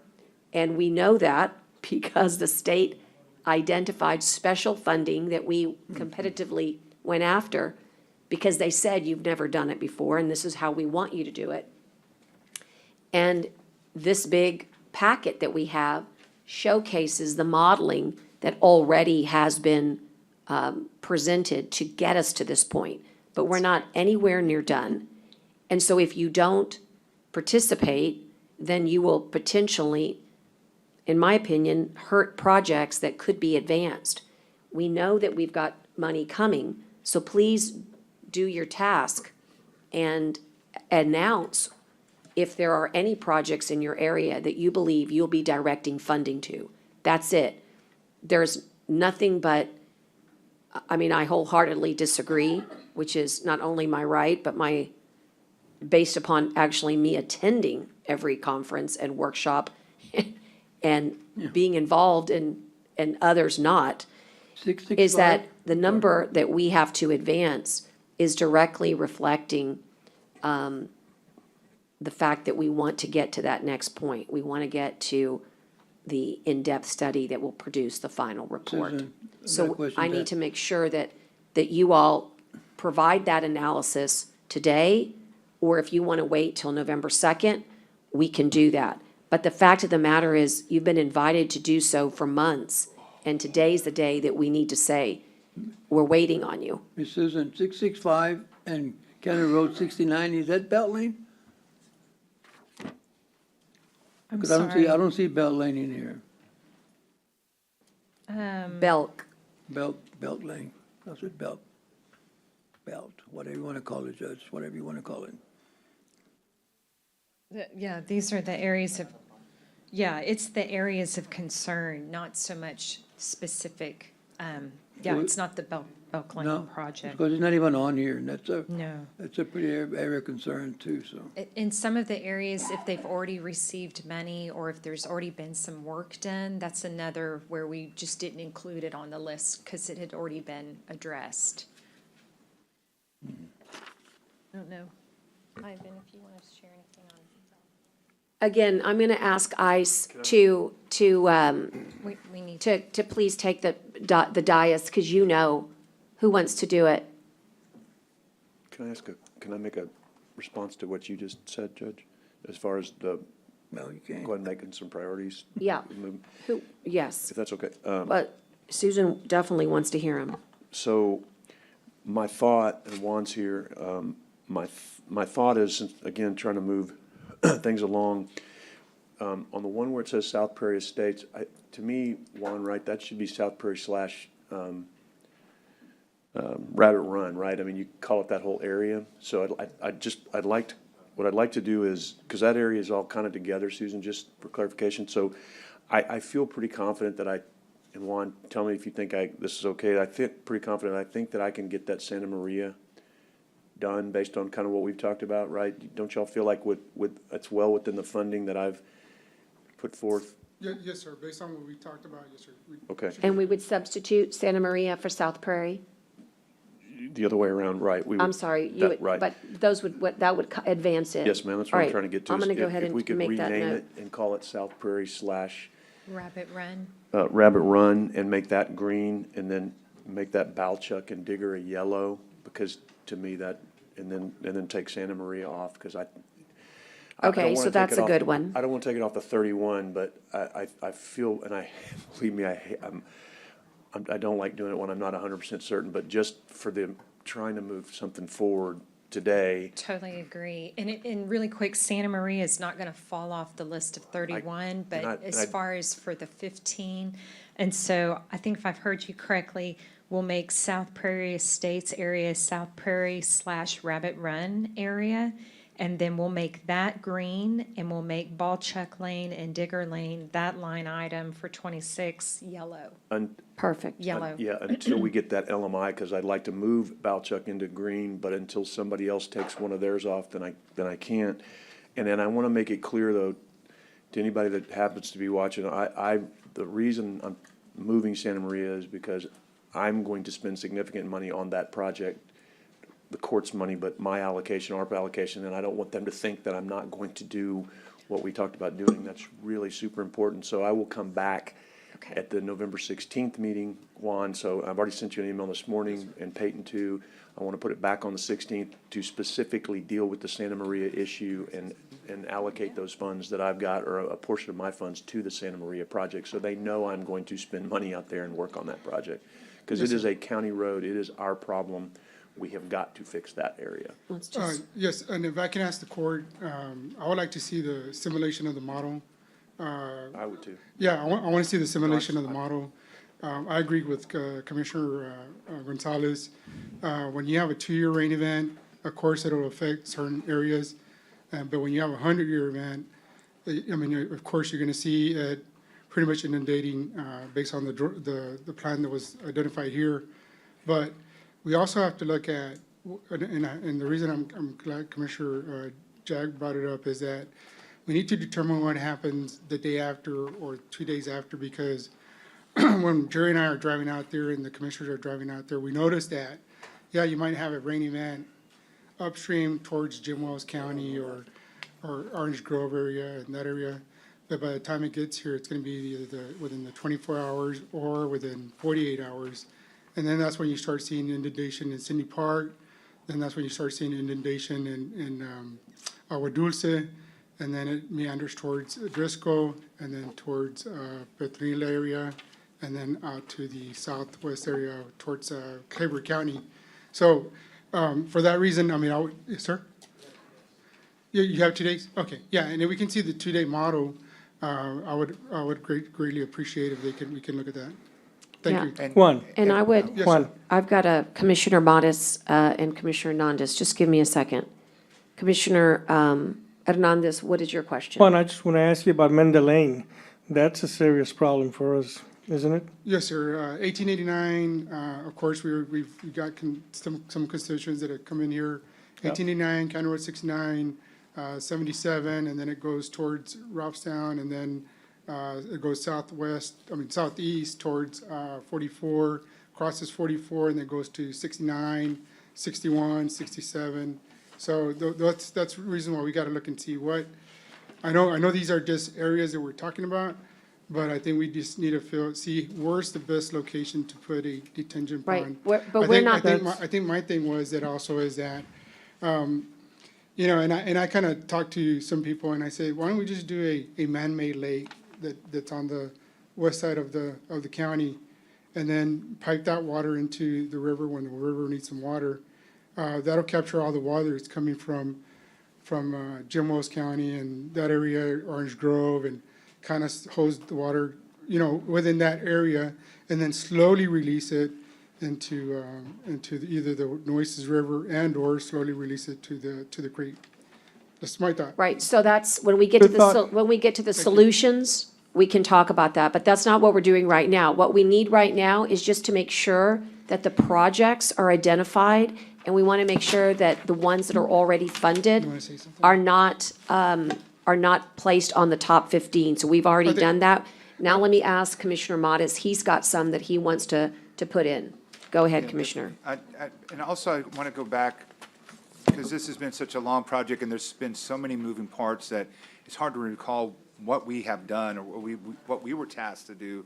And I think early on, we were asked to forward you data, anecdotal data as far as just maybe emails that have been received, as far as people complaining about, you know, flooding and drainage. Pictures have been submitted. I know that we've been there at our public hearings where the pictures, and you actually see people's front yards where they've turned into lakes. So I'm hoping all that's been included in this, has it? Yes, and Commissioner Morris, I'm glad you brought that up. Yes, it's been, as I call it, a journey. Yes, we've been hearing, like, information that you all receive or that's directly sent to us. We actually have, our project team, we have we have kind of a remote server that we've stored all of our information on there, and I've got file folders set up for all of the photos that have been sent, all of that information, because again, just what we were bringing up, we use that information to validate our models. So, and we use that actually as far as even with the prioritization, and, yeah, and Juan, I was gonna say, we'd love to show you the models. In fact, I know you get our invite for our weekly meeting, and if you can attend this Monday, let's run through and do that.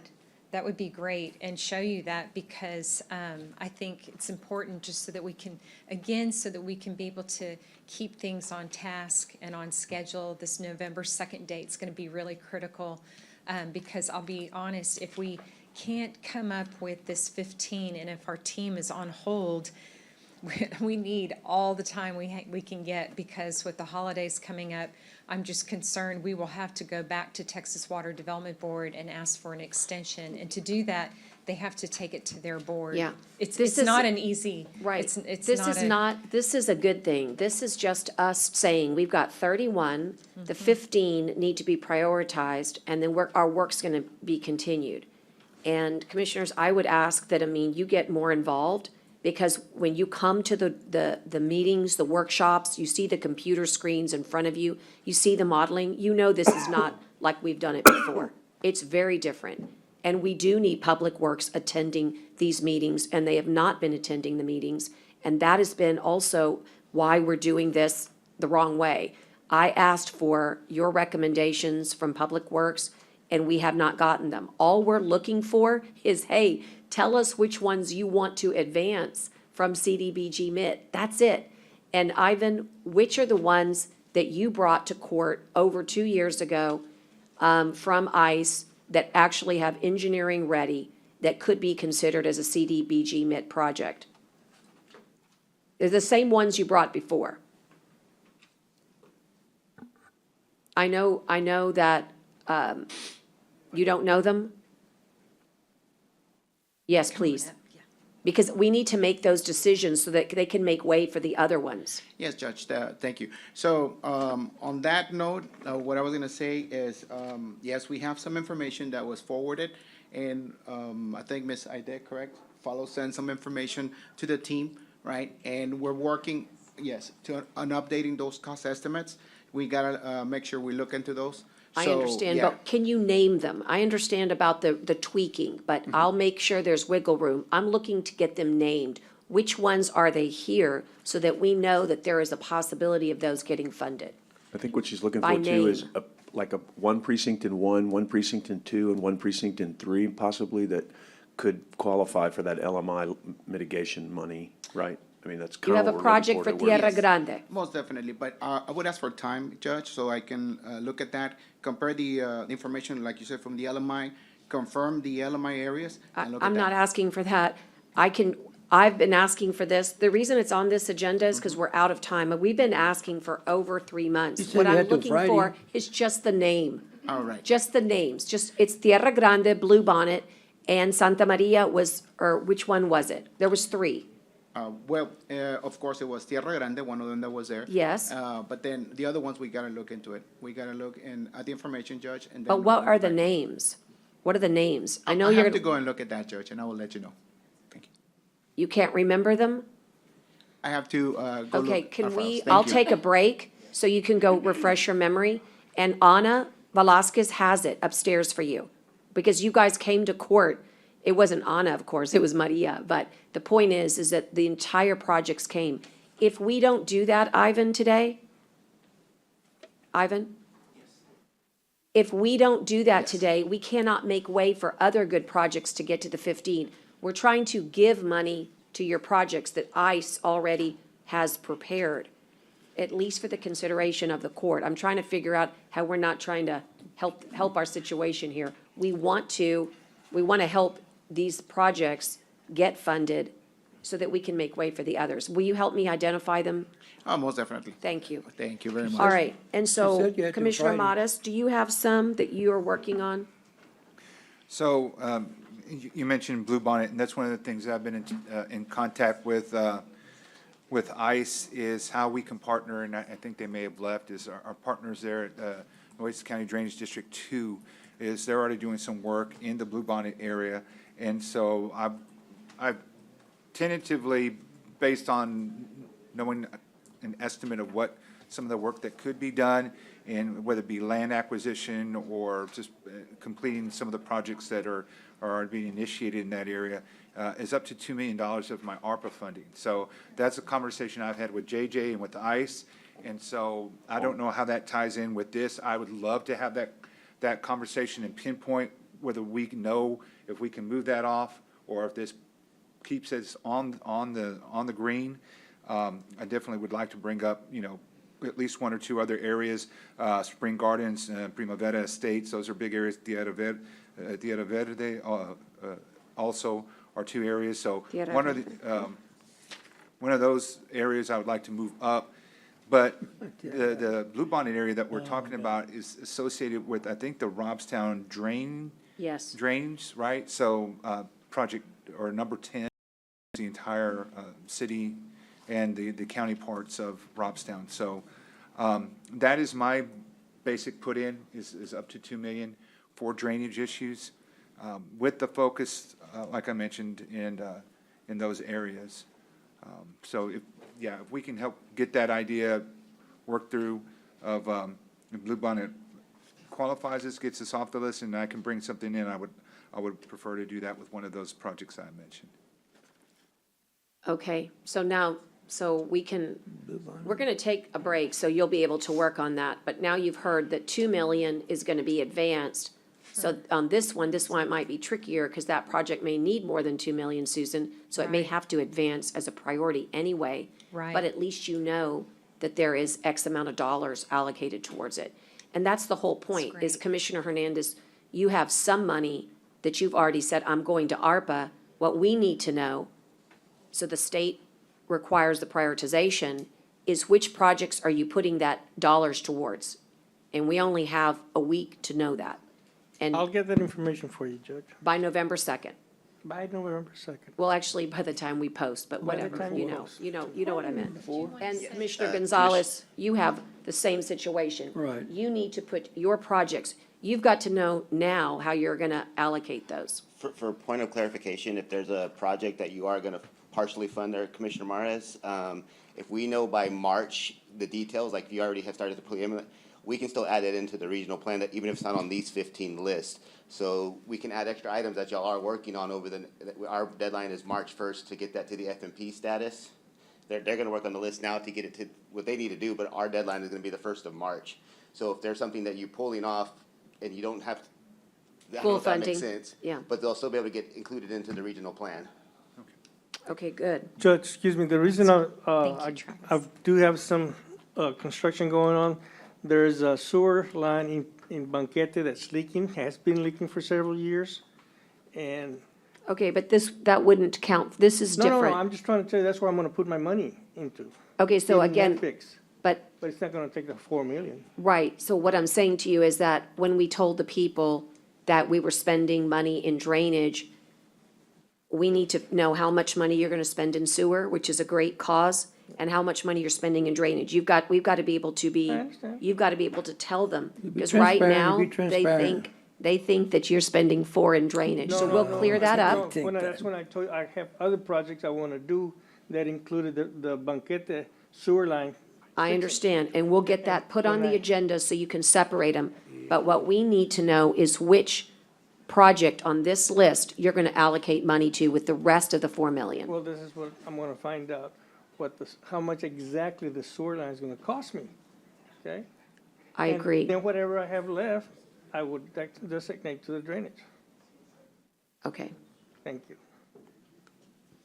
all right, and the same goes for Gonzalez. So we will hold on this, Susan, okay? Other than the decision that was just made by the court on the, I'll go ahead and, you heard Commissioner Chesney's allocation. That should stand, okay? That sounds great. And by I've got November Commissioner 2nd, we Chesney's can really make a edits. Do you wanna? And I've made notes from what Commissioner Morris has Right. shared as well, so that's excellent. Yeah. If you get it before the 2nd, right into the. Yeah, as soon as you can get it get it. anytime you want, you can let you know which ones we're gonna do, right? That's correct. so I was don't gonna worry about say, the and second. I'm, just so y'all know, I'm staying overnight tonight, so if you need to meet tomorrow at all, I'm more than happy to come sit down with y'all if that's, if y'all would like. Yeah, and, Or you can just email me, or you Right. can call me, or we can do a Zoom call Right, if 'cause there's I- anything you want, because the November 2nd, we're gonna do the same thing, we're gonna approve. So if you do your homework, you can pass the test on November 2nd, but you gotta do your homework. And If that's you don't what do your we need to homework, you do. fail. Right, well, we failed miserably today, because what we should have done is Should've been ready. prioritize these projects. But we're gonna have another bite at the apple on November 2nd, and we need Public Works to assist the commissioners immediately, ASAP, on figuring out which projects can be funded using their dollars. And I'll be honest with you, if we're not gonna put $8 million, like we said, towards drainage from ARPA, I think that's a huge problem. We told the people we were gonna make monumental change in drainage. This list is so we can go get potential state funding. That's a big miss. And if you'll remember, we had an ARPA dollar for maintenance and operations that didn't go anywhere because you guys said you were gonna use those dollars. That's something that I'm gonna have to have back on. I know Ide's not here, but I'm sure she's listening. We need to have drainage back on, because the idea that we would have gotten money and didn't put any towards drainage How much are you is putting for drainage crazy. in your budget, for your 4 million? How much are you putting in for drainage? I have a project that I'm actually advancing, once I see No, I just say, how which much are you ones. putting for drainage? I your wanted to 4 put million? in, so my agenda item was $7 million. It was $7 million for a maintenance and operation contract countywide, which you I'm rejected. just asking for the drainage, Judge. It was How much- 7 million for drainage. That was my motion, and you rejected it. How much are you putting in for drainage from your 4 million? I don't have a project right now because I'm getting Once you, this. you wanna donate 150? I would be 1.5 happy to, million but or I 2 actually million? follow a process, and the process is, Yeah, but we you need know- to see which ones are prioritized. We've been asking you I know I got to mine. do that. Chesney's got his, Commissioner Morales has his. That's right, and I'll have mine too. Hernandez has a little bit. Now, we don't know how much you have, but if, that probably. Mine make up- is gonna That would probably result- make up the difference, right? So the way it works for most scientists is that we're going to put the 15 and the number 16, I'm gonna try to fund. Yeah. That's what I'm looking for, Commissioner. No. I can't fund it unless we prioritize them, You need- because you the know, top we give you 15 need to numbers. go. You should be able to give us numbers, right? So again, I've asked PW and I've gotten 0. Susan's gotten 0 response. I've asked ICE for 60 days. We can't get responses. That's why it's on this agenda. If you want to advance projects, they need to be brought forth. They have not been brought forth. So the truth is that we all want drainage, but until the projects get brought forth that are shovel-ready, we can't fund. I'm asking for those same projects that you put forth 2 years ago with CDBG MIT to be brought back for funding. That's what I've been asking for. And I hope I'll give you a chance. We're gonna bring it back this afternoon, give you another shot at Not today. it. So Judge. I'll be able to do that. Excuse me, Judge. What I paid for the study, that doesn't include my projects? Well, it does, Moiser. I mean, I paid $155,000, and then they said. They're not, those are not on here. That was for drainage. We're talking about what we're doing. Well, what I Okay, paid, there's, what I paid for was for drainage. that's correct. That drainage study is valuable, and it's not on here because we already have, well, it's on here in the sense of it's a prioritized project. But we're asking, what monies are you gonna dedicate to, so that we're not asking the state to give us the same exact monies? It's just about ranking them. Well, I This had is how you help your 155,000 I people. could've given. This is how you help your people. We've got to be able to prioritize. And the real story here is, we need to come back, Susan, on November 2nd, and you'll have a few days to gather this information and re-color code, if you will. And what I think I'm going to ask you to do is put all the green together, and then, let's actually look at the top 15, just on one piece of paper. And then we can still have this one, but just on one. Okay, And, that sounds and the great. category by precinct is important still. Okay, perfect. And, yes, and again, we're not trying to, or at least for the purposes of Water Development Board, we don't have to rank these.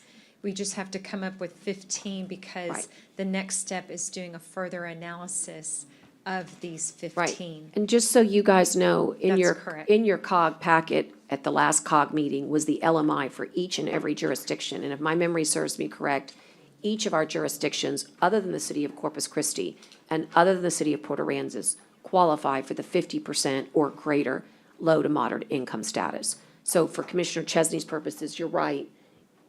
Corpus Christi, if you're inside CC, it's not gonna be over 50%. But the COG is, we have to look, but ours is measured maybe just under 50%. So maybe you could have one area that could, but the generalization is by jurisdiction. Right? Sure. And these other ones are way over the 50% category. And unfortunately, Port A is not, and neither is. No, I would just ask that the one that I just moved to yellow get moved to green once the other LMI Agreed. projects get knocked out. That would just be my ask, please. Agreed. Thank you. I've made that note. Yeah. So that's good. And That's great. besides CDBG, MIT, and ARPA, I'm not certain what else is available to us. But again, if that was the whole point of today, is let us know if their COs would be available. So if there's somebody that wants to dedicate dollars for a project, they could be vetted for potential dollars, because we have money in that pile as well. And the other thing, in fact, just kind of piggybacking on what you just have mentioned, Judge Canales, with Texas Water Development Board, with their Region 13, this next year is the next legislative cycle. And so what's going to be important from the regional flood plans is that information will be shared with the legislators to determine kind of this next cycle of funding that they may allocate for flood. So that's the other reason why it's important to have these projects in the plan. So that's great. Well, thank you all very much. I appreciate your feedback. And again, 3.A.3 was just for discussion I have today. another question, Susan, please. Yes. On Farm FM 892, you have 2 and 3 there. Is that something we share or what? I don't remember. At least, and again, we circle just kind of a general area of where we would be conducting this further analysis, and it kind of covers both of those precincts, 2 and 3, is what it looked like to us. And again, we tried to get the GIS files, shape files of y'all's new precinct boundaries. We don't have those per se. We've tried to just kind of draw them in by hand, just based on some other PDFs. So if for some reason we have that incorrect, then we can make that correction. But from what we were looking at, it looked like it covered both precincts. So we move one out of the green, that means that a Paloma Ranch, being the white, it can move into the green? Yeah. Can- If you move one, I'm Say, for sorry. instance, we move one green out because of the 15, still the 31, but it won't be the 15. So we can put La Paloma Ranch area in the green? If you want to highlight, if you want La Paloma Ranch area in the green and you want to remove, Anyone, whatever. and if there's another one that's moved off of the list that's in green, and that's what y'all kind of decide, I mean, we're fine with that. I mean, again, I hope y'all know, we just gave y'all, just from the feedback from the public and just from our engineering technical expertise. But if it's white, it ranked the lowest. It did. So that's important to know. You'd want to try to advance a yellow more than a white. That's In- what in we. the- If you have a yellow, but you don't That's have a what yellow, we you would don't have a yellow. recommend. Right. But You don't again, have a at the end yellow. of the day, it's Right, y'all's but you plan. would want to advance the best projects that have the highest prioritization by engineering. The whole idea here That's is, correct. I mean, it would be nice to have equality here within the precincts, but remember, all water is moving. So the fact that it's in your precinct for the moment means nothing. It's about to move out of your precinct. What we need to do is advance the very strongest 15 projects for prioritization. Thank you, ma'am. That to me is what matters, not whether you have an extra one over Commissioner Modis or Hernandez, right? So I mean, let's use engineering principles to guide us. Now, yellow to green, no problem, because it's already highly ranked. I was gonna say, and that's why we developed kind of the next very much. I 5, really just to kind of appreciate it. help y'all, or, just Yeah. to share our recommendation. Right. But yes. Okay, Susan, thanks. We're gonna ask your team, y'all can huddle up, if you will. There's a conference room that IDA has. Maybe y'all can huddle up just a little bit and see if you can at least make some progress while everybody is here. That's perfect. Do you want us Okay. to come back to court today? No, I don't Or- think we're gonna have a consensus today, but you guys can at least move the needle We since can. it's been so hard to get everybody on the same page. Thank Okay? you very much. And y'all can use your IDA's conference room. That sounds perfect. Thank Yeah. you again for y'all's time and feedback. Yeah, and I'm gonna ask IDA to follow up to make certain that we do get this cooperation that we have not been able to achieve. Okay? All right, so we're gonna move on to item number, we're actually gonna advance. Forrest, I saw you and I thought maybe you were here just, I forgot that you've got an HR. I was looking specifically on, the regular agenda, and So in HR, you've got an item that needs to be considered. It's within your budget. It's the continuance of temporary supplemental pay for the office administrator, and that has to do with the hearing for the previous office administrator being moved forward in time till February. Yes, ma'am. Judge Forrest Mitchell for the record. Just a quick item on the continuation of the supplemental special pay for our ME coordinator, who is both performing her duties as ME coordinator and assisting in office administrator duties as well. So Okay. we're seeking authorization to approve that supplemental special pay. Okay, and it is within your budget as it's been reflected by the court administrator. Yes, ma'am. All right, I'll make a I'll move. motion, I'll make the motion and Gonzalez will second. And are there any other questions here? Okay, all those in favor signify by saying aye. Aye. Aye. Okay. All right, we have some other ones that need some thoughts that have been waiting. We should have taken Ida's, if you'll call her in quickly, so she can get back.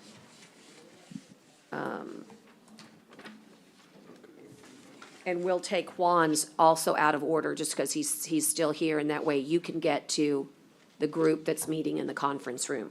Yours will be the Calderon Clinic. If you want to come on up, we'll take you first, since Ida had to go. Judge, what number? It's B1. B1, thank you. And it's a contingency change order for Calderon Clinic renovations project, and you're recommending this change Yeah, order. we're recommending change order number 1 for the Calderon. It includes resealing the windows, doing some wiring that needs to be done, and then making some modifications to the to the area. So we're recommending it.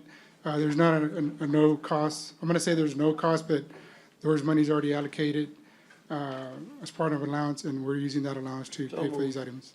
Okay, so is it a contingency fund? It's an allowance, yes, ma'am. That was allowed in the project. Okay, very good. So So it's there's a an- motion, and you'll go ahead and though and bring it back to us for, just give us a note on how much it's gonna be.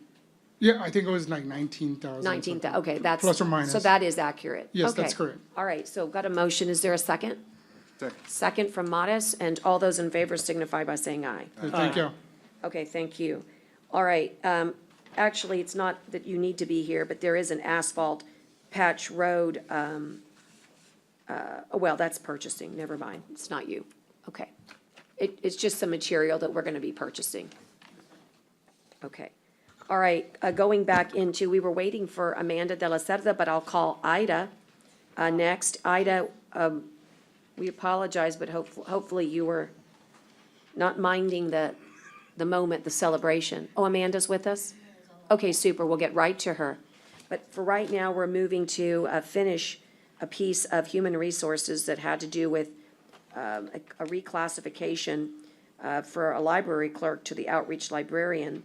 This was brought up last time. There was some time given to make assessments, and Ida, you're here to really just present the same material. Yes, ma'am. Good morning, or good afternoon, Judge, Commissioners. And I was hoping that this item would go ahead and go on through to see if we could get this.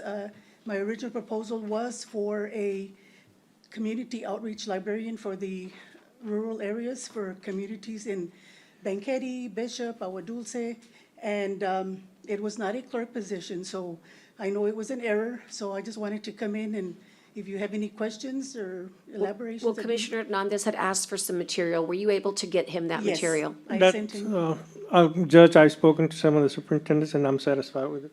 Oh, that's excellent. All right, so will you make the motion then to approve? And I'll second for you. I'll make the motion to approve, Judge. All right, and if there's, are there any other discussion? Okay, hearing none, all those in favor signify by saying aye. Aye. Okay, well, now we'll let you get back. Thank you. Thank you so much. We'll come back into our regular order, and apparently, I did not look, but she is online, so thank you. Amanda de la Cerda has item number 5 on the regular agenda, 3A5, and it's basically the Veterans Treatment Court Services to the list of approved donees of jury service fees. Amanda, I don't know if there's really any questions, but I'm glad you're here. We basically want to try to get the court to approve Veterans Court being a recipient. Is that correct?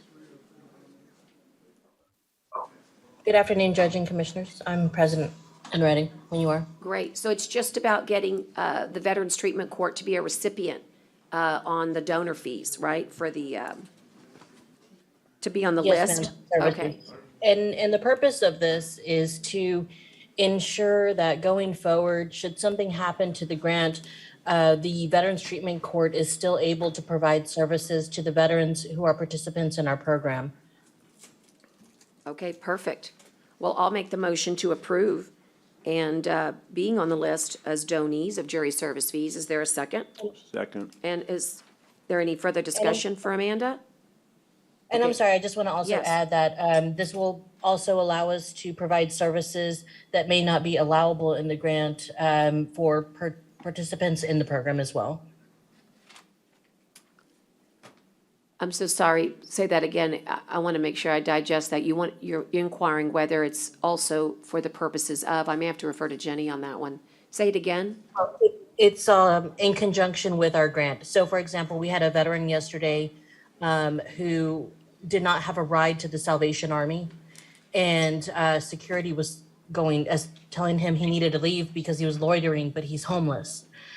So we were trying to work frantically together to try and get him transported over there. And one of our team members actually ended up giving him a ride there. Had we been able to provide services through donations, is a category we could have used, was to provide him a rideshare service or taxi to that place. Jenny, I think it's within the realm as long as it's a service that Veteran Treatment Court, but I mean, I have to defer to you. I believe we looked at the code before, and this fits within, veteran services. There could be some service, I suspect, that wouldn't fit, but we'll just have to set some parameters. Okay. Okay. All right. Amanda, I think we're good, but we'll have a little more clarity provided to you in a document or at least some guidance, okay? That's great. All right. Yes, ma'am. All right, all those in favor signify by saying aye. Aye. Aye. I've kind of told myself every 3 hours, that's when you should at least take that 10-minute, break. I'm going to, Can we bump up 19? Judge? absolutely, I was gonna say, I know someone else is waiting here. So let's go ahead and, there he is. I was like, I saw him. Okay, item number 19 is being asked to be considered at this time. It's to provide funding to the Robstown Area Development Commission for Economic Development Services. John's back, and we don't have to point out that we're obviously involved in big stuff over there. But John Modis, Commissioner Modis, I'll let you take the lead here. Yeah, Judge. Obviously, I mean, they've been given a heavy charge, and they're working with the NCDC and really have taken the lead, especially on the project that has recently been named as Tesla out there. And so with that, and I know with many other economic potential projects that we have in the making, not only, Robstown, but obviously in the surrounding areas that they represent, I feel that it's important that we give them more funding for operational costs, for just additional working with the community and working with all the jurisdictions that they represent or have good partnerships with. So that's why I put this item here today. We had previously, last several meetings, allocated funding that was available still from the previous fiscal calendar. And so I'm wanting to allocate that money to the RADC for economic development services. Okay, and can you just tell us the amount? My original intent was 50,000. Okay, I know 50. there was 60, yes. I know there were 60 originally on there, so. Okay, So we'd already allocated 10, and then what we had, be additional. right, what we had talked about, though, I think there was 60 that was left over. at the Want to do last 50 meeting. more? Well, at the last meeting, so that's what I'm trying to get to. At the last meeting, we talked about splitting the 30 between the REDC and the Robstown EDC. And so, I can tell you because I looked at the balance sheets, the CCREDC does not need it, and it wouldn't, I don't think it would have as much effect as it would on the RADC, but that's my own opinion from seeing the financials. well, right, it just seems to me that what we talked about was that the REDC covers the entire county. Robstown Area Economic Development Corporation covers that area of the county only. So to be, That's have true. some equity to cover the entire county, it would seem to me that we should be giving more to an organization that covers the entire county than one that covers just part of the county. So that's what we had talked about in theory at the last meeting when this came up. And so I had mentioned that to Mr. Montes before the meeting, and so I thought he was okay with that, but if not, then Well, how about if we make, both of them I'd like to make a, 50,000. I'd like to make a motion to, Give both of them did you say 50,000. 50 or 60? I said 50, 50. but look, in the end, my intent is to get 50, whether there's additional funding that needs to come out of my funding, then I will do that individually. I would- I right? would- And so I I'll would keep just it do- split. I'd Let- agree to give both of them 50,000, that's what. Well, I Well- think we only had 60, Well, that's the problem. And I would suggest that you Actually, I allow wanted people to 40. come in and ask before you give. Let's let CCREDC come and ask for money. They have not asked for any money. Why don't we hold that thought and let them come in and do it? Well, Judge, but I I'll make asked the for it, motion but to I do asked for 50,000. So, okay, what I'm trying to get to is, like, this says amount requested, 50. Yeah. Current allocation, 10, additional 40. Correct. Would align the total. So in other words, it's not for 50 today, it's for 40. Right, because of Okay. the delta. Right, and Yeah. so what I was saying was before, we had 60 in that excess fund that we would split it 30 and 30. And then I think John was saying he would do the extra 10 out of his funds if he needed to get to that number of 50. But And all I don't want to, yeah, I'm just. I hear you. I asked I him hear bef- you. I'm just saying to you, why give somebody money that that's not asking for it? And let them come and ask for it. And just so you know, I would want to know, I'm asking for it, Judge. I mean, I'm a member of this court, It and was so I asked automatically for every it. year we gave them that. So I asked for we it as a give them member of this 50, court. 50 every year. I asked for it as a member of this court. We had this whole discussion the last time. I I'm- thought we had kind of had sort of an idea of where we were going, and I'm just trying to get back to So- the idea that Well- I thought we'd had, which was to split the 60, 30 each. And then if people wanted to give additional funds on top of that to get to a number, that they would do that, because I intend to give some additional funds to the REDC out of my funds, just like I thought, and if I'm not trying to put words in his mouth, but I thought that's what Commissioner Montes was doing, so I thought we had an agreement in Right, principle. but it's This is a not little off noticed. the principle. Let me- Well, I get it, I'm gonna put that back on Right. for the next time. You'll put I it back told on John. then, I okay? didn't know, but I'm just saying, we only have 60,000 in that fund, so I thought the 30 was gonna come out, that gets it to 40, and then I thought John was gonna give 10 extra for. Well, for maybe that, just John like- wants to. And so, That's and that's all what I I was was- saying, look, for me, the number is 50. That's in addition to the 10 that's already being given, because that's what we allocate pretty much every year, I think. Is that right? Yes, sir. John? Actually, it's 11.5. 11.5, because I put in the Okay. 1,500 out of We'll my just do own 40 then. outside agency funding.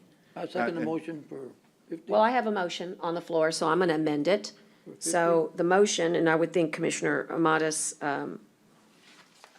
the motion is then, I'll amend to have the 40,000 transferred out of 1275, is that right? Which only leaves 20 What number was it? to We do. put it in So- contingency fund. Oh, it so, was just yeah. So contingency? it's gonna be a transfer. Okay, so 40,000, and that makes for a total of, and 30 comes from that particular contingency fund, and 10 comes from his special. Well, I want to make it 50, I want to make it, so it's going to be total 60. So my Okay, intent so- was to originally have the 10, or the 11.5, Uh-huh. plus additional 50,000. The 50,000 was the number that I was set on, so. Right. Whatever So our 30 full comes number from was, so contingency. 30, so I'll make up the additional 20. Okay, Okay. and That's so all, 30, additional so 20, to 30. still make it a For the budget. 50 Right. The contingency. today, right now, this vote, Yeah. 50,000 total. Second the motion. But we still have 30 the from- 11.5 from a You previous still budget, get the right? 11.5, Okay. that was already. Your total is 50. No, their total is now 60. I'm sorry, 61.5. Yes, ma'am. 61.5. Yeah, thank you, 30 Judge. from this fund and 20 from Commissioner Mata's. Right. And I'm gonna put that identical item on for the November 16th agenda to do the same thing for the REDC. And I don't want to make it seem like I'm not supportive of CCRSD, REDC, not. but I'll tell you, we know Mr. Valls, and there's plenty of projects that he probably can't talk about yet that are going to come before us again, and they've really been working hard. I know the NCDC has been working hard, especially in the rural parts of the county, and that's where a lot of the interest is in some of these economic development projects. So, you know, I'm a strong supporter of CCRADC, always have been. But I also want to see them be able to deliver. And I think that they helped start us, to be fair. I think they helped bird dog one project and get it over to the RADC. But That body but they have language definitely. did not concur. Well, that wasn't on camera, so I'm glad it wasn't. But I think that, that they, the work that y'all have done is really justified, Well, the reason quarter- for Thank you, this increased Commissioner. operational. Well, thank you, Commissioner. And just to let you know, I did speak with Jason Green, and it looks like December the 5th is when he'll reserve space for us. That's a Monday. Okay. And the mayor of Robstown, Mayor Gomez, is also available around 4 o'clock. I think I heard somebody say 4 o'clock. He's got a utility board meeting at 6, but he said he's available. And I have not had a chance to connect with Mayor Gonzalez. He works for the school district, so he's busy all day long. And does the bus, so we Right, may have to. and actually, he drives a bus sometimes as well, so, yes. Well, look, let's not mix apples and oranges. We'll get right back to that. Let's stick with this one. So we've got a motion and a second. Yeah, it was my motion. But then he, I know, Kara. He helped I'm explain trying to it. clarify, yeah. okay, so But the motion I already had on the floor, it was, 40. it's a combination, it's a total of $50,000 allocation, 30 of which comes from contingency fund. And for the record, those were funds that were earmarked for this purpose. And the remainder comes from Commissioner Modis's SR. Okay? And then the other 11.5 comes It's from another already budget, from GF, another budget. the general fund. General fund budget, okay. Okay, or whatever fund the budget, Yes. right? Yes, ma'am. Okay. Thank you, Judge. Discussion? Yeah, and also just a little discussion here. Commissioner Chesney wants to make a comment. When we did this for the REDC, I told them the same thing. My understanding is that sometimes people get percentages of money they raise, but this can't be done for this. I mean, there can't be commissions or anything else paid out of taxpayer dollars for, for giving money, right? I mean, this can't be one of those things where, because I don't know, some people get charged with fun, they get, I'm not trying to take money out of your pocket, but I am, because this Commissioner Mata's request, I don't want it to be a situation where this isn't all going to the REDC. I had the same conversation, because I think they raise money over there, and you can't, I don't want public dollars going to paying commissions, is what I'm saying. So I just want to make sure that that's not. It's gonna go to like to staff or organizational Yeah, I mean, function? it's gotta Right, go we don't have that. And I don't know that you do. I We I mean, don't. Okay. We don't, not from public dollars, no. Okay, thank you. Yes. Thank you so much. Okay, all those in favor signify by saying aye. Aye. Pose same sign. Okay. Okay. Thank you, Judge. Thank you, Commissioners. Thank you. Hang on just one second. I'm gonna bring up an item that, and I should have had Juan stay for this one. I think he's outside. Grab him for a minute. Okay. I'm gonna advance number 11 and come right back to 8. And Okay? also, Judge, on the vote Yes. regarding the Oh, yes, notice. I'm gonna come back to you. Yeah, thank you for that. I'll Regarding let- the what? Notice I've got to actually take a vote to, I thought we had, Jenny, but I don't mind redoing it. I just wasn't clear that that was included in the actual motion. Right. In the motion, John? Yes, ma'am. In the motion that we made earlier today to set the date Yes, ma'am. for the 3/12 on December 7th, I also made I thought there was a motion, but just for clarity, I'm going to make the motion to direct the notice to be posted. Right. All right, and is there a second? Second. Motion and a second. All those in favor signify by saying aye. Aye. Aye. Okay, Can I so just just ask so a- you know, Okay. that notice. Yeah, thank And you. the reason I want you to hang out is, let's see, we got to earn. He's not out there. Okay, well, let me bring up the item and then just so you can hear it, because I think it's an interesting item for economic development as well as solving problems together. Judge, Happy to. just a question. What was the Go ahead. the account number that 30,000 was in? The I didn't- contingency fund? But it was what is it? No, I Specific was that we- wrong about that. contingency funds, It was from the contingency funds. Did we have, because it was set aside, it was 60,000? 85, yes, it goes to 1285. 1285, yeah. I Thank said you. 75. That's okay. Okay. Thank you. So the reason I wanted you to hang out is because item number 11 is for us to have a really good discussion about the county transportation infrastructure funds. Those are what they lovingly refer to as CTIF. And every time we go into a new legislative session, that, depending if you're an economically disadvantaged county or not, you get a different ratio. And we have a agreement back from 2020 with the state, and that was like 700 grand. I think IDA pulled that agreement. But the reason it's germane to today is that County Road 36 is so awful. It's not drivable in any safe manner for vehicle or for person.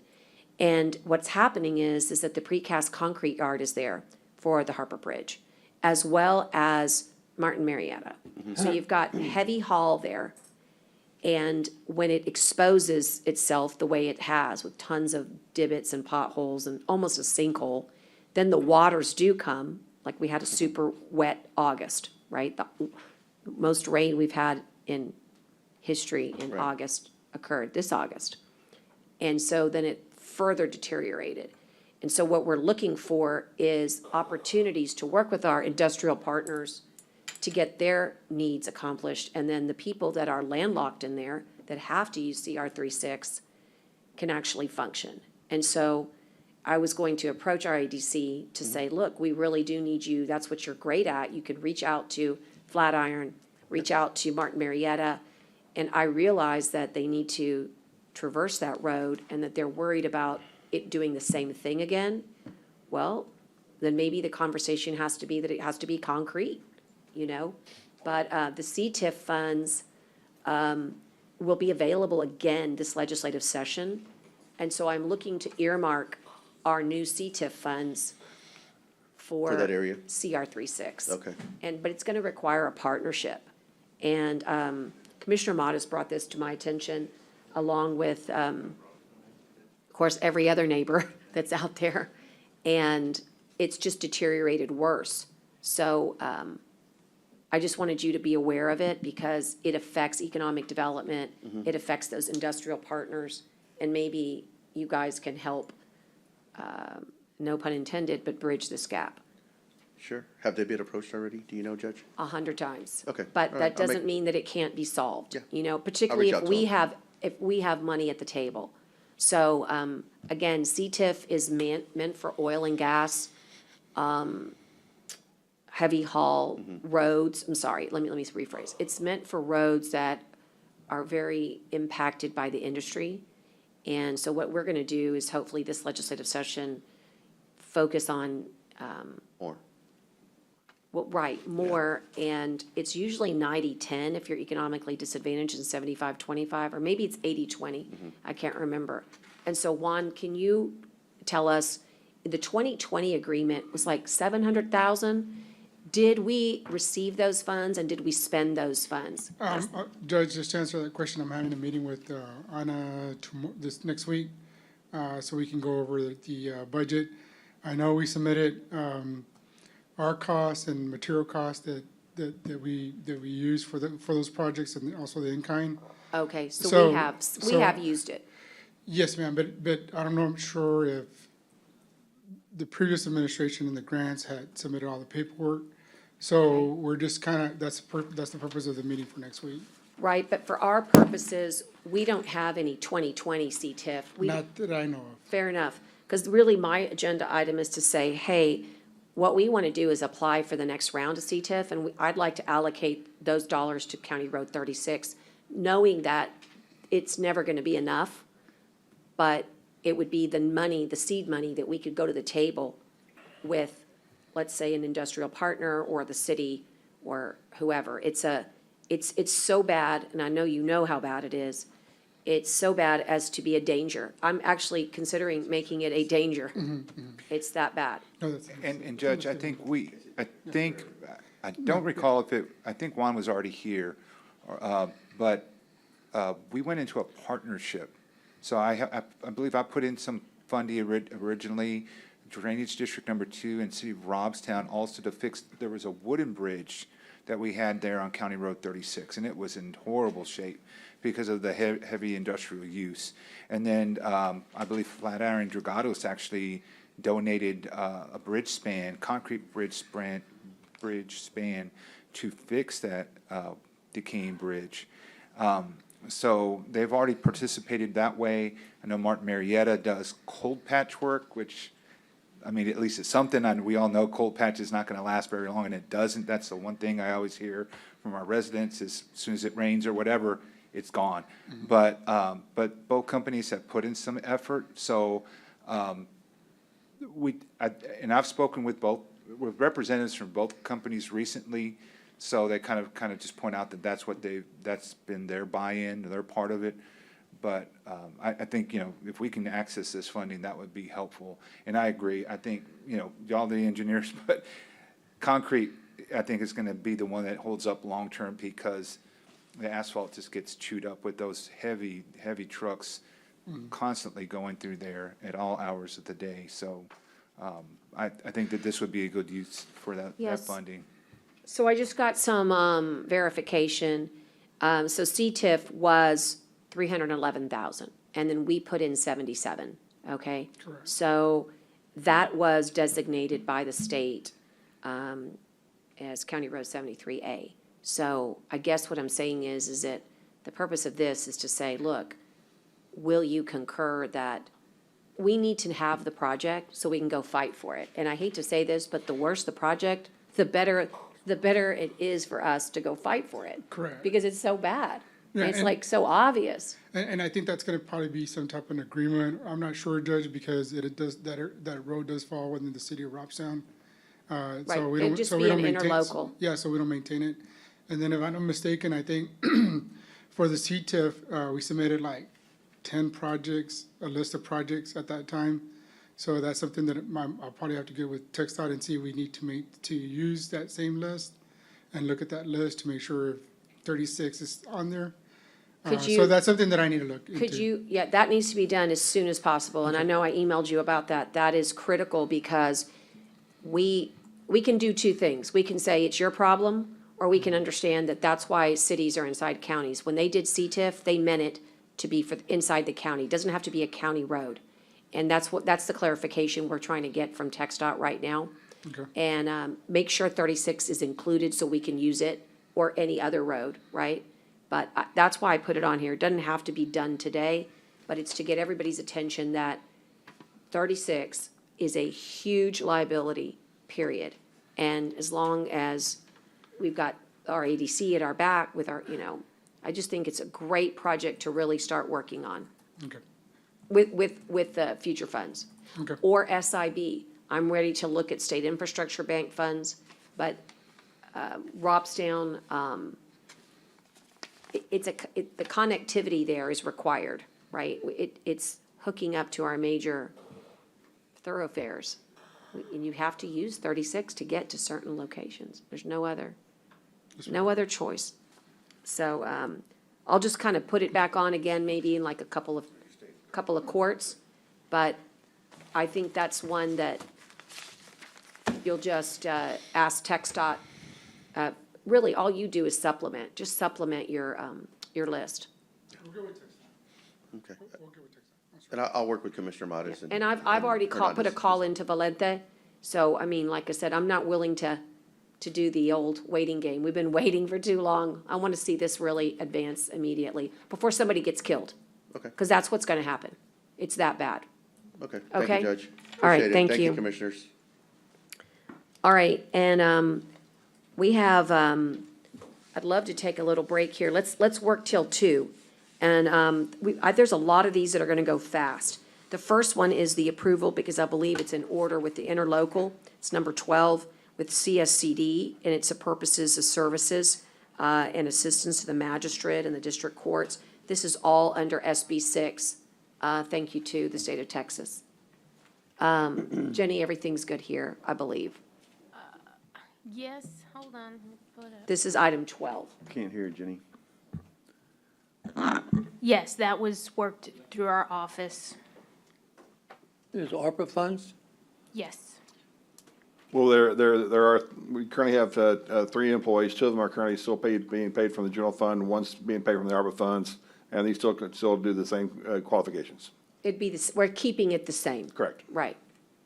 Okay, so in other words, it's One for of the another employees- fiscal yes, year, Yes. right? So it's 153,000 from ARPA for the next fiscal year. for that one employee? No, the 150,000, the entire amount, like, so it was only 40 to 50,000 for one employee. Oh, got it. Okay, The so, rest would be paid out of 3,300 general fund. right, okay, so what's ARPA, just so we can keep it? It's around 40 to 50,000. 50,000, This all has right. already been budgeted though, right? Yes, This is yes. just a ratification Correct. of an agreement. Well, there was a required change because it was written, called risk assessment, and because Senate Bill 6 changed a lot of stuff, they just had to change how it was written. It's no more money than we already have allocated. No additional funds, no. Motion to approve, Judge. Okay, Second. motion and second, all those in favor signify by saying aye. Aye. All right, and number 13, this is, you met her last week, Donica Obregon, our Chief Motion Public to Defender, ratify. and it's just a ratification. Motion is accepted by made by Chesney, seconded by Gonzalez. Any other discussion? Okay, all those in favor signify by saying aye. Aye. Okay, and then, all right, going back to, let's see, anybody else waiting here? Daryl, I'll try to take care of you so you don't have to keep on waiting for hours. Judge, 17's pretty quick, All right, I'm coming here. if you're looking for quick. I am looking for quick. Let's do it. It's a City of Corpus Christi annexing the areas that you pointed out before. Yes, County ma'am. Road 18 to 286 and 43, Farm to Market to 244, and to County Road 18. Judge, I would make a motion to pass this resolution.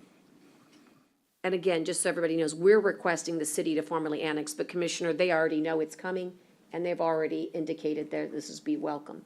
And actually, it was their instigation, but because of the law changes by the legislature, we have to request because we're the landowner now, so it has to be a voluntary annexation. Just wanted to throw so- that on the record. Right, so we have to request. Yes, ma'am. No, I was just furthering the record. Yeah. All right, and there's a motion, a second, and all those in favor signify by saying aye. Aye. Okay, Daryl, you've got two, moving over to HR, and, 18's quick, too. and also Michael's been here forever. So Daryl first, the reclassifications, you've got a systems analyst, and, you're gonna be doing some, as they say, some movement, but doesn't change your budget. Tell us about it. No budget change, yes. We have 6 systems analysts in the IT department, and one of those is empty right now, but a couple of them are senior analysts, and then we've got 2 that are regular systems analysts. And that's a little out of parity, because the 2 that are at just systems analysts are a little bit older like myself and have been in it for a very long time, so they've got a whole lot of experience, and so it's kind of a parity fix, but also one of those qualifies as a supervisor, so that's the biggest deal here, I think, on this, is that one of them is just to get from a systems analyst to a senior position, but the other one, that's creating a new position that supervises the whole analyst staff, and this is all on the technical side. When I emphasize the word supervisor, not manager, because it's not about personnel, it's about technical projects. So the supervisor is still an analyst, still works on projects of their own. But as it treks with the pay group, is that a systems analyst is a 32, senior analyst is a 33, and then this supervisor position would be a 34. There would always only be one supervising analyst.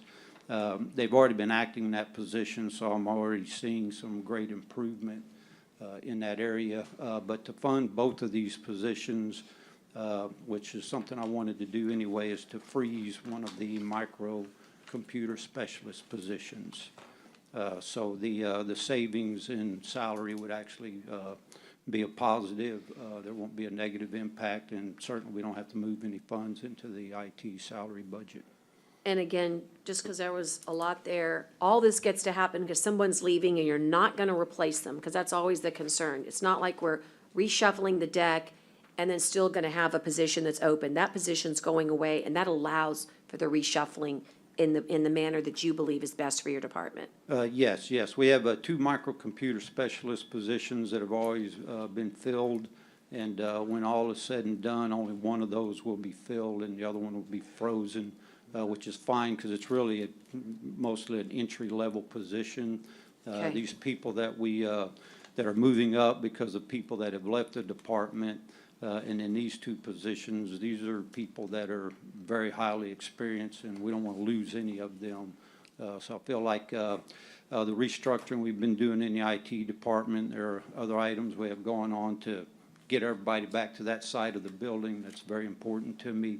But it's getting everything lined up real well where we can focus on more projects than a lot of them even realize we need it on the table and be working on. So it's going to vamp us up quite a bit to where everybody's equally busy as well. And there's plenty to do, and we can survive without the second microcomputer specialist position being filled. Understood. Okay. So, well, let me is make there sure. a Is question?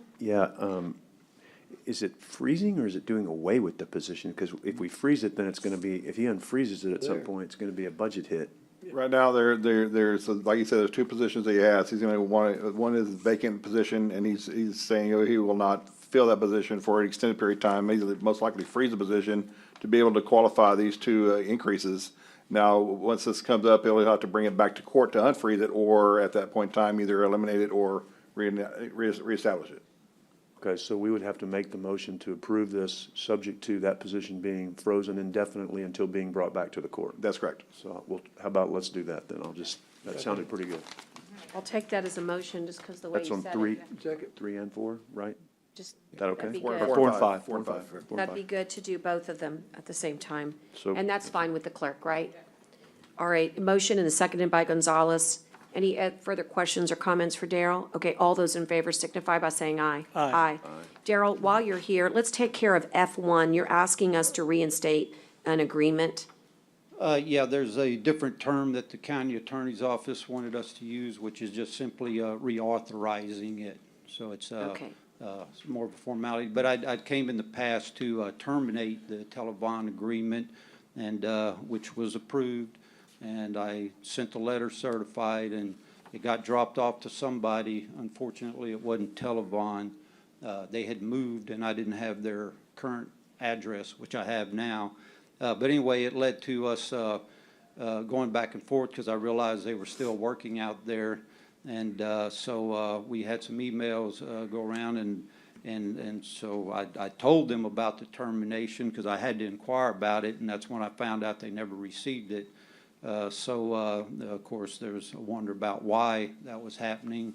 And there was a lot of lack of transparency in the program. I wasn't getting enough information out of them.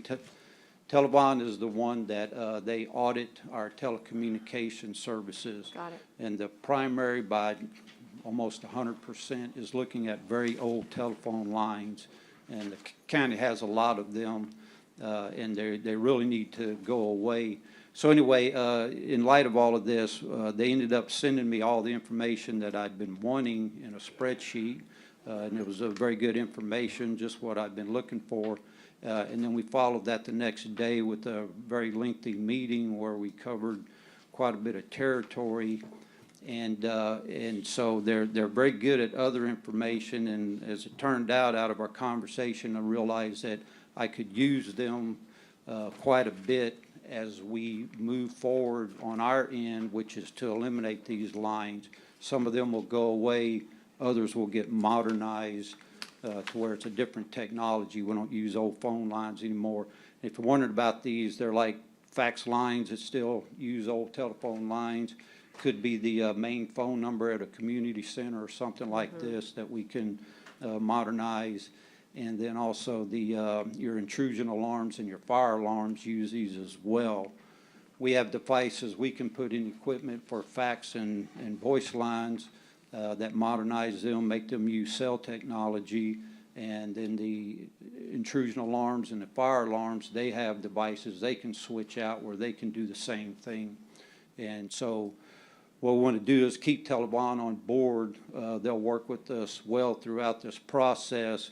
And it will kind of self-exhaust, meaning that whenever we have eliminated all these lines, then we'll probably be looking at a termination at that time. Okay, But they do still realize some savings. That's just getting less and less. okay. So you guys have worked it out, and this is ready to go? Yes. All right, well then, is there a motion to approve this new agreement, or the reinstatement of the agreement? All right, motion, and I'll second. All those in favor signify by saying aye. Aye. Okay, Daryl, I think that's all you have on this agenda today. Yes. Okay, and just kind of in a strange way, working backwards here, but looking for the easy, low-hanging fruit. I just asked Ida if the constable's coming back, so she was getting back with me. That's why I'm skipping number 2. But Dale, you've got one budget change order, and then I wanted to go to this item number 24 to have you help me with getting all the pay groups straightened out for the county attorney's office. But on your budget change order, we can do that one quickly. Yes, this is very quickly. This is the first change order for the fiscal year. This is required budget. Our building superintendent has an employee that's going to go on extended military leave, and they don't want to be shorthanded, so they're just moving some salary amounts to cover some temporary that they make sure they keep the department running. Okay, all right, I'll make the motion to approve that budget change order. It's the How first long one. is that gonna be? Extended period. They didn't say they didn't give time, but it's extended military leave. So it's not like the 2 weeks? No, they said it's a very long, lengthy military leave. A deployment or something? Yeah. Okay, Had to be deployment. all right. Again, I've got the motion on the floor, just looking for a second. Second, okay. And all those in favor signify by saying aye. Aye. Aye. Aye. Okay, and going back, let's see here, in time, I've got another one here. It's the one that I was asking you about. It's the clarification for the implemental changes to the county attorney pay groups 24, just to kind of What finish the number, whole Judge? HR thing. What number? It's number 24.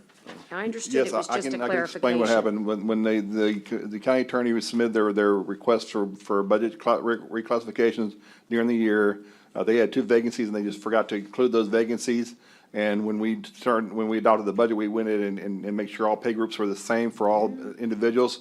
So we just want to make sure HR and everybody has the right mode, that all the employees that were qualifying for the raise for the county attorney are qualified and meet the requirements to be reclassified, to make sure they're in the same pay group per position code. And again, this is no additional No funds, additional is the cost. way no. I read this. No, Okay. no additional cost. No Motion additional to, cost, just the clarification of the clarification. actual. motion to clarify.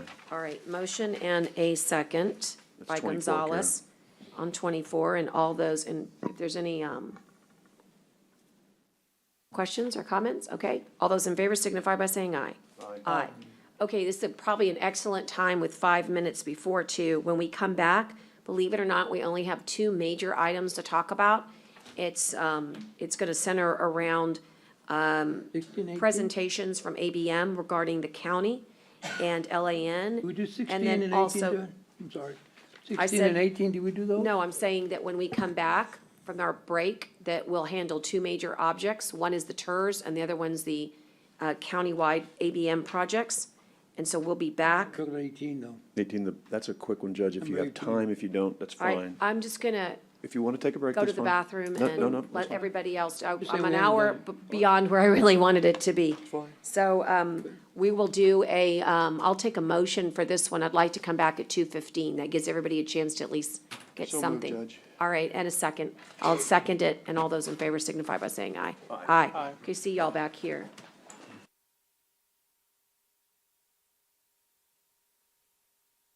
All right, we're going to, here comes Miss Jenny. And it would be nice if we could get Ida here for this one because it's ERP. So, but I'm gonna at least go real slow here and let everybody get a chance to come in. But it's 2:03 PM, and you know what I forgot, Lorenzo? Did I give you a time when we came off the record? I did? Emma says she caught it. I'm not sure I said it, but I was thinking it telepathically. It was like 5 minutes till 2. I would have called it 1:55. Okay? So here comes everybody.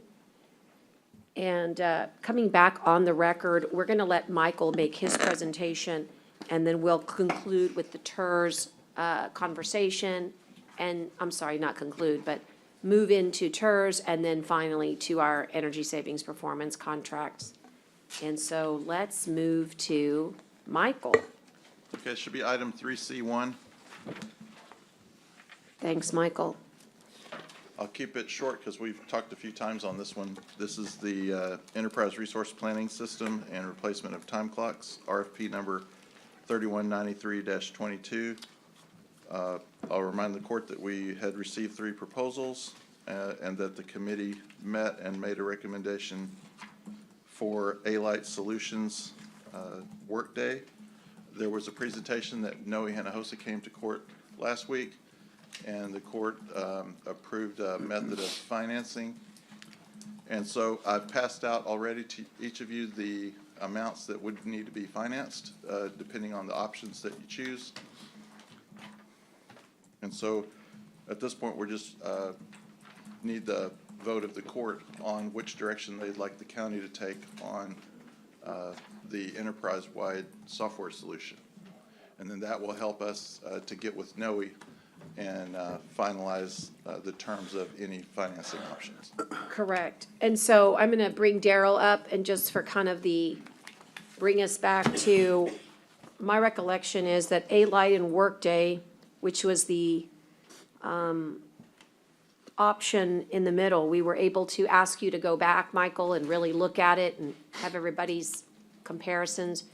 And Daryl, just again for the record, A-Light and Workday represents all the tools that we need inside the software, and so does Precision, but the first one does not. I just want to make sure, because there is a disparity on the dollars, but that has to do with the fact that they're not supplying all that we truly need in the global sense of the software. Yes, my greatest concern, of course, is from an IT angle, and so we're looking at it as the type of application that we're speaking of here. So the concern from IT is that the more expensive one is going to be the more premier one in terms of operating well as a software as a service solution. And so we're concerned about the integrity of it in the sense that Workday is much more modernized, designed to run in the cloud, has many more automation features to it and more integration features. There are, in looking at, I'm limited on information that I can provide. Commissioner Chesney had asked about some information from like consultants I speak with, but even with consultant that I use, I can't provide them information on the bids themselves. And what they don't do is they don't provide negative reports on anyone. They gather information, they work with many clients. So per a software review of what they have, I had 260 respondents for Workday that weighed them out, and on the average they had 80 and up to 90% of approval across all the aspects that get measured, and they were at the enterprise level, made a couple of the lists in there. The other did not make the list for anyone. They did have some research, but only with 11 respondents, and they were in the mid-size category. That's why it took me a while to find them anyway. But there was quite a contrast in the reviews that were received. And my area of concern is the functionality of it, how it's going to perform for us, how we can automate with it, because we're looking at doing a lot with this system. To give you an example, I do know that they have the human capital management piece to it in Workday, which is used by Walmart, who has over 3 million employees that use it globally. So that's where the concern comes in at. Everybody makes their demos look real good. But another thing is I'm in a community where I see, because we do run ExecuTime, which is a portion of the one that we're not recommending. And when I look at the community, by having just ExecuTime here, even though we don't use it like the other people do, we just collect time with it. They actually have an installation of it. And so I see emails going around, and it's kind of like a blog, and it's actually this community belongs to the vendor itself, so they're included in it as well. But I see a whole lot of it's very modular the way it's put together, The modules came about at different times, and you have clients out there that are running various versions of the different modules, as opposed to the one that we are recommending being a single application. There's just, all the clients run on one version, the same version across the board. And that makes a lot of difference, because the first thing you want to know is, okay, if I choose somebody that has clients with varying versions at the modular level, what are you going to tell me? How do you put together the roadmap of what our software is going to look like? Executive Time has one version, your HR piece has a different version. Which version, when you put the whole system together, what version are we getting of everything? So it gets kind of confusing when I look at these people about how they survive. Somebody has a problem and they get told, well, you're not running the right version of this module. And so they get that version and it may break something else. And so it just keeps stemming from that. And so I can see what's going on there. And then with the fact that we're going to be running in a cloud, like I said, demos look real good, but whenever you put on 100, 200 people using this system simultaneously, and you're trying to get full functionality out of it, I'm seeing where these people aren't getting that. It just never seems to be real clean out there the way that it's running. And I'm very concerned about being able to automate. By automate, I mean that you've got workflow processes so that we can go from a position creation all the way through an application process, an onboarding process, and this system is automatically creating certain accounts, works with our network domain to create accounts for us, and notifies us via email. And if you're using any third-party products, then the one that we're suggesting integrates with a whole lot of different players out there. So I just see where it's just got all the modern functionality that we're going to want in the system. And of course, Dale would have to speak more on the as an ERP system. It's more with a finance group where they're doing payroll, asset management. There's a lot of different pieces to this. So I have to lean towards the one that's most modernized and most running as a single application. It's all the company does, and all their clients running on a single version. It just says a lot for itself. That's where I have to put my support. I want everybody to fully understand that as an IT director and our whole IT department, whatever decision is made, IT will be fully behind it to make it go as well as possible, and we'll want it to go good, whatever is chosen. And so that's the kind of support that we'll go forward with. The other type of support is about supporting the decision where we're putting accountability out there. And that concerns me about putting my accountability on the line for something that I just don't feel good about like this. Understood. Well, in light of that, I mean, I have to be able to rely on the expert, and it seems after thorough vetting that Workday is the best solution at this time for Nueces County for all the reasons that you've brought forth. And I'd like to make a motion that we do select Workday and move forward in this transition that certainly will take some time. And before we get into discussion, is there a second for that? Second. Okay, thanks. All right, so let's discuss if anybody has any thoughts. I know I do. Commissioner Chesney does. Go ahead. Thank you, Darrell. I got to tell you, I couldn't be any more disappointed in this presentation today.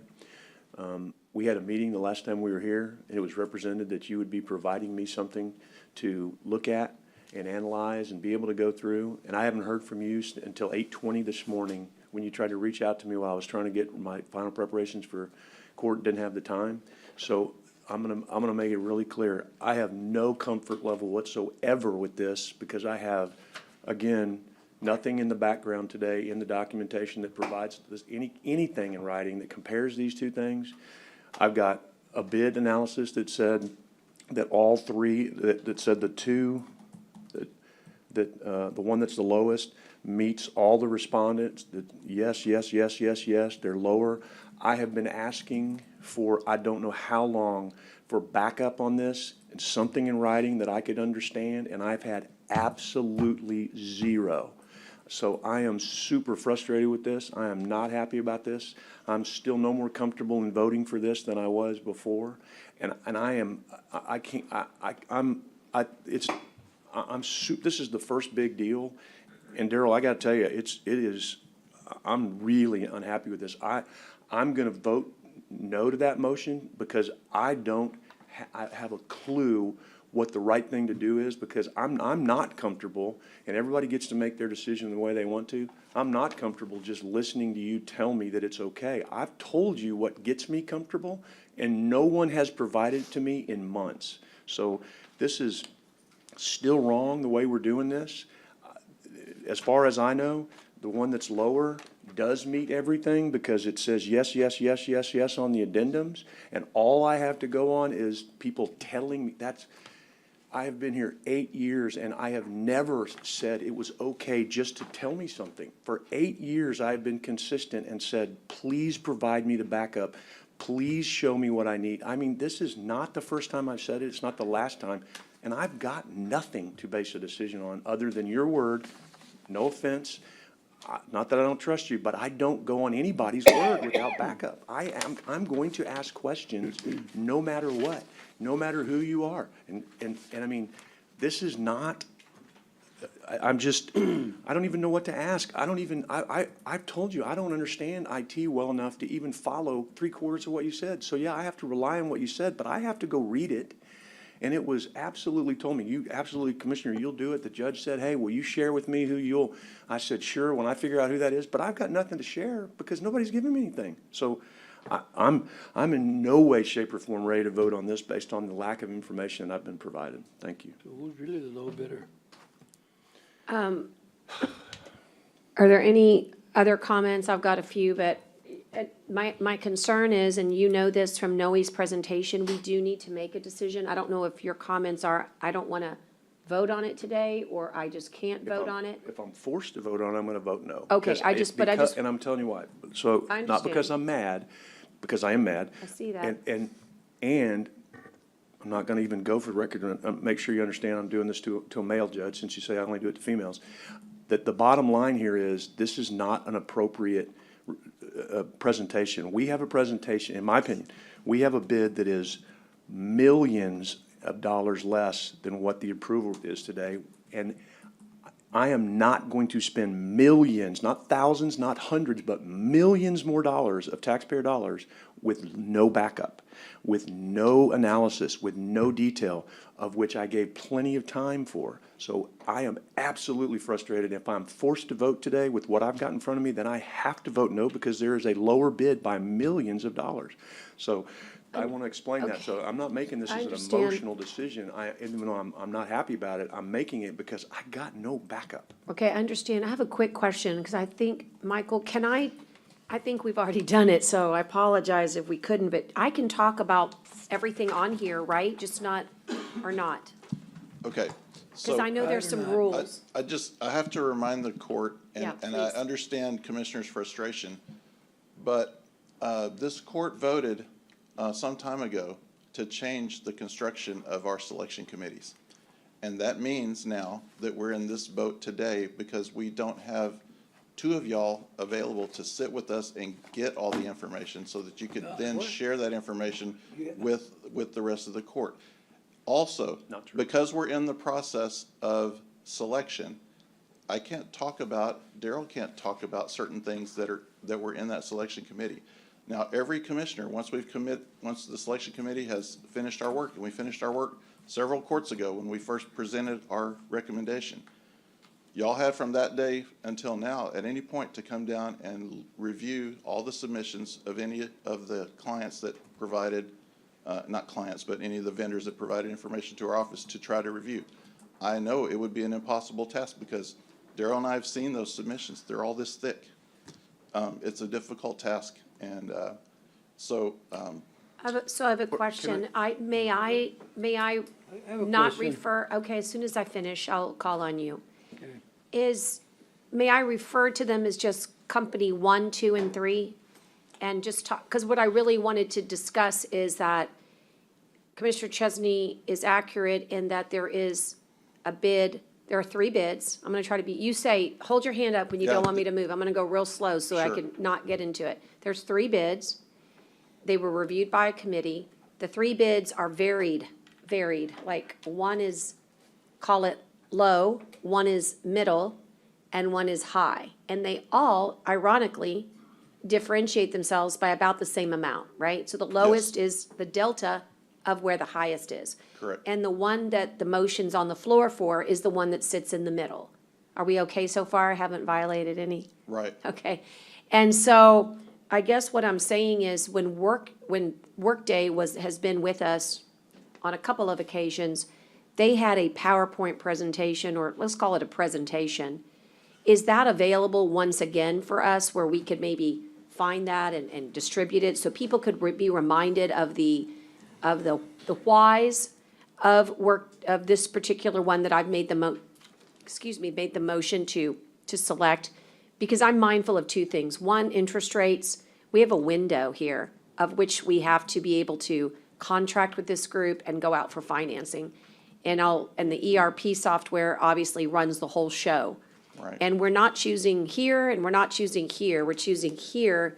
And it's my understanding, based upon the information that is sitting in procurement, all the voluminous information that's available to all of us, that it showcases, or you're representing that it showcases as the CIO, Chief Information Officer, that it showcases in the available information that only the one in the middle is the least amount of money for the horsepower that we need as a county, without getting into any disparaging comments about X company or Z company.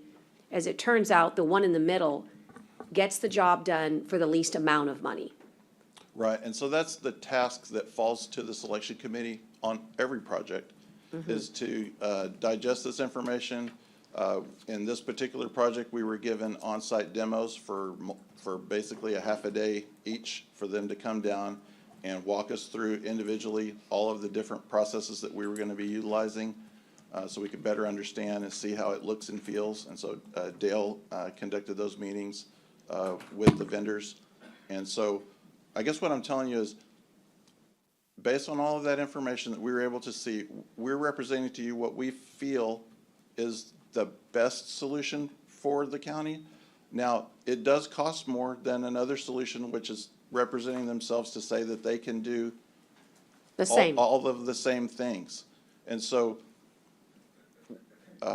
you can only base your decision on the information that is submitted on the bid and what they did in the demos. We can't add any additional information to form a new opinion from the selection committee's perspective, but the court now has received the word from the selection committee as our recommendation, and now it falls to the court to decide on which method that they want to support going forward.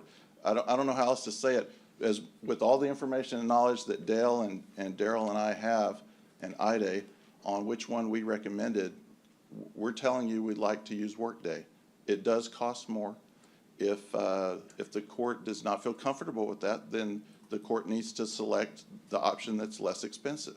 And then, as Daryl mentioned and Dale has said before, we'll get behind whatever that choice is of the courts. But I don't know that we're ever going to get enough information to anybody on this. But you guys are the users, and the users are telling us that the less expensive version is not going to pay dividends in the long run for this county with the call it the bandwidth that we have. That's my concern. As you remember, we all said, hey, let's go with the lowest, right? But then you brought back information, and that information said that it may look better, but it's not going to give you everything that you need. I don't think that's I don't think that the two products that are being offered are the same in every Fair enough. aspect, is what I would say. Question for you, on the year 1, year 2, what you're showcasing for us here, Michael, is their breakdown, or So, can you explain a little? The first time I gave y'all the whole 10-year runout Correct. of what those costs were. Since Noe came and presented, and what Dale had asked for was that the financing be considered for year 1 and year 2, because each company has somewhere between a 12 to 18-month window to get this system rolled out and converted over. And so during that time, we're going to have to maintain payments on our current system, which is the One Solution system. And so we want to be able to finance that additional system. It's like we're having, we're trying to sell our house and we bought a new house, and we're going to be paying 2 payments at the same time. And so this is the amount that we would need Noe to finance for us for year 1, year 2, and the setup fees. Thank you. That's what I was trying to figure out. Yeah. Okay, and then finally, and I'll open it up for other questions,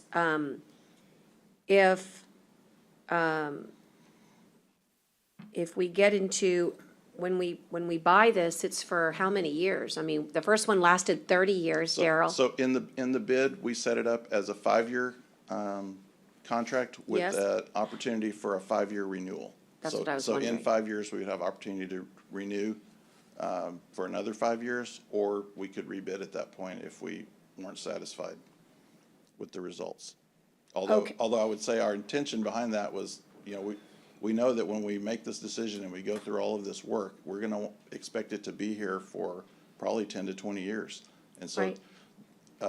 how many chances do you get to shape, you know, what the county's going to be utilizing for that So- long of a period of time? And so that's probably why Daryl and Dale and I are recommending I guess, what we consider to be a higher quality item for most wide ability to service all of our needs going into the future. And when we talked the last time, maybe 2, 3 courts ago, we talked about the human capital sort of payback here. Like, the first one might be cheaper, but the way you explained it to me, the human capital that's gonna be expended in not having all the bells and whistles that the middle one does, more than makes up for the differential. Can you maybe better explain? I don't know if that would soften But that's what anything Judge- here. I know you were looking for it. And those are valid But- points. That's all I was looking for, I was know. that we didn't get this analysis. But- This is what's so frustrating. And I got to clear something up. One thing that Michael said, absolutely not true. I can't go back and share with any member of the court if I'm on a selection committee with another member of the court, and neither can that member of the court. So if there's 2 members of the court. I didn't mean to indicate That's what that. you said. No, what I, He meant with let me- us. Hold on, I let me, just- let me finish. I let you finish. Sure. You said because we changed the committee system, you know, we can play back the tape if you want to. You said because we changed the committee system, we now then can't go back and share the information with the court. We couldn't share it anyway, number one. And number two, it has no bearing on what has happened here today, because I was guaranteed that I would be provided, this court would be provided an analysis. Because I told you the last time this came up, Michael, I'm not gonna go down there and try to read all those submissions because I don't understand them. This is why I asked for what I asked for. So we are here today in no way, shape, or form of what you said. Your assessment is incorrect, in my opinion, because we are here today because this court was, in my opinion, this court may still vote for it, and that's okay. We are here today because I was not provided the information as background, and if the IT director, with all due respect, cannot provide a summary of the comparison of these 2 analyses to this court, we've got a big problem. The IT director, just like any other department head, should be able to provide a summary of the proposal to this court to help us, especially in an area that I am extremely not good at trying to figure out. So we are here because I don't have what I need to do to make, that's not why we're here. That's why I'm here. That's why I feel like I'm in this position. And that's why I'm so frustrated, is because I can't make a decision just based on what y'all are telling me. And the judge makes great points that probably this report would have backed up. Maybe if someone would have said, and someone could have analyzed exactly what she's saying in a report that said the capital, what do you call it, Judge? I just said that it was when I sat down I and think asked you have a them great point. If someone would have just that the given us human that cap, analysis. well, I mean, I want to hear from others to see if we can get this across the finish line. I believe it's in our best interest to get this across the finish line, but if we can't, I might have, as they say, door number 2 for today. But Commissioner Modis, you were moving your mic. Oh, and I did have one other suggestion, Judge. If you Okay. wanted to if you wanted to do something on the bond, that's a different subject. Like, we could still, I apologize, I got too cranked up there, but we could pass something in regards to your interest rate concerns and then still hold off on the decision, but then have the bonds in place, because if we didn't use all the bonds we passed, there are other good projects I'm sure we could use them for. So that was another thought that I had too but if the rest of the court's okay with voting for it, then we don't need to do that. Sorry, I apologize, John. I'll call that door number 3. That's very interesting. Okay, I like it, but let's hear from Commissioner Modis. Thank you, Judge. I do feel strongly, maybe not as strongly as Commissioner Chesney, on wanting to be able to see more of that data just so we can have it. But I think this is still a learning process, right? This is different. And the feeling I got, especially hearing Daryl present, is that's why you were hired. You're the expert. And I felt very good about a lot of the recommendations that you've brought to us. But today was really that epitome of we did the right thing 2 years ago. And it's because of your skill set that you had here with the county and then in the private sector, then coming back to us.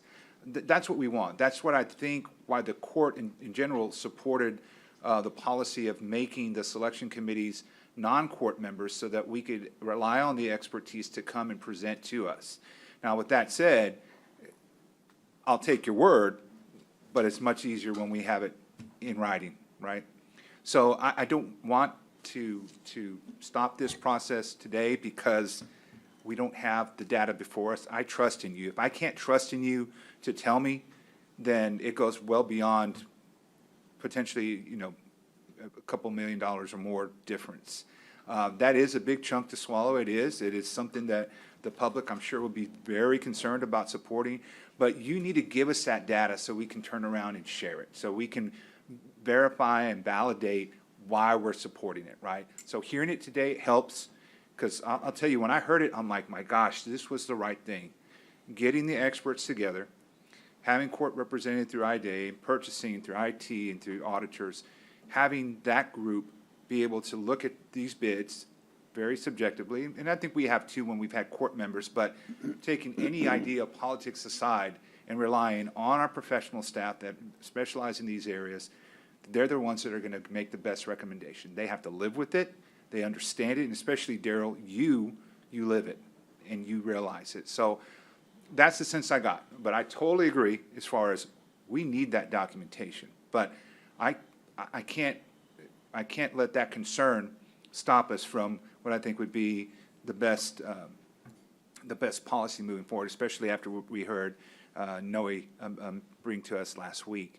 So I'm going to be in favor of it because I think we need to move forward, and I do trust in y'all's research in this and expertise, but I would strongly suggest that next time that we do have as much backup documentation to provide that and to get it to us, obviously, way before court date, right? I know sometimes things happen and you just may not get it until up to that moment. I understand our policy is usually we cannot reveal these numbers until typically day of the court, and we can go or we can go sign in with you, Michael, and review it, but we have to sign that NDA.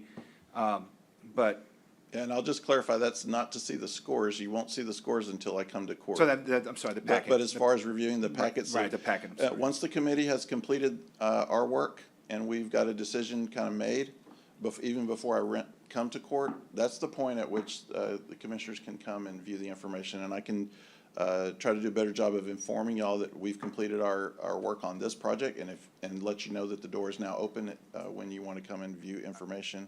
Certainly can make that available. I think that will help a lot. Thank you.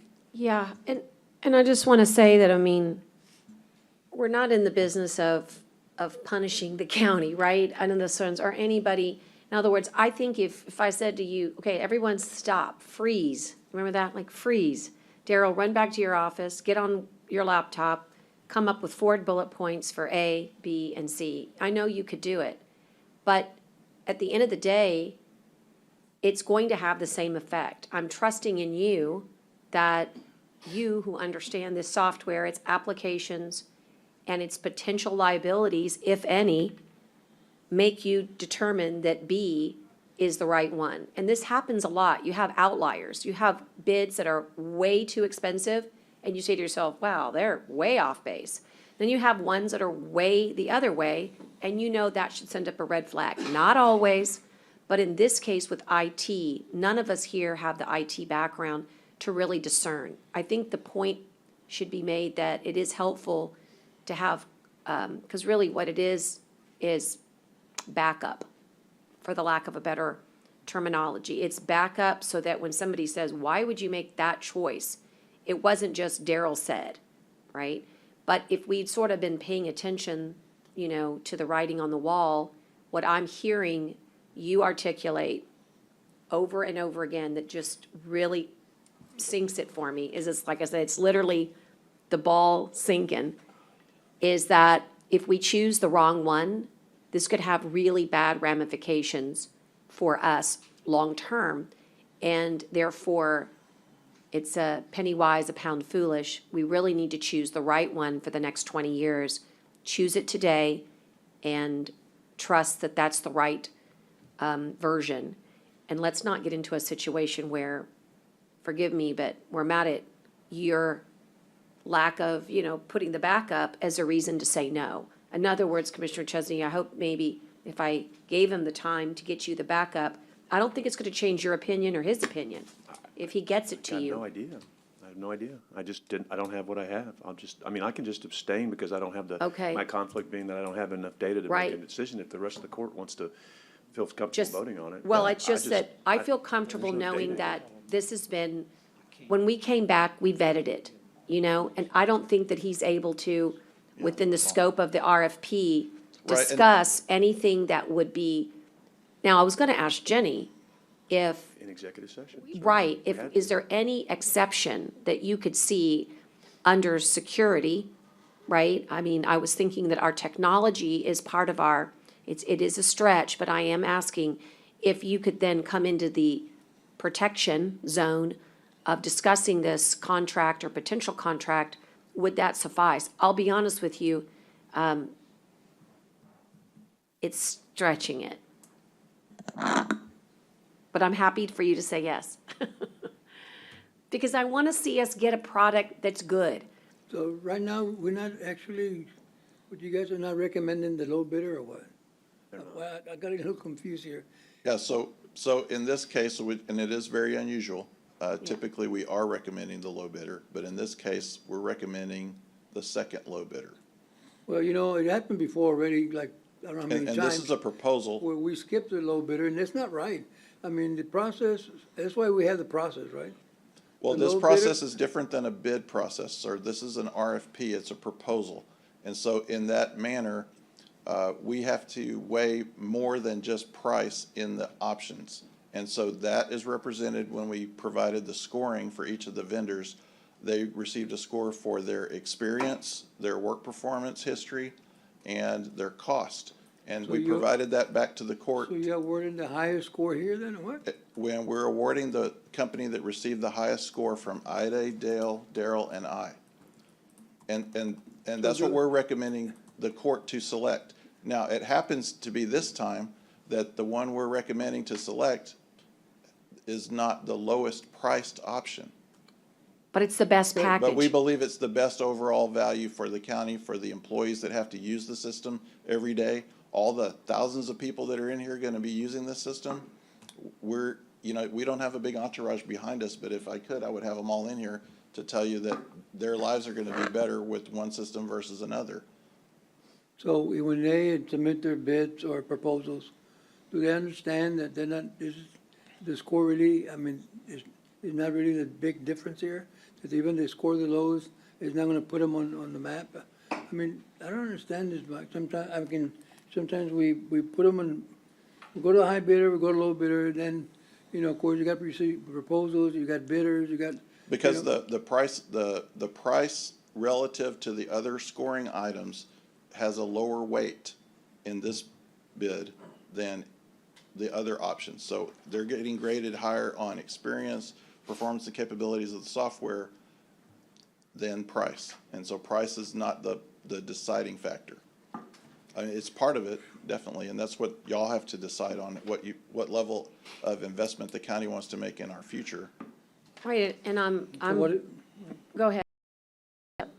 So what it wouldn't just, I mean, if that's the case, maybe we just need to go to the highest number, because that seems like they're probably maybe better experience, more qualified? So in the two examples that are the highest two, they are both providing the same exact software product at two different prices. So that comparison between the highest one and the second highest one is an apples to apples. That's two of the exact same thing. One is going to cost you a lot more.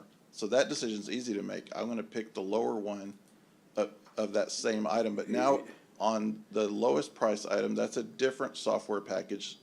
So that's a different comparison. So what we're saying is that the one that's in the lowest price is a different software product than the one that we're recommending. So, And so the one there in the middle of the page that I gave you is the one that we're recommending, that we think is going to so serve the county they're well into providing the the same future. kind of services, so what made them different? That they got, I mean, and with less money or more money, so really here, the only difference is what they're charging?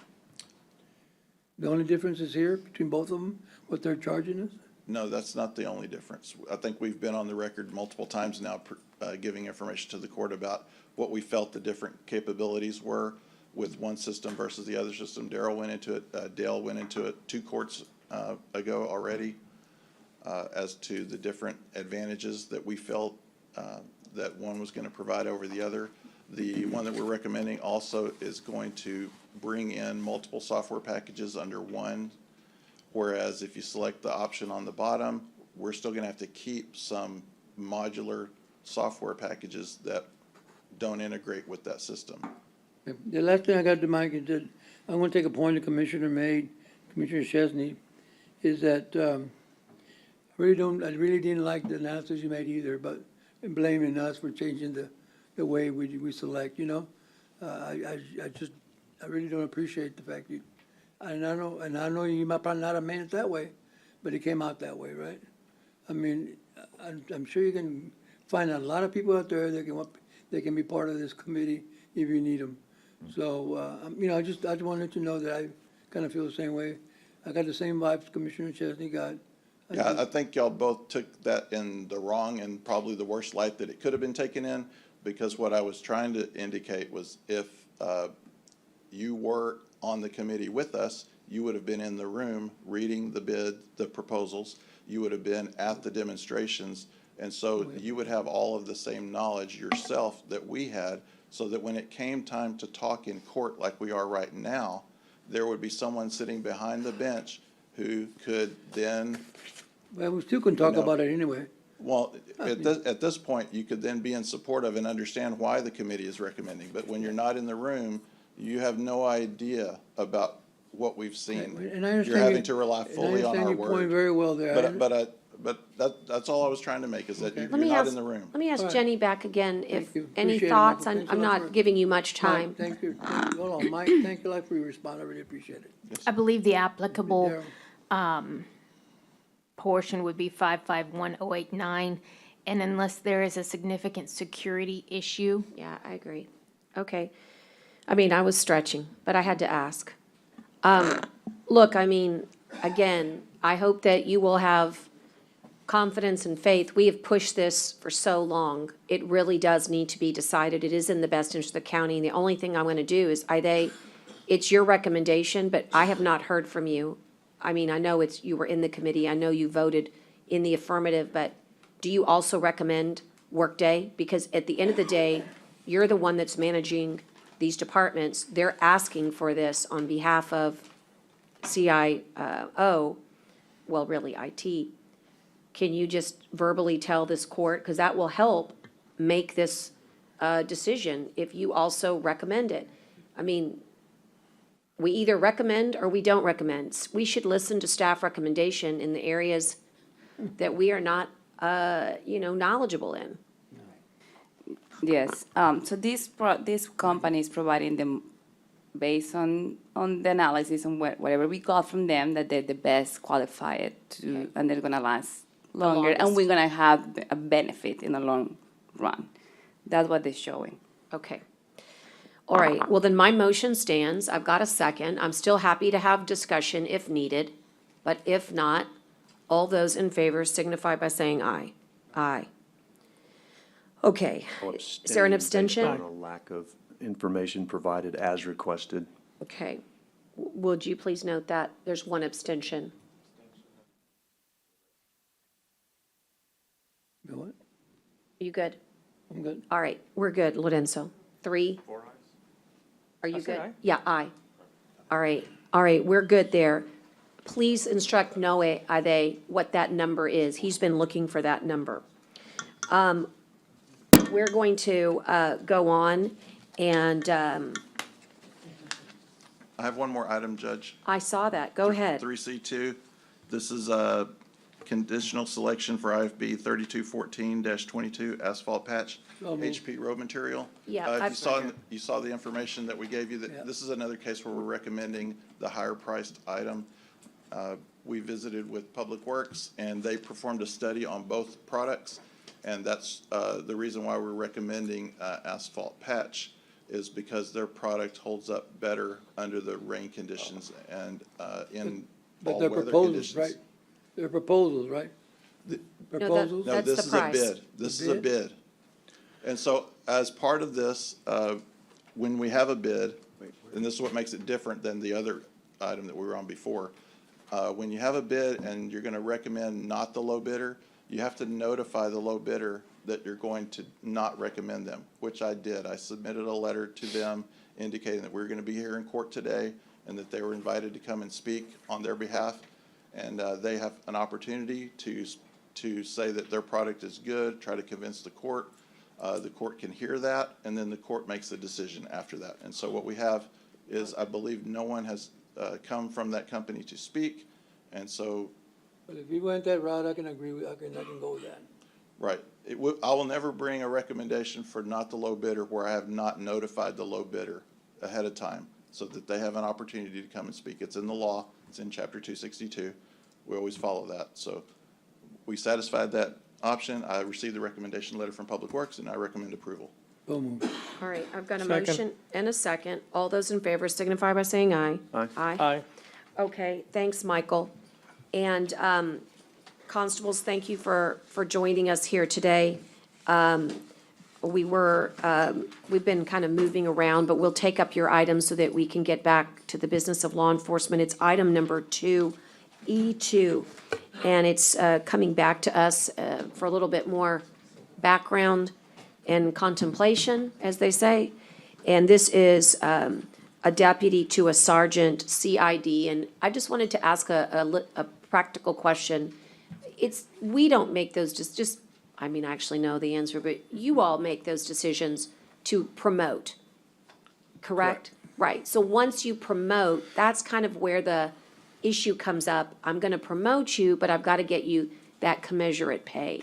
And so that's kind of what brings us with the background today. And, Chief, welcome. Thank you. And again, good afternoon, Commissioners, Judge. My apologies for coming in a little late. No worries. We're having to deal with traffic control for this coming weekend event over in the fairgrounds. Okay. So we're getting all that squared away. So last week, we came before the Commissioners Court in hopes of promoting one of the Deputy 3 deputies to a position of Sergeant CID. And I'll reiterate or bring it up again. Deputy Aguilar has been with Nueces County since 2013. And he's been playing the role of CID, doing a tremendous job, pushing out cases before the county attorneys, district attorneys, and whatnot. He's in charge of all the evidence. He's in charge of all the drugs that are being taken off our streets. And he's given the duties of making sure that all these drugs are either processed through the DPS lab to come back to confirm if they are drugs or what the actual amount was. So all that entails is that he's nonstop. He's the only one. And as we all know, that Precinct 5 Constable's office is a 24/7 department. So needless to say, we are, not including Deputy Aguilar, we have 11 deputies on the street. So as you can see, he's pretty much 11-to-1 ratio. So anything that comes off the street is going to go directly to him. We have tried to provide him some help, but it's just the fact that the other deputies are not as knowledgeable or as trained as Deputy Aguilar is in the field. And I'll go back to saying that in the past, he was a investigator with the city of Alice for many years. After retiring there, I think over 27 years with the department, he left that department and came over with us. And he's been a tremendous asset to the department. And I really do believe he deserves that, reclassification to Sergeant CID. And I'm here before the courts, to hopefully get a yay or a nay. So, Is he your only CID? yes, ma'am. Okay. I have a question, Yes, sir. probably maybe from Dale, I don't know. You say, for instance, this sergeant is moved up to CID, so the other officers, they're underneath him, Dale? Do we have to move them up? Or is this like a chain of command where you move one up, now we're gonna move everybody up? Well, no, the good thing about it, Commissioner, is that he's always been allocated with the 12-man department that we have, actually 11, not including myself and the constable. So he's always held that position as investigator. But if we move him up, no one's going to move up. It's just basically reclassifying him, and there's not going to be anybody under him unless our department is blessed in the years to come that if we do get more funding as far as more officers for the street, because we all know the community eventually is going to get bigger and bigger. So we have to accommodate and account for that. But as of right now, there will be no movement in other ranks other than what, our collective bargaining will basically bring to the table. Thank you very much, sir. Yes, sir. Yeah, Commissioner, as you said, right now they have 11 deputies, whether they're level 1 to level 3, and they currently have 2 sergeant positions at the moment, so they would convert one of their level 3s to a sergeant, so it would reduce their staff from 9 to 8, and then they get 3 sergeants. Yes, sir. With one being a CID. Correct. And the other 2 sergeants will be our basic field operation patrol sergeants. 3 sergeants, one would be a CID sergeant. Yes. Yes. If this is approved, yes. And this is money is already in your budget, or is it? This will be a small, only about $2,000 or $3,000 increase from what it is, so there'll be a small increase, but not a significant amount. Pass, Judge. Second. All those in favor signify by saying aye. Aye. Aye. Post same sign. Thank you. Well done, well presented. Chief, I just want to and well mention that, presented. yeah, the rural areas are growing, Yes, sir. and our deputies aren't growing. Correct. We have less and less people out there patrolling. So I appreciate what y'all do. Well, thank you. Thank And you. as we all know, there's a lot of shortness, as far as in any department. As you can see that Nueces County Sheriff's Office is shorthanded on the patrol division side, jail side, warrant side, even us, I wish we can get more help, to provide services for the rural area. It's just, and I do understand, the process, so. But again, thank you, Commissioners, Judge, and if you have any more questions. Okey-dokey. No, thank you. Oh, Stay safe. Thank you. Good afternoon. Well deserved. Okay, all right. I'm going to go back and finish the last few items that we have. Some of them are related. You'll have to refer back to page, well, you know what, my pages aren't numbered, but it's Adam 388. And 388 and 3A16 are very similar, but we just sort of have the same good idea, but maybe just a little nuanced. Item 8 is considering a request that we would make to the TERS, that's that Tax Increment Reinvestment Zone Board, number 2, to be allocated to Briscoe King Pavilion and Packery Channel improvements. And the only difference between mine and item 3A16 is that I included the Packery Channel Park, that's the nature park, simply because it's been represented to us on more than one occasions. We've got a terrible road situation going on there, And we're doing like $4 million worth of grant work with the Living Shoreline, the GLO project.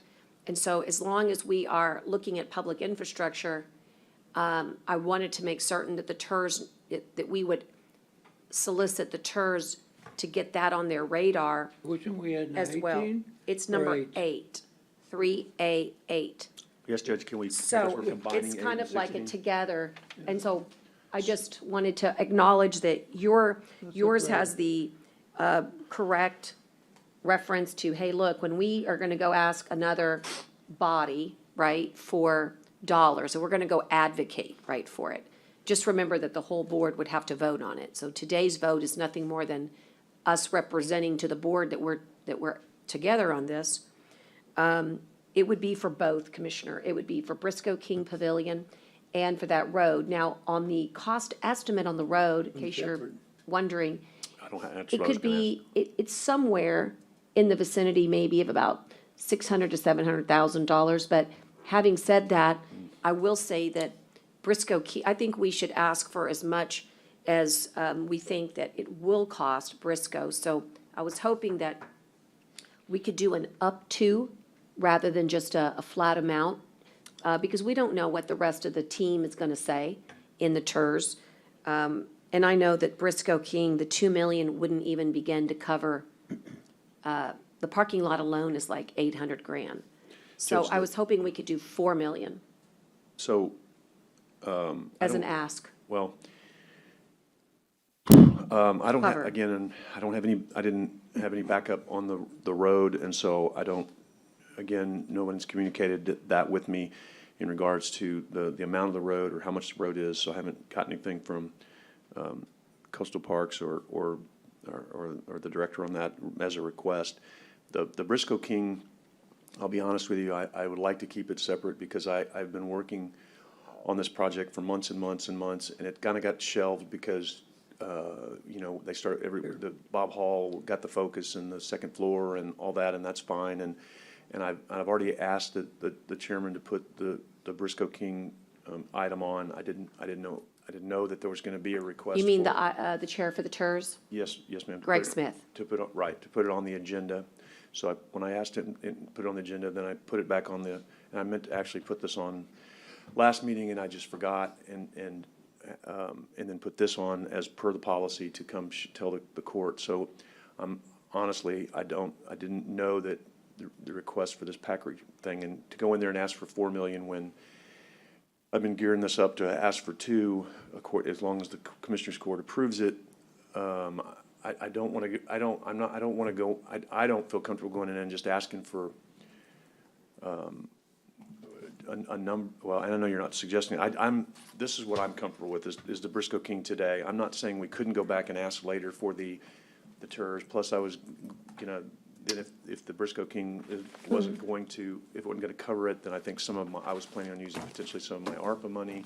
Anyway, I'm just, and then I did provide the court, again, late, on backup on what was submitted to the TERS because they asked for some backup, and this is all that I provided them, because at this point, I don't know the numbers. I mean, we've been all over the place with these numbers on Briscoe King. Do we do a second floor? Do we do a first floor? Do we do this? And we just kind of, came up with this number saying that this would make a significant improvement to the facility. It would air condition it. It would give it bathroom or a kitchen. It would make it much more usable. I don't have a firm price on the parking lot. I know it's a big issue. I'm not discounting your number at all. I'm just saying this is what I had asked the TERS to put on, and I don't really want to go back and ask the TERS for more. I'd like to get this 2 million because we've really got nothing from the TERS before, because we've never asked. So I'm not being critical. So my comfort level was really not discomfort with your request. I would just like to see if we could maybe get a better cost estimate. I mean, I just know if you ask for less, you get less. If you ask for more, you may get more. I'm with you 100%, and I appreciate this is one area where we're working together. But given that I actually ran the numbers for the TERS, I know for a fact that our contribution is 1.6 million today. When that $700 million project gets done at Whitecap and the one at Gulf Shores, that's another 1.4 Bs out there.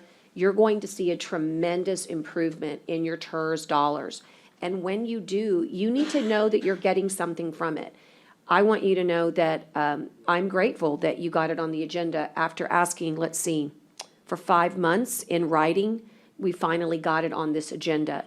There is a real need to get the public's money back. The county created the TERS in order to have public infrastructure represented. I'm with you. I don't mind going back, but I'll be honest with you, 2 million won't even breathe the life that you want for there. I would not sell ourselves short. They have 7 million in the bank.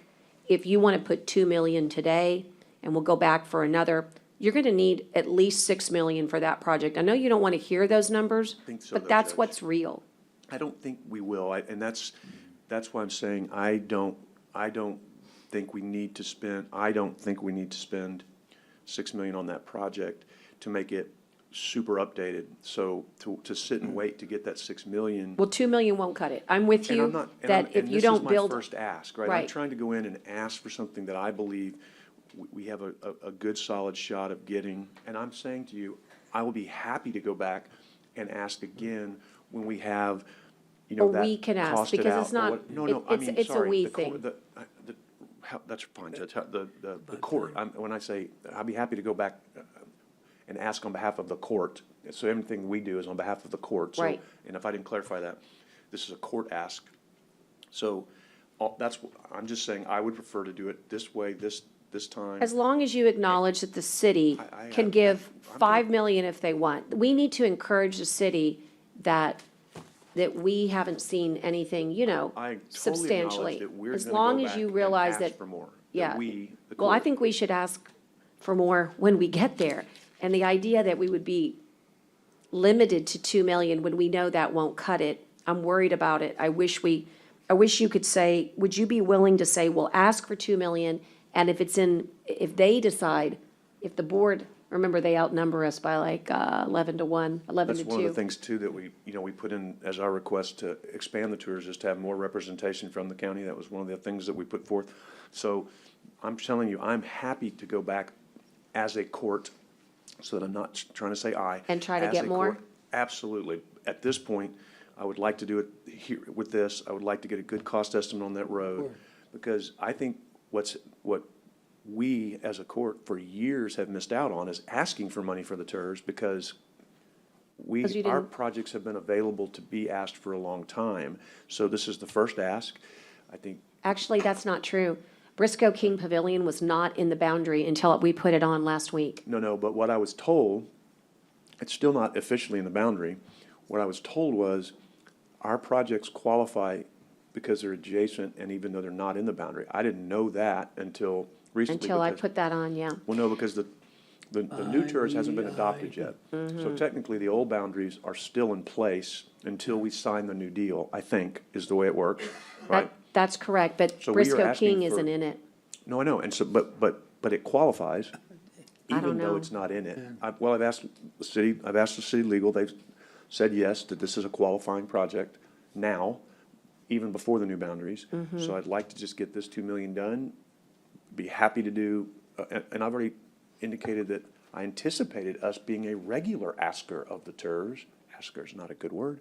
Yeah, but requester. a requester of the TERS, because we're contributing to the TERS, and we need to have, Right. the county projects included in the TERS, whether it's legally boundaries or an interlocal or whatever Right. like we said, we made that Well, motion like I broad said, enough. So I just don't want to hamstring us. I'm not, I don't, You right, know, I I'm mean, we with, can put it on. I'm I- 100% on board with the ask of the 2 million, knowing that that's just enough to get us started, when you think about, I agree. you know. It's not the last ask, it's the first ask. Well, I feel like I feel like we're playing poker and showing everybody our hand, but Well, I how think else that to do we that? will How get else the to 2 do it? million ask this come around, and I'm gonna be, hopeful that, again, the city's not going to wanna give us any more than this court is asking for. So expect to get 2 million or less, Brent, and I was hoping we could do I think it's 2 gonna be a million show of and good then- faith before we also, sign off on documents, because I would I make a hate for motion them to, go forward. not give us what I No, think is a you can't. super reasonable ask. I'm in the middle of something. What, I would hate for them to not give us a super reasonable ask before we sign off on new documents. I mean, there's some of that. Right, which is why you should ask for what you need now. Just don't. It's not a smart move, but let's go with what we can all agree. Commissioners, do you all have any? Briscoe King Pavilion for the audience is a community center at Padre Island, at Padre Bayou Park. It does not have air condition, and it also doesn't have, it would have to have, if you were to AC it, it would have to have ductwork that would, there is no attic, right? It needs a lot of work, but my hope is that with the improvements that these dollars would give, you could actually make it function, and then you could maybe consider a separate building maybe for modernization purposes. That's one we should fix. Adjacent That's to one it. we should fix. So- The second tier at the pier, that pavilion is something else. We got, that, man, we need to Cool fix that pavilion, that's. It's a cool place. Right, that's why I'm saying 2 million is not going to do, How about, Judge, how about like this, if we make the motion to request the 2 million for Briscoe King Pavilion with the caveat that we inform them that we plan to come back soon and ask for more? I will take you up on that. All right. How about that motion? I like that. I'll second it, and any other discussion on that? You got that, Lauren? Okay. That's just, yeah, that's for 8 and 16. That's just for, Yeah. 8 and 16? Yes. 8 and 16, we're going to push them together. And all those in favor signify by saying aye. Aye. Aye. All right, we're going to go to the last items of the day, but I'm going to have the court double-check me on that, okay? Sometimes we pop around. And so first, Shane, do you have a thumb number drive five. Do we or do number anything five? that might be, Do number 5, And 18, Judge. hold on, coming back at you.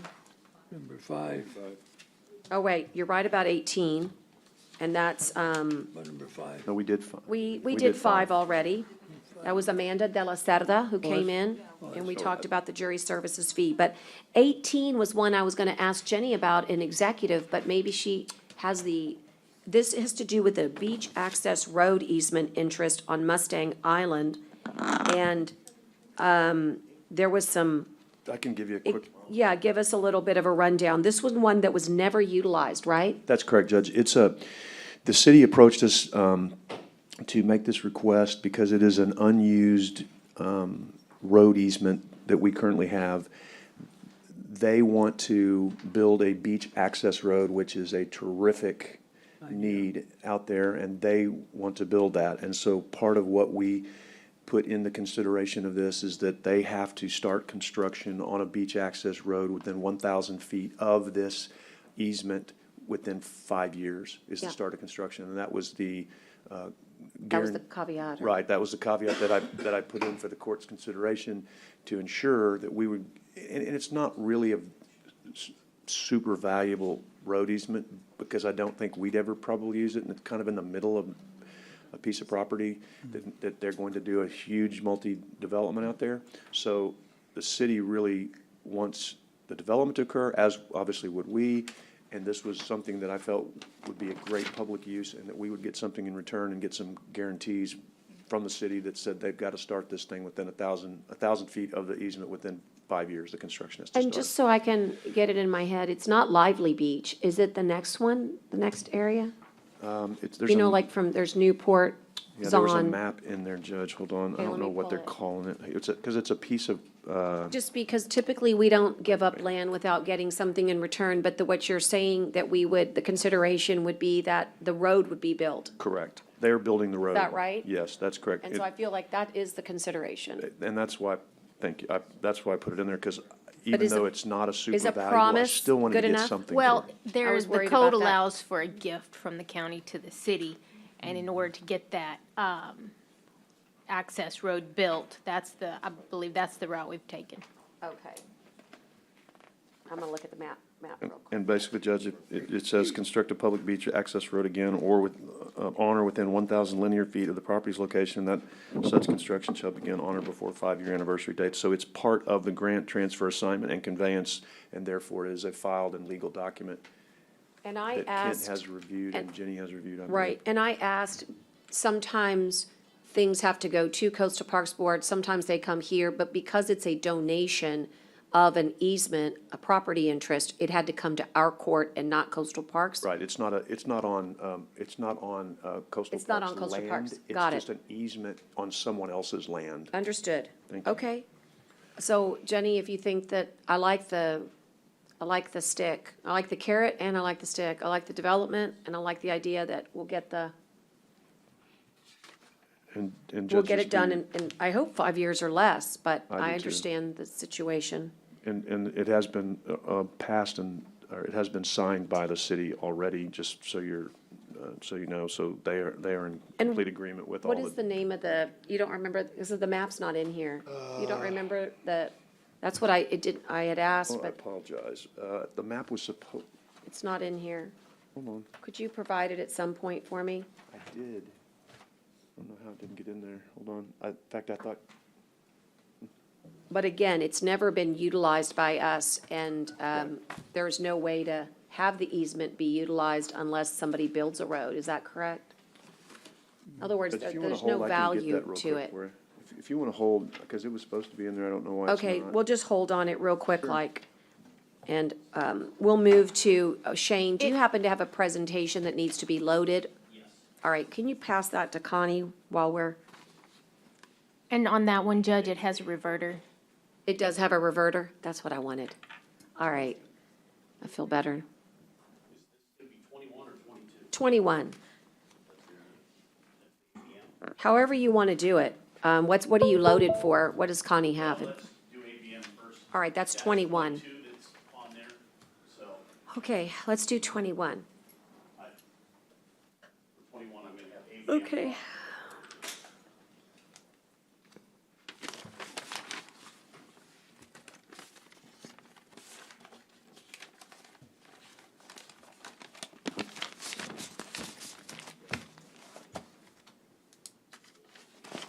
Why don't we just, why don't you make the motion and I'll make the second for the easement, and then I'll do it subject to the map being provided. I'm sure it'll come.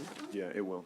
So all those, Motion. motion Yes, and a ma'am. second, all those in favor, again, just subject to me getting confirmation of the location. Yes. All those in favor signify by saying aye. Aye. Okay, that way they can work on it. We don't have to go back. Okay, so I've already got yours. Excuse me, Judge? Yes. Let me know a little bit. I walked away for a little bit. And the one I've got highlighted. What did y'all just vote on? Or what? Okay. Get yours downloaded and then I'll pull it. If I could just get quiet just for a moment while I tell Commissioner. Commissioner, the last item was a easement, an old road access easement that hasn't been utilized by anybody, but we're the property interest owner. And the city of Corpus Christi wants to, within the next 5 years, build a beach access road. And so we have donated it by vote to the city of Corpus Christi so they can do that, promote development, but more importantly, if they don't do what they say, it reverts back to us. I get it. And do you want to go ahead and say yes? then? Yes, ma'am. So if you would record Aye. Commissioner Hernandez as an aye, Yes. But, on item, sorry. go ahead, Lorenzo. Which one? 17, was there a vote? On 17? Yes, we did that one Yes. before. We did. It was the annexation right before our break. Yes, correct. And we did vote in the affirmative, all five of us in the affirmative. Okay? All right. So now we're going to get an update. Robert Breslin is here representing ABM. This is an update regarding projects within the county and county facilities. Welcome. And everybody's got awareness here. I saw that. Could we see if your mic, check his mic, Connie.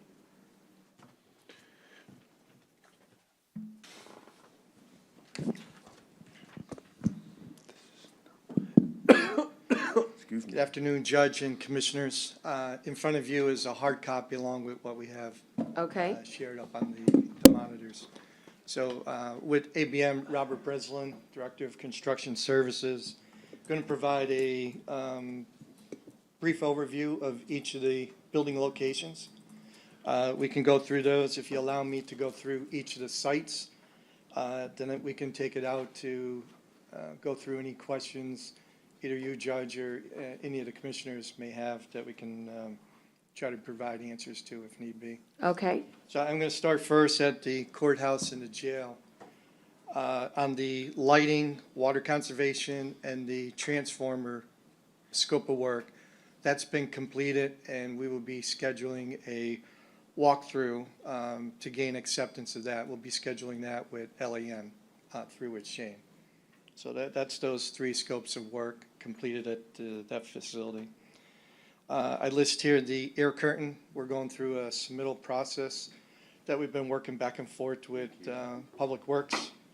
So once we confirm that, then we can have that equipment ordered and installed. Testing and balancing of the new air handler units, that was completed last week. And what we're doing right now is waiting for the final report so that we can share that with the county. So that work was completed last week. VAV installation, that's tentatively scheduled right now for the 24th of October. We're projecting that as a 2-month duration just because of the facility we're working in and working around areas. So we have that set up as a 2-month duration for that completion. The Vortex area, the power supply, we've been working with Public Works, so we have that scheduled for November 1st. There were safety components that we were discussing, how we were going to be doing the work, performing, along with providing steel plates down. So that we have set up, and that's probably a 1 week or less duration. On the smoke purge, we've completed the rough-in for the control work. That was completed on the 14th of October. The final portion of that will be once we receive the equipment after the first of the year. When that work is complete, then we'll come back and finalize the smoke purge control component. Currently, right now, we have been working on the DDC controls. That scope work is ongoing. And then the smoke purge system for the jail, as you see, that would be probably starting the 1st of February or the end of January. That's all hinging on when the equipment arrives. And then lastly, at the courthouse and the jail component is we have the boilers for the central plant. We've been having discussions with LAN, the county, and Govan on that component. We just went through like a work session yesterday at that part. So that is the courthouse and the jail. If I go to Galahar, we have 2 parking areas, the front and the back. The front right now has a tentative start date of October 24th, which would be Monday. That has a projected duration of 4 months. That's split up for 2 months and 2 months. We're taking that, building that, and constructing that in 2 halves to allow parking to be able to be utilized as we're working on one side versus the other side. The parking area in the rear, initially that was scheduled, and then we pushed that to follow the front. But at the moment, that's still that's going to be starting once the front lot. We did not want to take the 2 lots out of commission at the same time. We also have the roof water test. We're just waiting for that date to be scheduled for the buildings, and then we're just waiting for that with the county to have that scheduled. If I move to the fairgrounds, as most would know, the landscaping has been progressing. That is scheduled to be complete this week. The paving area at the rings is scheduled to be complete November 4th. That'll be the following Friday. The artistic lighting at the tower area, that has started and will be progressing. And then we have the artistic lighting, the main walk area, that has a tentative start date of October 31st with a duration of 2 months. And then there has been some miscellaneous carpet that we were holding off due to one of the glass panes being replaced. That is scheduled to be complete by November 4th. I believe they're going to start on the 3rd, and they have it set up right now for 2 days, so that'll be done by the 4th of November. I'll move to Mackenzie. We have broke this up into 2 components. One is the chiller plant, and the other component is the annex. So at the chiller plant, we have a scheduled walkthrough with the engineer of record. That'll be completed by the Friday of this week.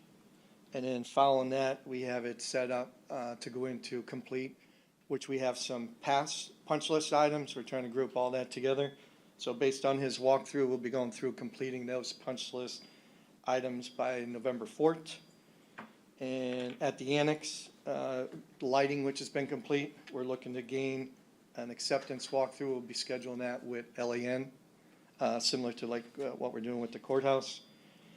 And then on a water conservation measure, we've been having some ongoing discussions on that part. So one or two things I'm going to point out is the Galahar parking in the front and the artistic lighting at the fairgrounds. As the court would know, these have been progressively delayed. And we've had scheduled start dates from our vendor that we're contracted with.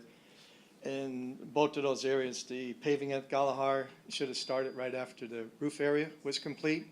We had that set in motion. It has not started. I mean, we're aware that it has not started. The artistic lighting, we had things marked out, surveyed, and that's been delayed as well. So 2 asterisks with that is ABM has sent a letter of cure to our vendor that we're contracted with for Galahar front parking and the artistic lighting. We've also are sending out a termination, cancellation of agreement. So if anything, those 10/24 start date of Galahar parking potentially will have a 1-week impact the most, which would be the following Monday. We're trying to work that out. We've been working it out each day this end of last week and this week, but just being transparent that with the vendor that we're contracted with, we had to take our steps to ensure that we can complete this scope of work. But on a positive note, on Galahar, I had gotten a note from Mako, and I think that, at least the note says, we are good to go. We are confirming a 10-24 start. And again, they're not. I know they're not yours. I know that's the sub, but I'm saying to you, I think it's good news when the sub says, hey, I'm in, I'll be there. Storm prevention measures go up Tuesday. Yeah. Count on us, to be there. So, We're banking and counting on that, but I'm just being transparent. We have. Oh, I hear We you. have backup on 2 sides, 2 opportunities that we've been discussing over the last Right. 4 weeks, knowing in case if we went this direction. So if anything, it will slip a week, but I have no control of the contracts from our vendor down to the right. lower tier vendors. But it's a good sign hearing that, and who knows what will take place before the end of this week.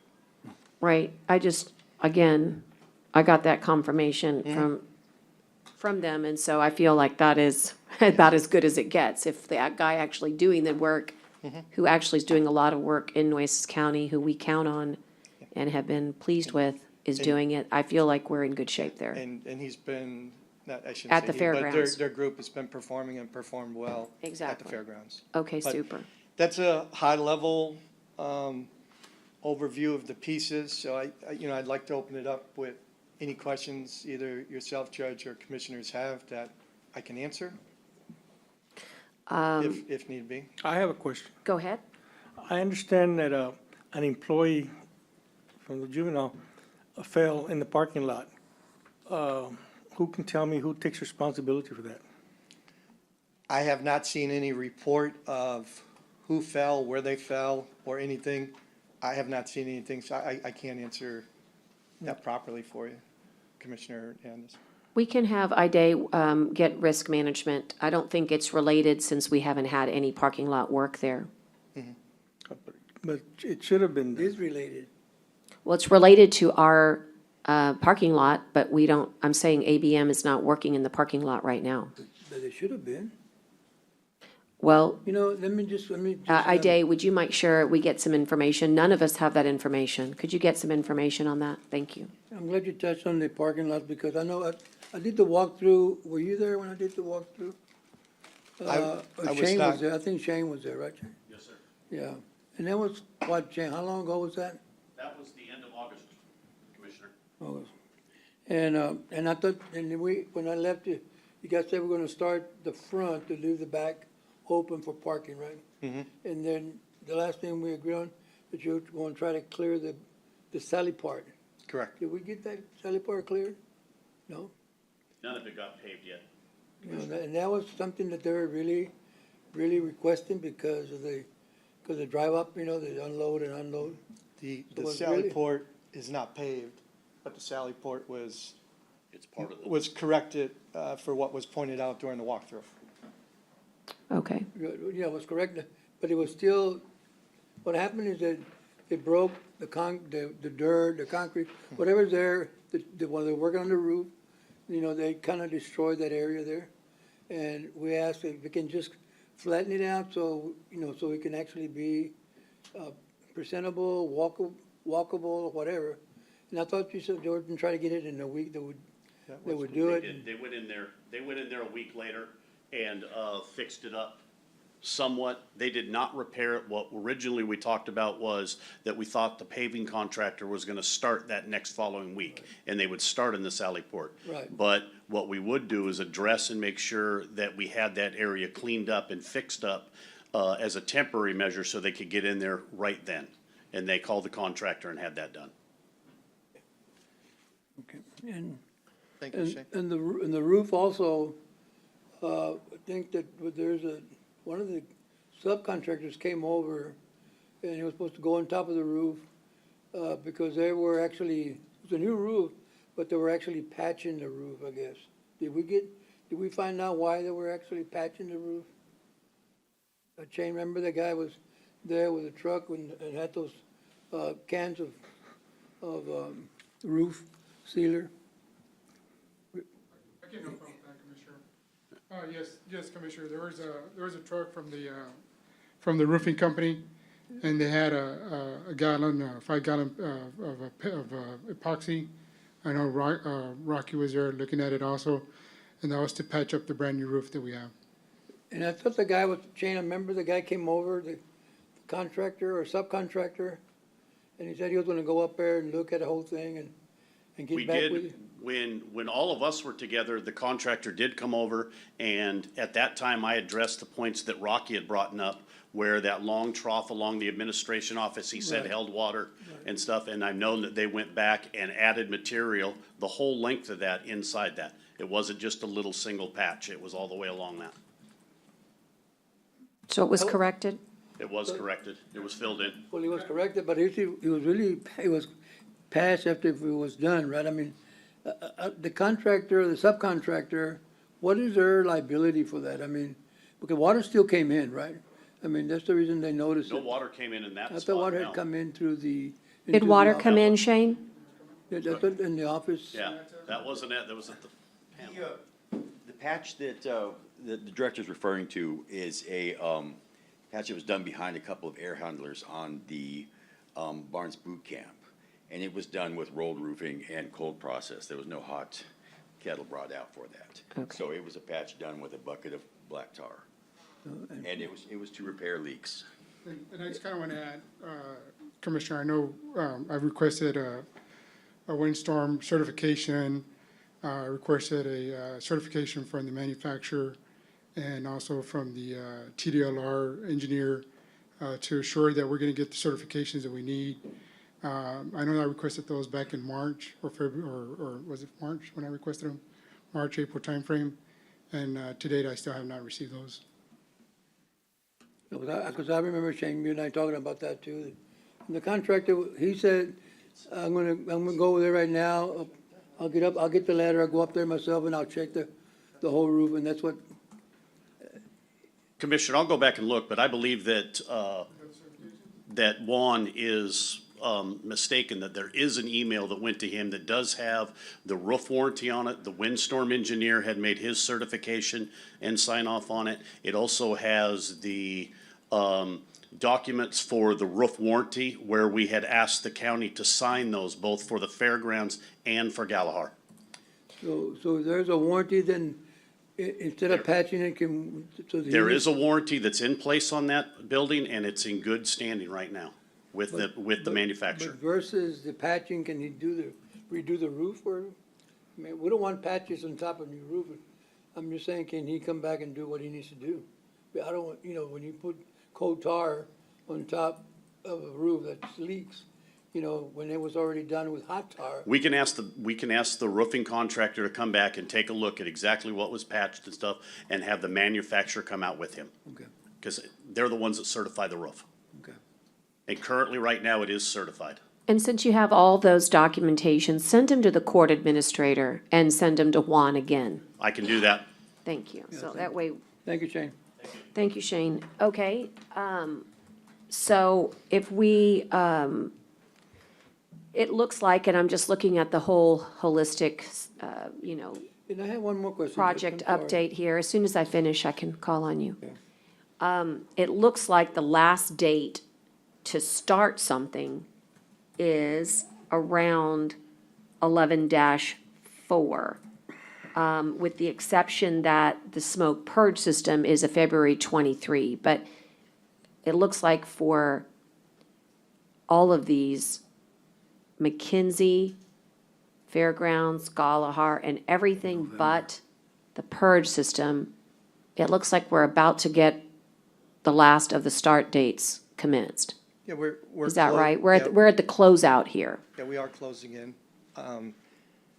These items, until we do some of the walkthroughs, then they'll be turned over to the county, as far as acceptance with the lighting, water transformers. But we are progressing to close out. Okay. The other question that I have is just on the parking lot itself. And, if ABM contracts with a contractor, the contractor contacts a subcontractor, and I guess you've been having issues, right, for the last 3 months? Something like that, because I got an email from you guys saying, that you terminated one of the subcontractors or something. And somebody else, you got a new person coming on to look at it. So are these people subcontractors, are they local people, or are they people from out of town, or? Yes, they're local, so to keep it simple, ABM is contracted with a vendor below. That vendor has two-tier vendors below them that takes you down to the paver.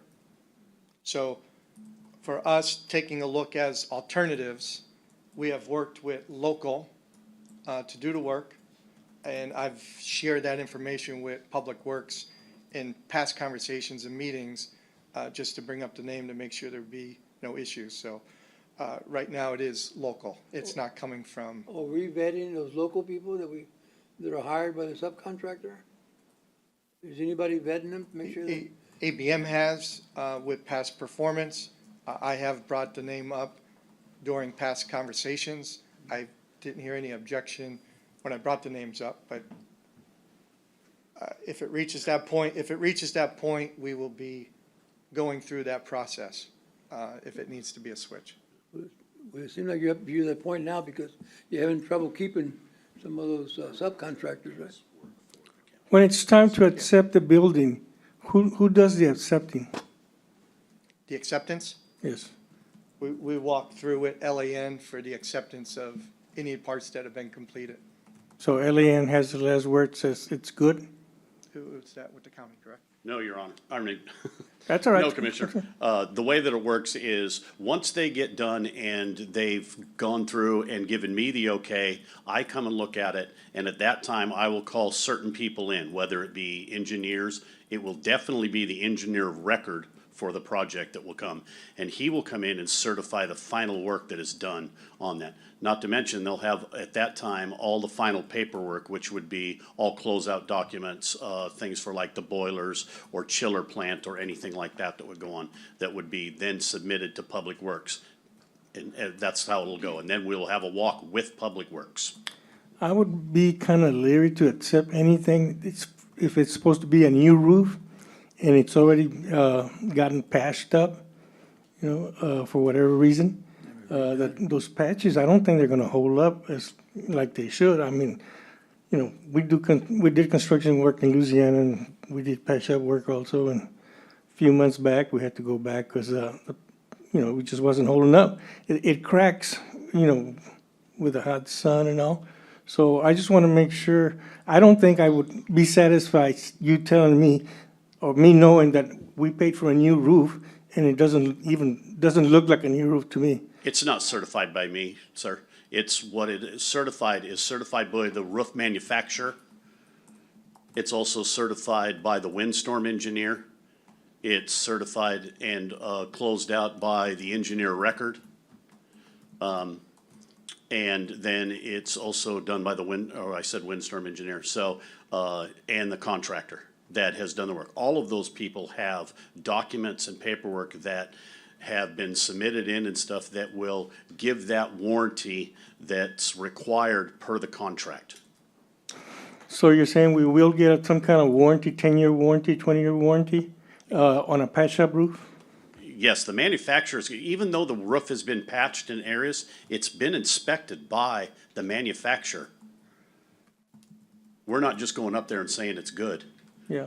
Yeah, we Well, have the manufacturer come and sign off on the roof. And giving us a warranty? Yes. Okay, thank you. Okay, thank you. All right, can we go back to our little screen again? Okay, if there's no more I have one more question. comments, okay, I was gonna say we'll move to 22. So what we're saying right now, I'm sorry, I keep forgetting your name, sir. Robert. Robert, I hate to go people from the first name, but. all Mr. right. Breslin. Mr. Robert. You know, what we're saying here right now is that you're gonna be working on the parking lot. You're gonna do, in 4 months, the parking lot will be finished in the front only, right? That's correct. We're gauging it as 2 months and 2 months, split in the middle, is allocating a 2-month duration, which we want to improve on, so that we allocate that appropriate time, and that we're not if we were able to go in and do the whole parking lot, it'd be a lot more efficient to go in and clean up a lot sooner, but we are phasing it into 2 sections. Okay, and you started on the 24th of October, right? That's correct. Tentative start? And I'll be the first one to say, we have provided dates in the past of Sure. previous dates at multiple times. And right now, it's at 10/24. You know, there's been a message that our third-tier vendor down is with that. But again, there's been some paperworks with some cures and cancellations, so I'm just seeing how that goes through before the end And I'm of just gonna recommend again that we try to vet these people as much as possible. Mhm. Because, you know, I mean, sometimes they're out there, people that want quick jobs and they'll do half of it and then they take off and, Yeah. you know, but we wanna make sure, because once we start, we just need to finish it, right? Yeah. So, And we have, yeah, as I stated, we have provided dates, and those dates have passed. We have been hanging in there because the third-tier vendor, which is out of my control, has been performing well on the project. And it's a shame to remove that group when the third-tier vendor who's performing well. So we've been trying to go as long as we could, but we haven't seen the start dates actually show up. So I had a concern with not only that, but with the artistic lighting, because we continue to come in and provide updates or schedule updates that continue to show moving, and we reached a point where we need somebody to commit to it. And and how do you hire these people? Do you advertise as far as, or does do you advertise for your contractor? No, so through our process, we have a vetting process where we work with vendors who are pre-approved, people who can be bonded, people who have a strong track record. We also go through to take a look at even vendors that work for us. If they're doing multiple projects, we try to see what their value is that they have on there. Maybe they're getting stretched too thin at some point. So we do have a vetting process that we have through with supply management. It's not a putting out to like an RFP for anybody to bid. It's somebody who's been pre-vetted through our system. All right, thank you very much, appreciate it. Thank you, Commissioner. Judge, Okay, I'm ready to, may I ask? yeah, go ahead. Can you give us an update on the boilers and where we are with all of that? Is that possible? The update I can provide is we are working through the different groups which is with Public Works Group. We've been engaged talking to Govan along with LEN. So we've actually, besides our engineer of record, we ABM have actually brought in a third-party engineer that has evaluated items also. So we are progressing with work sessions. We had a work session yesterday to provide current drawing and current design information to Govan to be able to work with. And we know what we need to do at the area, which is completing the control work to get things set up on the DDC side so things are automated. I can share that with you at this time. Okay. So, just because we've all gotten, well, not we've all, I've gotten calls and requests to make sure on behalf of employees that there's not a safety concern in regards to those boilers. Can you speak to that? Because obviously, first and foremost, all of our concern is the safety of our employees, and I just want to ask that question so we can get a response from you on that, and if Govan wants to weigh in, if there's a difference of opinion. If there's not, then great, we'll move forward, but I would like to know that, please. I don't think it's a difference of opinion. I think what you need to take a look at too is the boilers have been installed and operational. I don't know how many months they've been up and running. I don't know what the exact date that they've been started, but it's more than 4 months, right? Yeah. System is functioning. We've had glitches where is it a control piece, a valve, or things on that part, but nothing that has thrown it into a safety issue. You know, the way the system is functioning based on our reviews and our team. And I guess Can you also elaborate, because whoever wants. I think we need a little bit more than Yeah. elaboration, because Okay. you guys have had meetings and, Yeah, so there has been a few meetings that have gone on for this. There's been, the engineer record has been on site to this project many of times. He's written up quite a few punch lists or work lists, if you'd like to say, for this project. There's stuff that ABM needs to handle and get done, but at no time has he stated, or we stated, or anybody stated that there is a safety issue with the boilers themselves.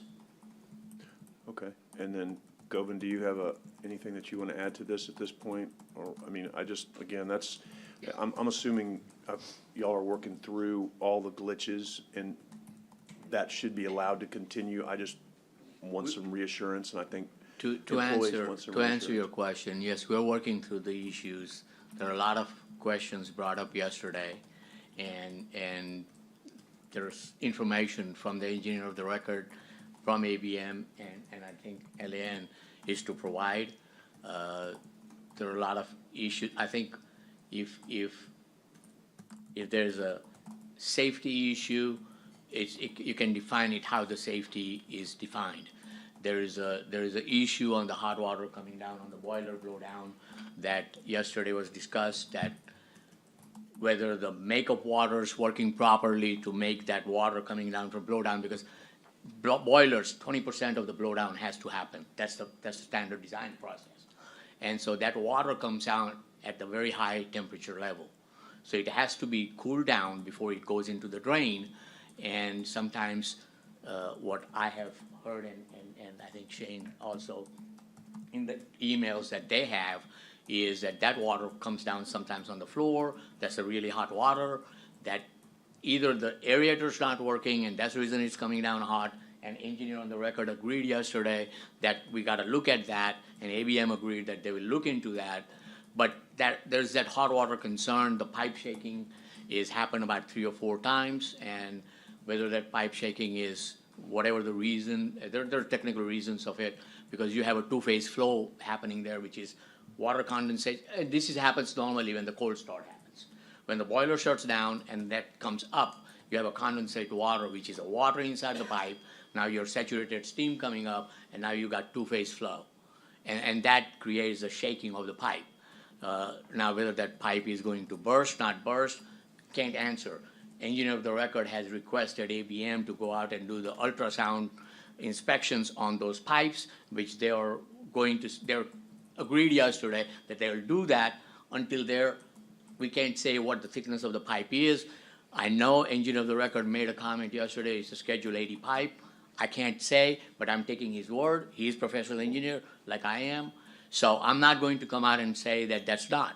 But again, whether those pipes, some of those pipes, not all of them, are in a good shape, not shape because it's not checked out yet. So until all of that is done, can't answer the 100% question. But there are Well- some concerns and there Well, are the some- question that everybody wants to know is if there is imminent danger, and the answer is yes or no. See. No, that's the only world that we live in. Okay.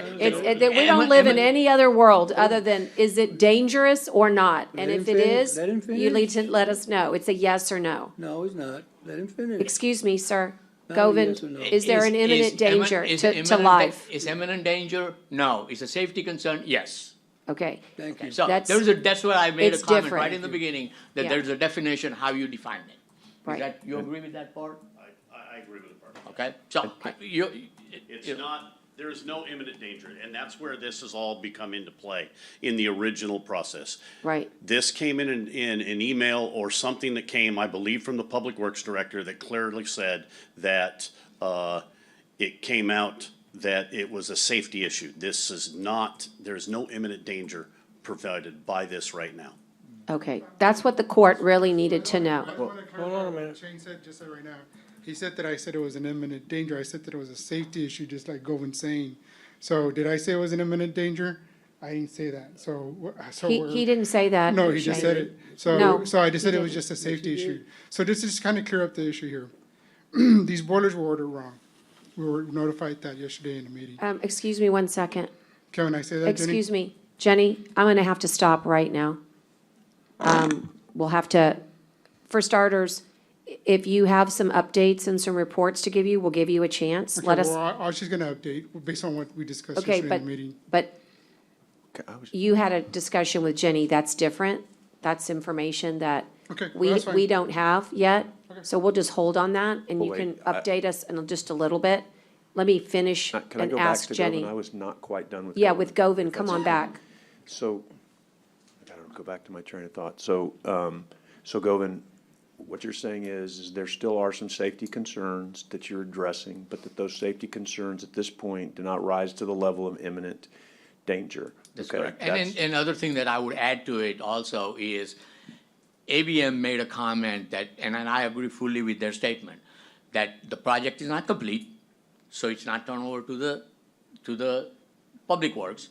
And that's when I made a comment and I asked the question, if that's the case, why the county's employees are working, trying to take care of running the boiler system and having the issue that they may, and I'm not saying that they will, but they may, and then that to these hot water issues or the steam issues or whatever it is. And whatever I'm saying is, Shane was in a meeting and he agreed everything what I'm saying, and I think you, Robert, agreed on something, and your engineer also agreed on it. So I'm not saying anything that nobody has not agreed on.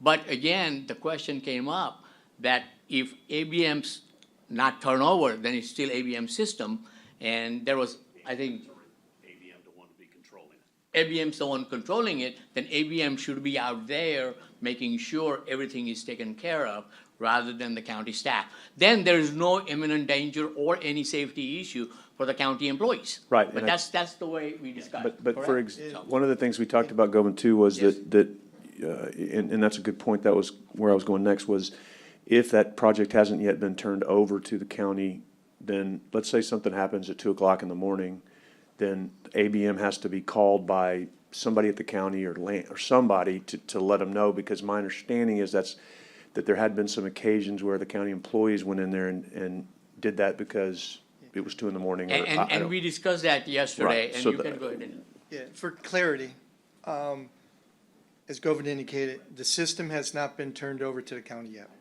What we made clear yesterday is that ABM still owns the system. If there's an issue, say there's an alarm, Dusty Lacey, Russell Lacey, who gets the phone call, he's been there on weekends. We are the ones who have handled it. We have actually contacted the mechanical contractor in turn who would contact Cleaver Brooks. They have gone through to do the restartups. We want to make sure it's done properly and correctly until we turn this over and do the proper training. So at this point, we wanted yesterday to reassure the team that ABM is still to handle any of those issues and not to be completed by any of the county employees. Now, we should be able to get contacted. I wouldn't expect a county employee to see an alarm or something and not notify us, but we should be able to get contacted, and then we would make those phone calls. Dusty is local also, and as I said, he's been here on weekends and different after hours. So, and I appreciate that, and I would just ask that also that, because obviously, at the end of the day, you know, the county workers are gonna be the ones that have to take this over and handle it, and they work with it. So obviously, you know, if they see something that they're concerned about, I would hope that y'all would take that into account and work with them also to take their input, because obviously they know it very well. They're, you know, they're here, you know, because truly they love the county and they're trying to do it. And you're gonna put it in and do your thing, and you're gonna go on to the next job. And that's nothing wrong with that. That's life. But I'm just saying they have to be the one that live with it. So I appreciate the fact that they, you know, saw some concerns, alerted us to them, and I didn't find it to be alarmist or unnecessary or inappropriate. I just, you know, they saw it, they were worried about it. I appreciate it. I think they did a good job by doing that. I think it sounds like we're heading in the right direction. Obviously, you know, when I met with Govind, it was before y'all had your meeting. I don't know when it was, yesterday or whenever it was. I'm sorry, Monday. And so, what I told Govind at that meeting, to be completely transparent, is, look, you've been hired to help us with this, just like Land has and you have. But if you see something, then you let us know. Otherwise, I'm just going to assume that it's moving in the right direction. And I don't mean that because I'm not concerned about it, but I'm saying that because we've got all these people in the room that are getting paid a lot of money to watch this, and I'm certainly not the guy you want to go down and see if a boiler's working right or not.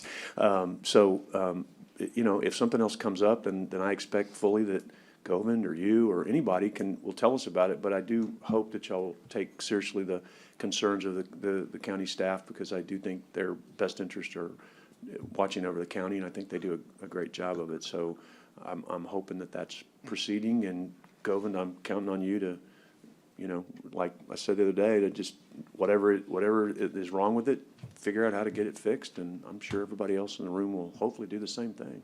And to Commissioner Chesney, to respond to some of your bullets, one would be, we do conduct biweekly meetings with Public Works' team. So we do go through, and if there's comments that come up, we hear different things, whether it's at McKenzie, it's at the jail, or what location. So we do go through that. That's taken seriously, and, you know, we go through that to work as a team. As far as when project components get turned over to the county, depending on which those items are, there's training that's going to take place. That training takes place with the individuals. So if you take the example of, say, the jail or the courthouse, you know, we're working with boilers or water heaters or any component. Whoever, the director there would take a look to say, I want this facilities person or one from each shift, anybody who's involved. Those people are the ones who are included with the training. We provide the O&M documentation that goes with that. The training typically is videotaped so that they have that as a resource after we leave. So there's a whole process that we will be going through once those items are turned over. Okay, and last for me is on time and on budget. Are we on time and on budget? Because I've seen a lot of money going out. I don't know that it equals the amount of, I don't know that it does or doesn't. I'm asking a question. So are we on time and on budget, and have we paid out more than we're on time for? In other words, have we paid more than the project is completed? Yeah, so I'll work backwards. Okay. So payments are based on progress to date. Those payments, when we submit a payment application, they're submitted in, they're reviewed through LAN, they come through the whole process. So is anybody overpaid? The answer is no. It's based on what the progress is to date. That gets also approved by your counterparts and on the county side. So that's that part. Robert, will you also explain, it's a turnkey project? Mhm. Will you let him know that? Because when he says, is it on budget, there's only one budget, the one that we've given you. Yes. There is no more dollars, so it's just. Correct. It's an So- on-budget project because we've contracted with you to perform for that amount of money. Yeah, so budget-wise, the project is on budget for the county. There was a base contract, a change order, or change orders. There is no other additional change orders there, so is the project on budget? The answer to that is yes. There has been no exposures or no added scope from the county to ABM.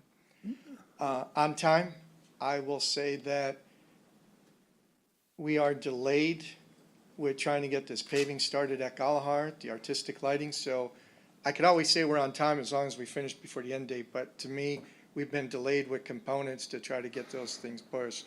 The last part of your project, which is out further, besides all these other items, is the smoke purge and the air handling unit replacements at the jail and each of the mechanical rooms. So that equipment, which was part of a change order with the county, that equipment is arriving in January, we're told. And we have that set up and we have it working with the vendor to have multiple crews so that we can get this thing started and get completed before the March end date. I got maybe three questions. Yes, Commissioner? One, I've heard you guys, I mentioned the fact about pipes shaking and pipes sweating and, are we working on that issues right now to find out what the problem is? Why the pipes shake and why the pipes do have a lot of condensation? And also, are we working with the right boilers? You know, are the boilers are there, are the right ones supposed to be there? And maybe that's the problem with the pipes, I don't know. The other one, is the fact that, so you said, are y'all here, do y'all do every day to make the rounds on the boiler, somebody from ABM? Do y'all do the rounds, or where is working on the boilers? Are you there every single day, Monday through Friday or Saturday, to make the rounds, to make sure everything's okay? And that, my other question would be, because you're saying, don't let the staff do it, call us to do it. So if we call you, and you're in San Antonio, I think, right? Austin? Corpus Christi Corpus? is Russ. No, but where Lacey. are you, what do they call you? Will they call somebody here in Corpus? They call our site superintendent, Russell Lacey, Okay, who's in so Corpus he's Christi. supposed to come out as soon as you call him, right? Yep, and then from there, he analyzes what the issue is, and then he's bringing in the proper people. Okay, so the staff, our staff really don't even have to work on it, right? They would flag us if there's an alarm or an issue. Russell Lacey would come in, evaluate it, and he's taking it from that point forward. And how long do we have to wait before he gets here, before we do anything? Russell's local, he's been responding ASAP, he's responded over the weekends, so he's not somebody who is taking a day or 2 days or longer to try to review something. Okay. And when- We get a phone call that the systems are down on a Monday morning at 6:30, he's evaluating it, and we have somebody scheduled to come in to restart the boilers, you know, if it's the boiler issue. They're in here restarting it, we're trying to get them in here before noon. Before noon? Yeah, they get the phone call, they're trying to get them realigned and coming up, so it's always considered as an So the boilers will emergency. be down from 6 AM to noon? The point I'm trying to say is, it's addressed, we contact the entities as an emergency, and those people are coming out, so if they're out here within 60 minutes, if it's 90 minutes, whatever the issue we see, we address it by the urgency to get the people out. It's not that it takes 4 hours to get somebody to a site. Okay, so now let's go back to the boiler. Are we using the right boilers? And are we addressing the pipes that are shaking and the I forgot the word. Condensation. Condensation, yes. Excuse me. What are those issues? Are we taking care of those issues or what? Yeah, so I think for clarity, condensation, I'll bounce a little bit here, Commissioner. Condensation, I'm assuming we're talking about the chiller plant? Yeah, so that's at the chiller plant, that's not at the jail. Okay. So we don't have that at the jail, so, but we do have the pipes. Yeah, shaking so, at the so jail. condensation has been reviewed, we've discussed it. We've actually installed a exterior dampener in. We're connecting it with controls, so that should alleviate the condensation that's on the current piping right now. The shaking of the piping, from what I know is when that's been realized is during startup. And Goldman, you can correct me on this. If the systems are, power surge or something gets knocked out or they're shut down, there's a process we need to do to start those boilers up, to drain the water that's in there. Because you're talking steam and condensation, so we're trying to drain the systems to get that started. So as we work that, it's not a constant shaking. There may be some piece of the startup, but once the systems are up and running, it's not a shaking component. So that'd be the. But it shouldn't even shake at all, right? What's- If it's done correctly, it shouldn't even shake at all. Yeah, I mean, you're talking about the restart of a system that's been sitting cold. I'll call it, anytime a system's shut down, I would call it a cold start. That's why we want to make sure that we're handling it with the proper people until it gets turned over and trained properly.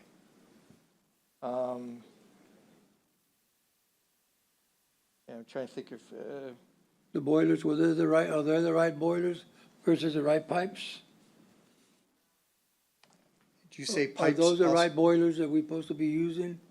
Or, when we ordered those boilers, The boilers that are installed are based on boilers that were through our submittal process, and that's what the boilers that were ordered.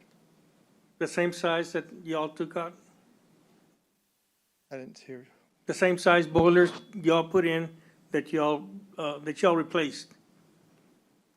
Are they the same capacity? Yeah, they're actually probably larger. I mean, contractually, it's the boilers that we have. He's asking if it's the same, are they the same, Size same boilers. size or same type that Same we had capacity before? boiler? Two of your boilers before were water-fed boilers. Why don't you come to the mic, just so we can record it better, and go ahead and address old versus new? Do Yeah. we get better ones? You did get better ones. Okay, and explain why. The boilers that you have now, you used to have two water-fed and I think one tank, big old tank one that used to be, was boiler number 3. All 3 boilers now are all water-fed, water tube boilers, correct? So, All three are water. all three are Okay. water-fed boilers. Yeah. Okay. They're, So, they're, yeah. all right, so, what other questions do you have so that we can move on to the next part of the presentation? I have another question, Okay. to either one of y'all three. Govan, when do you expect the shaking to stop, and how much shaking can those pipes take? Because they weren't replaced, they're older pipes, right? Yes, the older pipes are not being replaced, as I understand, unless I'm corrected. I was told that that was not under the contract, so I couldn't say why it was not replaced. I was not there at that time, but, the shaking of the thing is, like I said, technically it's a different reasons and. It's gonna continue till one of them breaks completely or something, or it's replaced. We can't say that because the engineer record and everybody says that once the DDC controls get involved and the controlling of each one of the boilers starts to happen and the processing goes, that way the cold start wouldn't be happening like it is happening right now. That could be a complete different scenario. It may not have that. You may never see it happen again. We don't know until that process and everything is completely in, we can't say that anything can't happen. So answering your question, just like Shane said, until we get to Till close to the something finish line, we're not gonna know. Till something happens. So, No, until you get closer to the finish line. You're in Because construction right now. Yes. if you have a cold start during now and getting close to the finish line, if you have a power down and the boiler shuts down, you restart the boiler, you may get the shaking again. in between, something might happen. Good. Between now and to the finish line, if the boiler shut down or power surge and boiler may have some issues, then it could happen. It could happen if. The shake. That's what we What- talked about what- it, and that's what, Yeah. engineer on the record mentioned the same thing. So there is a lot of controls has to be worked up. Whether those controls eventually will stop that, we'll see and figure out, because at that point, you can create the situation, what's happening right now, to see whether that shaking happens or not. Mr. Govan, Oh, no, it's not ongoing. That's what I'm saying. Right, I No, think, that's I why think made a he's, I comment. think he thinks something's gonna happen between well, it might, the now possibility is and, there. right, but I don't, can you I'm gonna re-explain? I'm gonna restate again. The shaking of the pipe right now is happening during the cold start. In other words, if the power goes down, the boiler shuts down, and then you start the boiler up. If the boiler is cold or the pipes are cold, that there is a time lag before the boiler gets started, then there is a shaking, and it will continue to happen in every shutdown of the longer duration. So when there's a power surge, when the power is lost, that is when This is where the key comes into play, why we've stated before that ABM needs to be the one to be having the starting the boilers. There is a sequence that needs to happen. The boiler has to be blown down so it has more room in the tank for this to work. It will lessen down any of this stuff that we're talking about right now. right. The point is you've identified a scenario, and when that, if that were hypothetically to occur, you're working on a solution. Correct. Okay, because the shaking is not a constant. It's not, this is something that you've ID'd if a certain scenario happens. And if it does happen, you want to prevent it, and you're working on that solution, and you're Because- gonna keep us posted. Because what happens is when the shaking happens, the pipes are moving, you have a joint, which is either flange joint Correct. or issues, valves, or whatever it may be. Those seals, because it's an old pipe, the seals are probably not to its limit, it probably is set to the limit. So you have a steam coming out of those joints, and that comes down as a condensation and the hot water or the steam condensating into the No, hot water. I understand So how- that's where the issues are. That's where the issue is, Mr. and you're Govan, gonna find out I know, for us. I know you're an engineer. Shane, are you an engineer? I am not. Okay, so, sir, are you an engineer? I'm not an engineer, no. So not till we had Govan come in as a contractor. No, that's I'd like to correct incorrect. that right now for a second, please, just so we know on this. So, LAN has conducted multiple MEP inspections of the project, including 6 inspections by an MEP engineer with 25 years of experience. Engineer, plus an engineer with 5 years of experience, or EIT of 5 years' experience additionally for site civil work. LAN has utilized 37 years of experience in engineering on these projects that we're sitting here alone with. So we brought in an actual mechanical engineer and that walked not only just the boilers, the chiller plant, and the HVAC systems inside the jail. So he's been here He's every been- day. No, he hasn't been here every day. Okay. Yeah. All right, thank you. All right, okay, we're gonna move on if there's no more questions. What we're looking for is, just keep working together to solve issues, and that's what seems to be happening. And keep us posted, keep us updated. We want to see, obviously, these projects conclude, as was said earlier, timely, and this type of project update is super helpful, and I'll just keep encouraging it as much as you can. These little one-pagers, very, very helpful. Thank you. Thank you guys Judge. very Thank you, much. Commissioners. And, Thank you.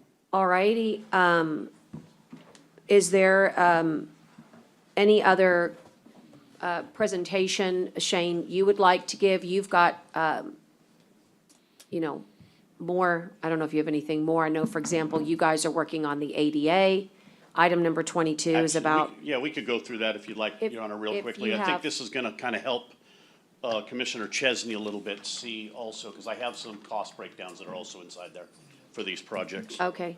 So we're moving on to 22 and talking about y'all's capital improvement, management here. Capital improvement program management, I should Yes. say. Commissioner Gonzalez. Okay. The first one I'd like to talk about would be the courthouse ADA improvements. On this, we've already completed an activities design phase, bid and award phase, submittal phase, demolition, and reconstruction of the restrooms and courtrooms in some of these floors. We've worked on the 10th floor, the 8th floor. We've also completely done some, completely all over the 4th floor courtroom that has currently been done.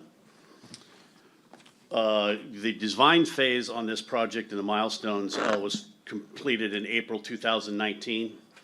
The procurement phase, August through December 21st. Construction phase is April 22nd through October 23rd, and project currently is on schedule. Some of the upcoming activities we have that'll be ongoing will be some of the restroom demolition and reconstructions that will be happening on the 6th floor. Cabinet modifications, door changes and upgrades, and current demolition.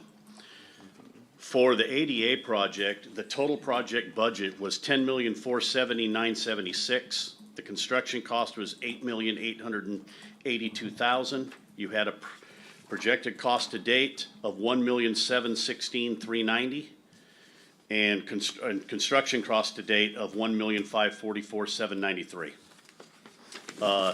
Next slide. And these are showing some pictures kind of here. The very picture on the left is showing what the bathroom looked like when we demoed the walls and starting digging into the project. You'll look at the next one. You'll see what the bathroom actually looked like when it was completed. Next, you will go to the right where you see all the rubble, and that happens to be the courtroom on the 4th floor. And the very right picture top is what that actual courtroom where you see all the rubber is looks like now. That is the new bench and everything that will be inside of that courtroom with all the new flooring that is in. They are expecting that that courtroom will be finished by the end of next week. And then the bottom picture just happens to be, we wanted to show, that is the paneling that got matched for the ADA ramp that had to be on the 10th floor courtroom. And they had to match that old paneling, and I thought that they did a heck of a job getting that matched. They really did. Okay, next slide. Next slide is the courthouse exterior. As we all know, this turned out to be a great project.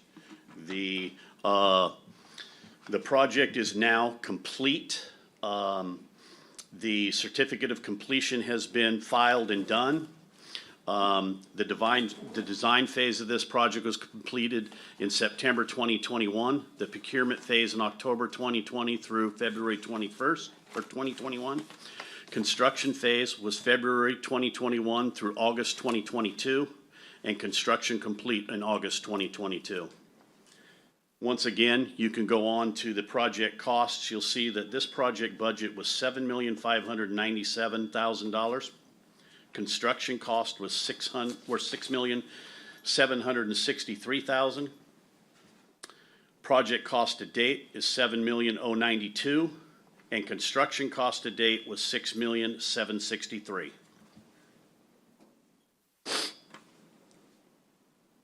Go down to the next picture. The next picture just kind of gives you a good idea of how this project progressed and went through everything. As you can see, the picture on the left top corner there shows when we took all of the skin off of the building and showed some of the damage that was actually in the walls that they fixed and re-skimmed and did everything. And then you can see the existing conditions. If you come to the right, pictures to the right, the picture where you see all of the building and everything, that was a drone flight that we just did for this building a couple weeks ago to show what it looks like now. And then, of course, the two pictures you can see which shows the new stone on it. It looks so good. Next, we have the animal care facility. Completed activities right now are the schematic design and design development. Project milestones on that project are the schematic design complete December 2021, design development complete February 2022, construction docks August 2022 through November 2022, and bid award for March 2023. Ongoing and upcoming activities, completion of the construction documents, county review and permitting, issue for bid, receive bids, and bid award by Commissioners Court. Currently on that project cost, the total project budget is $5,445,000. I'm just not going through all of them. The construction cost is $4,153,000. Project cost to date is $838,000. And construction cost to date, as we know, is none, as this has not been bid yet. Shane, can I ask a question on that? Sure. Tell me why the total project budget is 5.4, because this court, I thought it only passed the 4.2. I mean, I didn't vote for it, but the rest of the court voted for 4.2 million, so how is it 5.4 million? To be honest with you, I would have to ask Kyle on that portion, because he has kind of been a little bit, or actually Terry has been more in depth on this project with everybody. But I can get that back for you right away. Yeah, if you could, because Sure. I believe this court passed a total I cost. think it was 4.2. Hey, Commissioner, this is JP. You did. That's a mistype on our part. Okay. Hey, I think the 5445 was the old original number, and it just needs That's to be right. corrected. Okay, that's fine. And then, did y'all pass this out to us? This presentation? No, I did not. Would you mind? I only got it just before I walked into the court. No, I will that's send fine. this electronically to you. Yeah, it'd be great. I'd Sure. like to see it. I would, yeah, that's. Next, as you can see, the next slide, please. Thank you. These are some renderings. You have the front entrance rendering and another angle of the front entrance for both sides that have been done so far. And I know there's a lot more to go on this project. Next slide. Next slide is the countywide accessibility project. So completed activities right now is HS gym demolition, land clearing and demolition pond area. Bless you. The ongoing upcoming activities for this would be earthwork for building pad, underground utilities, and excavate detention pond. The project milestones on this project or design phase, complete August 2021. Procurement phase, September, October of 2021. Construction phase, July 22nd through August 23rd.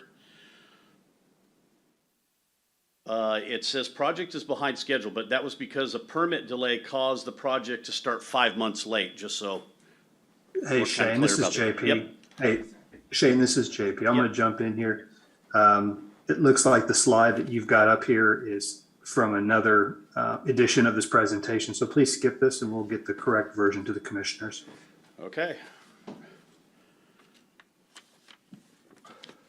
don't know why this is like this, but okay.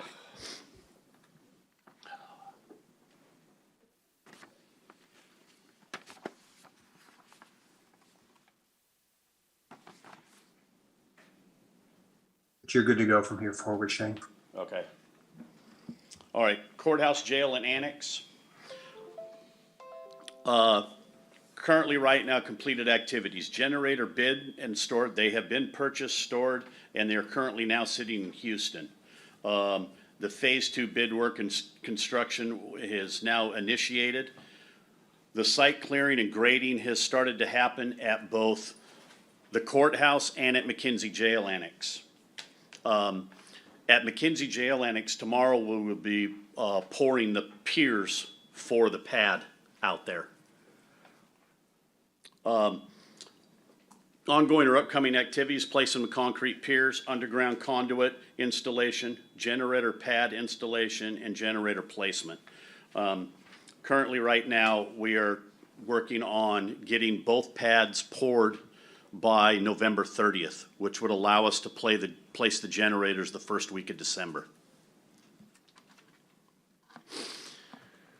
Design phase has been completed in February 2021. Procurement phase was completed March 21st. Generator equipment in April 22nd. Phase 2 has started.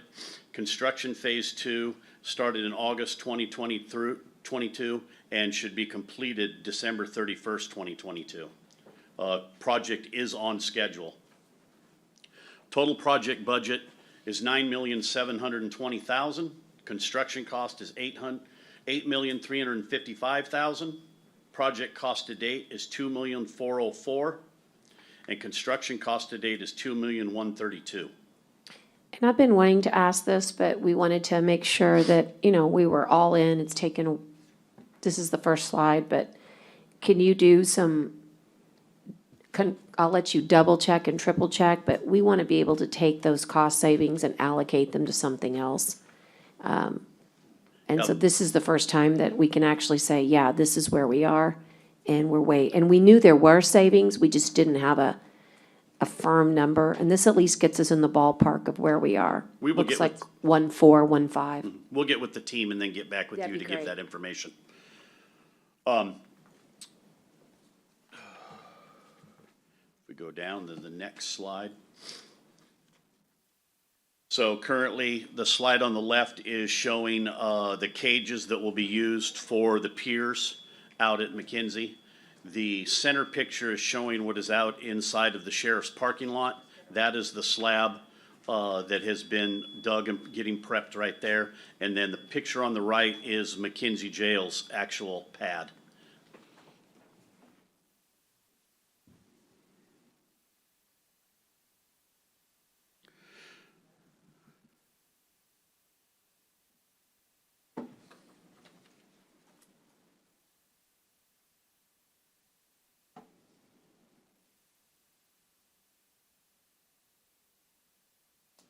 Okay, next we have the courthouse jail, oh, man, sorry, hang on, mine didn't go over here.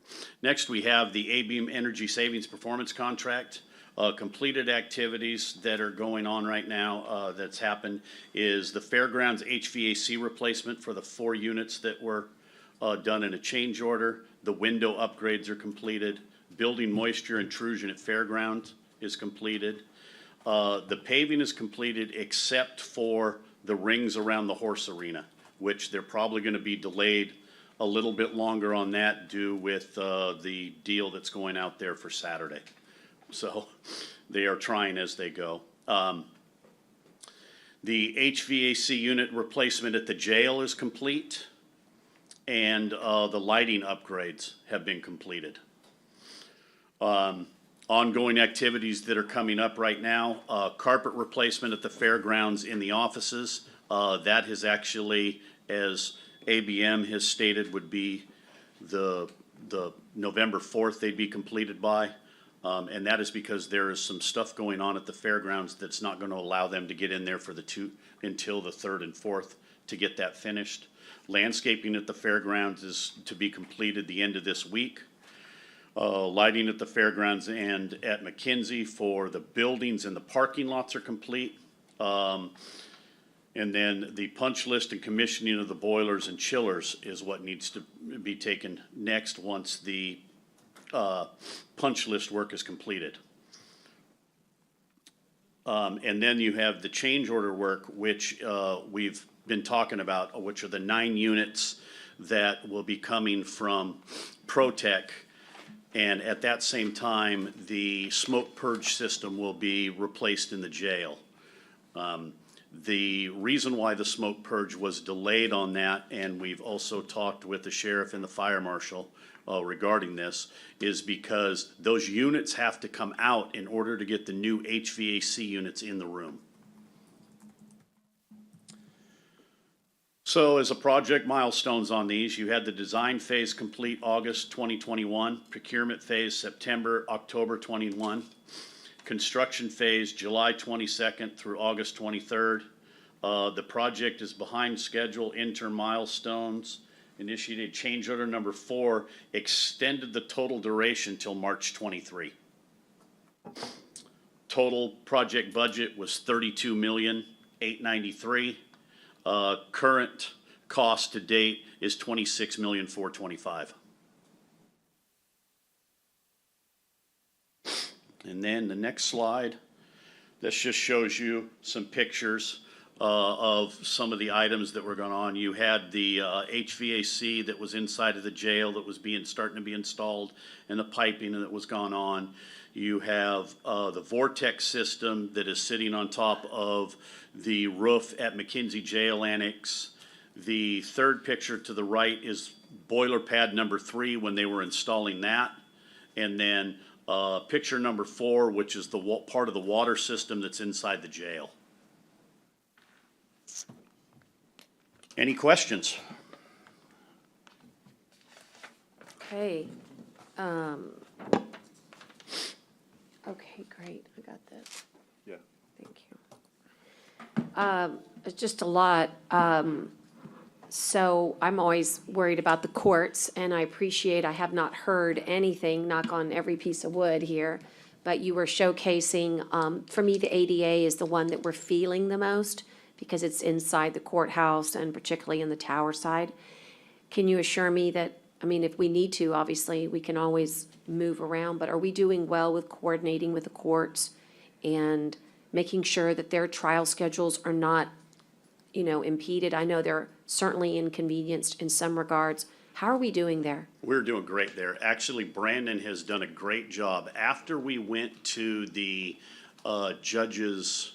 Board of Judges Board meeting. of Judges meeting, we started coordinating with the judges closely on this, and that has really helped us in order to actually gain some spaces in order to work now, because they've really kept in contact with Brandon and myself in ordering what we can do, if we can extend instead of trying to close up a court so they could get back into it. They've really started to say, no, go ahead and finish, and we'll take this one over. So.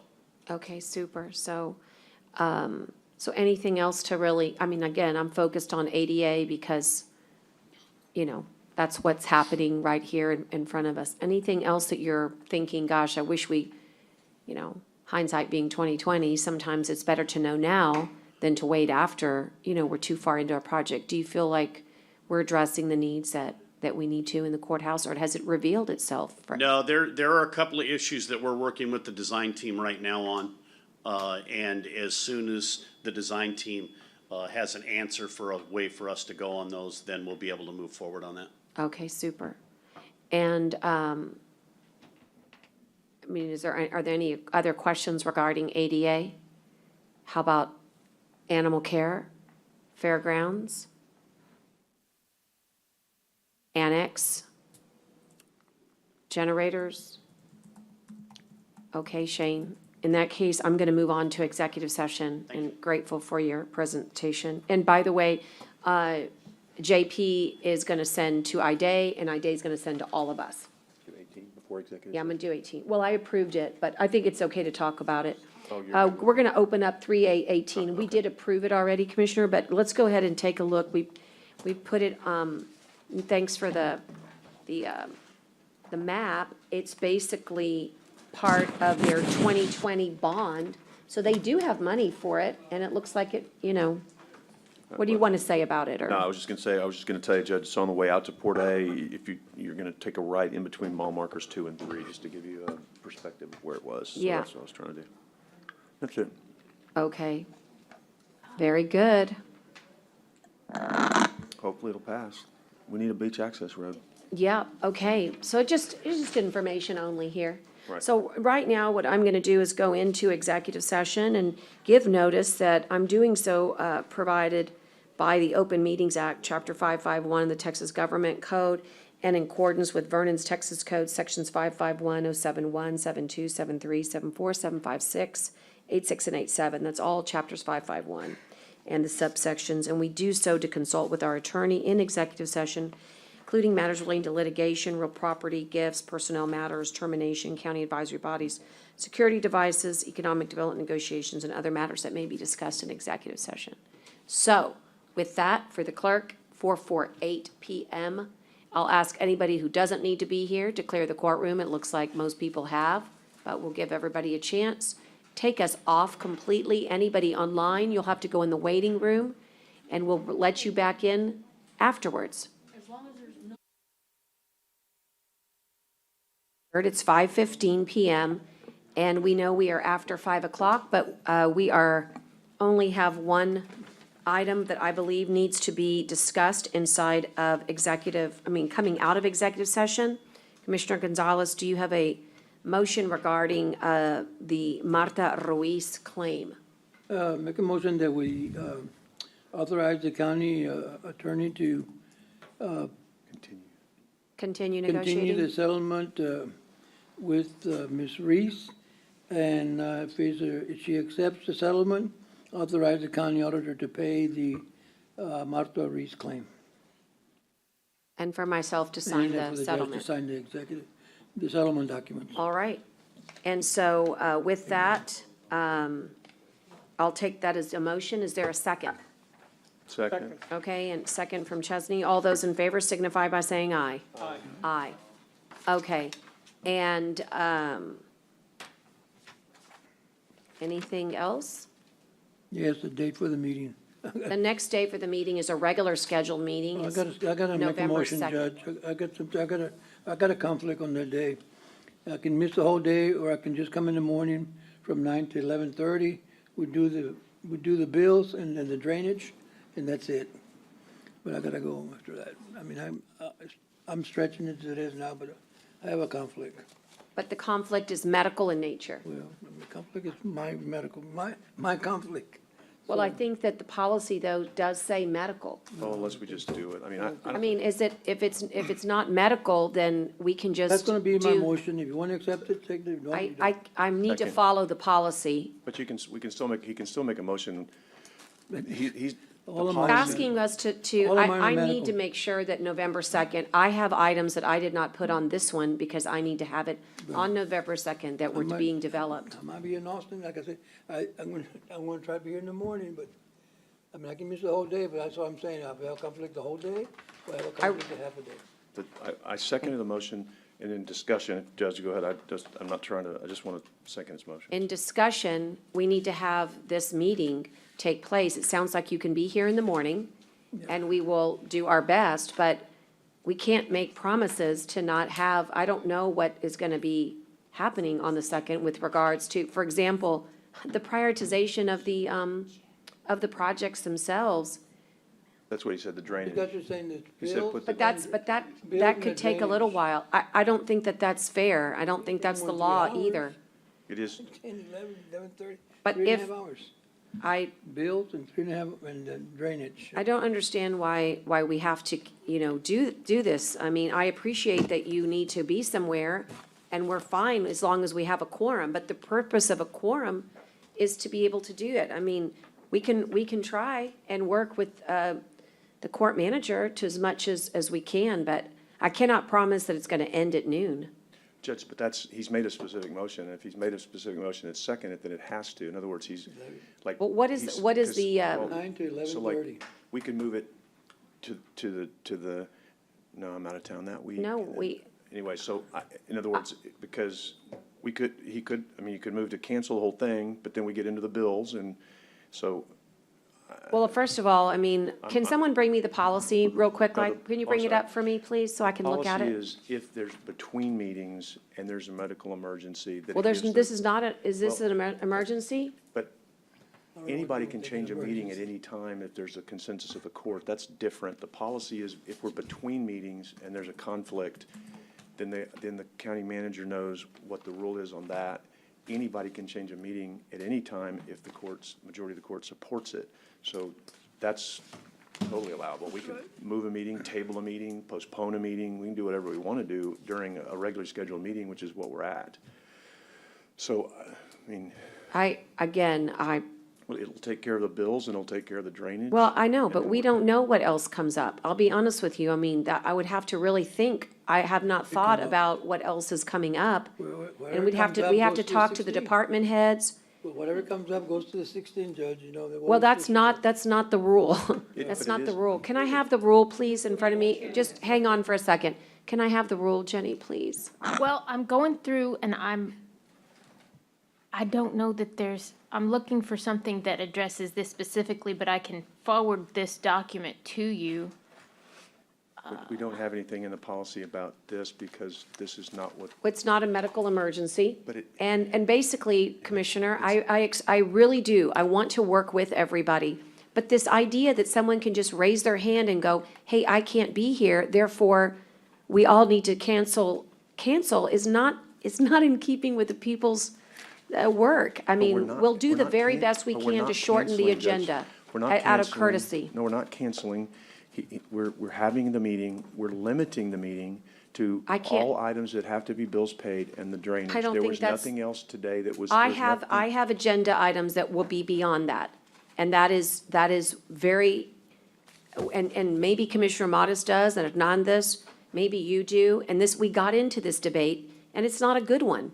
And that is we ought to be able to run the court's business like we've done for decades and decades and decades. But Judge, If you we've miss had- a meeting, you miss a meeting. but we've had By the so way, we many- also have virtual now.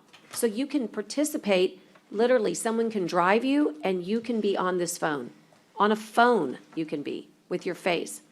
I mean, with that, we shouldn't be canceling meetings unless there's emergencies. We're That's not the policy. canceling, We're just Let me take a look changing at the it. context of it. We're not. I'm not gonna change the canceling. context of it. Well, but that was the motion made, it was seconded, so Well, it it's has not to a be proper, voted on. but you can only It take is- up proper motions, It's Commissioner. absolutely proper. There is Any nothing, motion we you do it Not all if the it's time. not comporting with the policy. Hold on, here it comes. Give me just a second. That's not the. Maybe you're right. No, Well, no, let's take a that's- look at it. That's the policy for between meetings. We can do anything we want. We can November say- 2nd's a regular meeting. But we can cancel, change, postpone. It anything happens you all wanna the do. time in life. There's nothing that says because November 2nd, that has to stay that way. You sent a But lot of we're, email Well, telling you me. know, we all work our medical lives around meetings. I know I do. I mean, I have a chronically ill child and I work around meetings. So I don't understand this. We cannot keep making these types of, arbitrary rules when, quite frankly, we have already a big gap between what's today, the 19th and the 2nd. Hold on one second, I'm reading it. I'm. In case I'm I'd be- wrong. I'd be happy to move it to the November 9th so that there's not a big gap. Well, we have conflicts on the 9th. It's on the 9th. Why? Hang on. Well, there's. The point is that, well, just but wait I a mean, second, give me a second. First of all, let me have a motion to keep going, because really, we're supposed to be done by now. Well, Judge, this is the last thing, so I mean, we just need to. Well, we've if, already got a it's, motion it's on- just, let's just do it for a matter of course. 5 more minutes. Call for the question then. Yeah, I mean. Well, I don't mean, think, we're if done it's, at the if end it's of not this. proper, It is, all of us have to vote for it. Judge, so- it is proper. I mean, you can move a meeting with no problem. Hold on one second. I I don't know who, give me 1 second. Okay. Where is it? Jenny, can you help me? Just tell me where it is here. Judge, I'm going through it while y'all. All are- right, sorry. I'm looking for the portion that talks about I know, me too. emergency. Meeting guidelines? No? That one says basically that if there's a medical emergency and it can't be moved to a date accommodated by everyone, then it moves to the next meeting. So this is not moving a meeting, this is shortening a meeting, or we could move it to the 9th, which is fine. I would, maybe that's available. Problem with the night? I'm happy to move it to the 9th, that's Your- fine, so that we're not having a big motion- gap. Your motion was to limit the scope of the meeting to bills and drainage. That was Right. the motion. That was- Yeah, and that is not helpful when we know for a fact there could be important issues that come up with every single department. You gave no notice at all for this, none. Every department head has a right to come in and say, wait a minute, I've got something important. And we got into this debate last time and it was awful. Because they No, gets no, that's- requests no, that's from. not why we got into that debate. No, it Judge. is. No, it's It is. not. But It it can is. be No, done. that was over the definition of emergencies and urgencies. That was a completely different argument that I don't, We're still looking for the, I need I don't believe this meets the qualifications. First of all, if it's an emergency, we wouldn't be talking about it. It would be an emergency. And it's a medical appointment, it sounds like, or I don't know, because he won't define it. But I'm assuming it's something important, but you have the virtual tape ability to go in the afternoon. I don't feel like we should be limiting our meetings. then let's move it to the 9th. I Well, mean, if you that wanna move might to be the 9th, let's convenient move for it to you, the but I 9th. have not checked my calendar. Check it. Oh. Well, Commissioner Modis, I mean, he's part of this team too. And I don't know that we can do the 9th. I mean,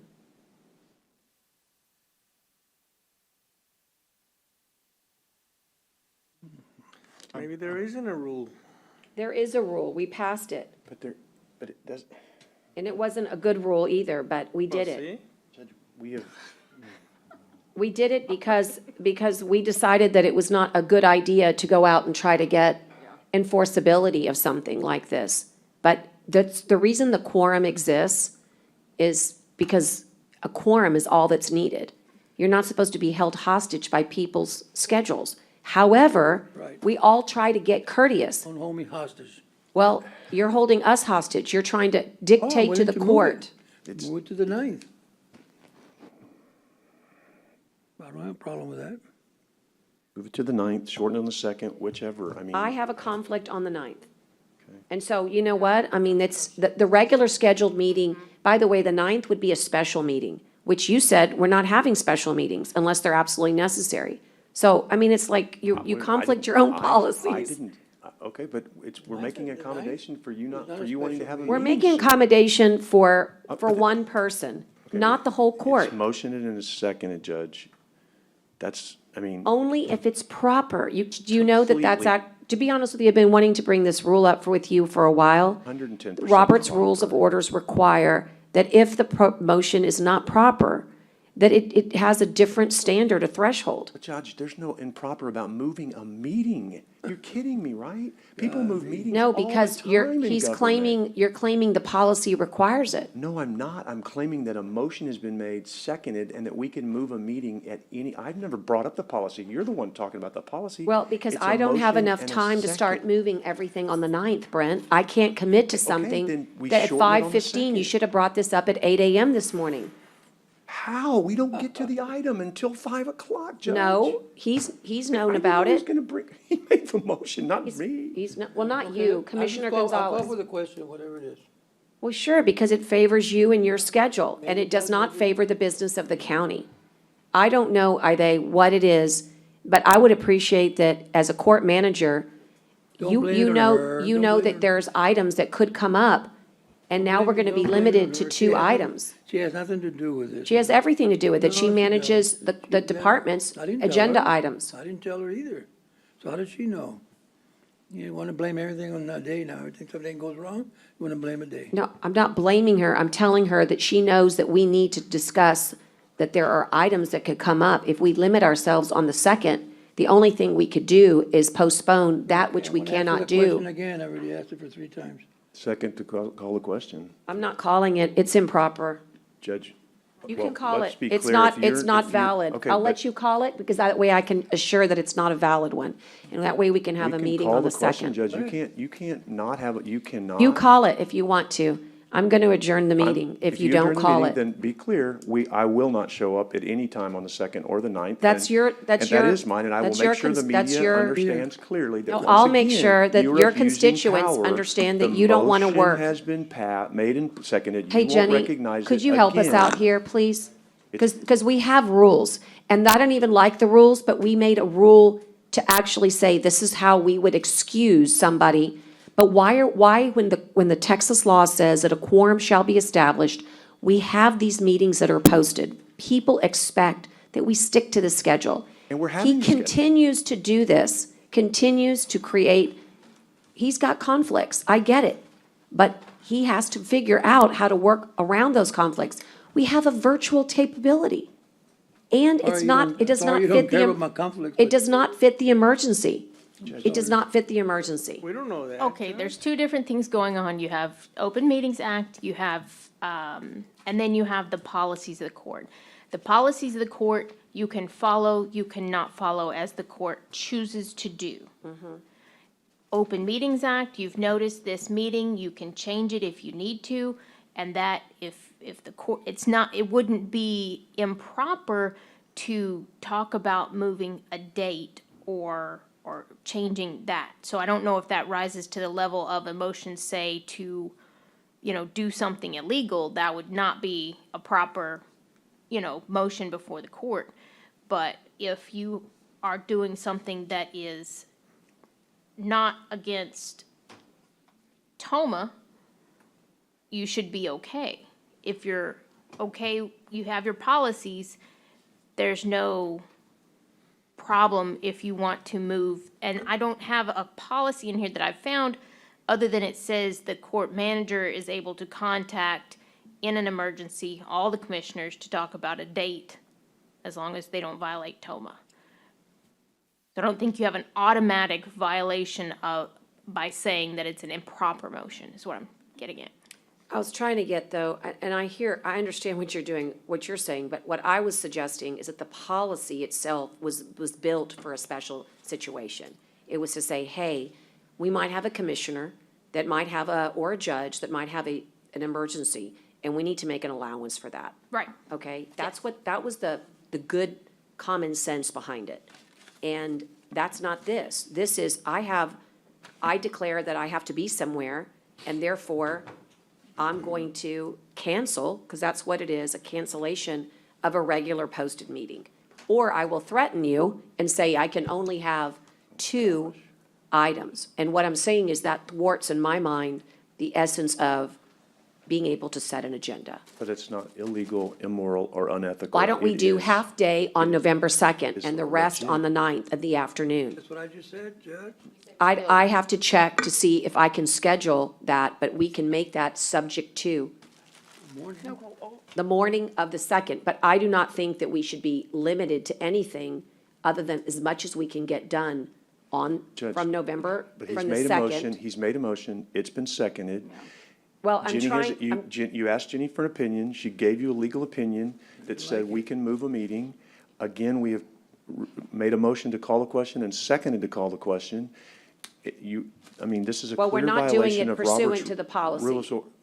It's not, it's not, I want to hear you say it. We're not doing it pursuant to the policy. no, It's it's not just you pertinent to making that an policy. It's a accommodation for your friend. It's a completely different policy, and you know what? I'd What make is the same. policy? I'd make the What same. is the policy? I already said what the policy was, and it has nothing to do with during meetings. It's when we aren't in a meeting and don't have the opportunity to make a decision in an open meeting like we're doing here.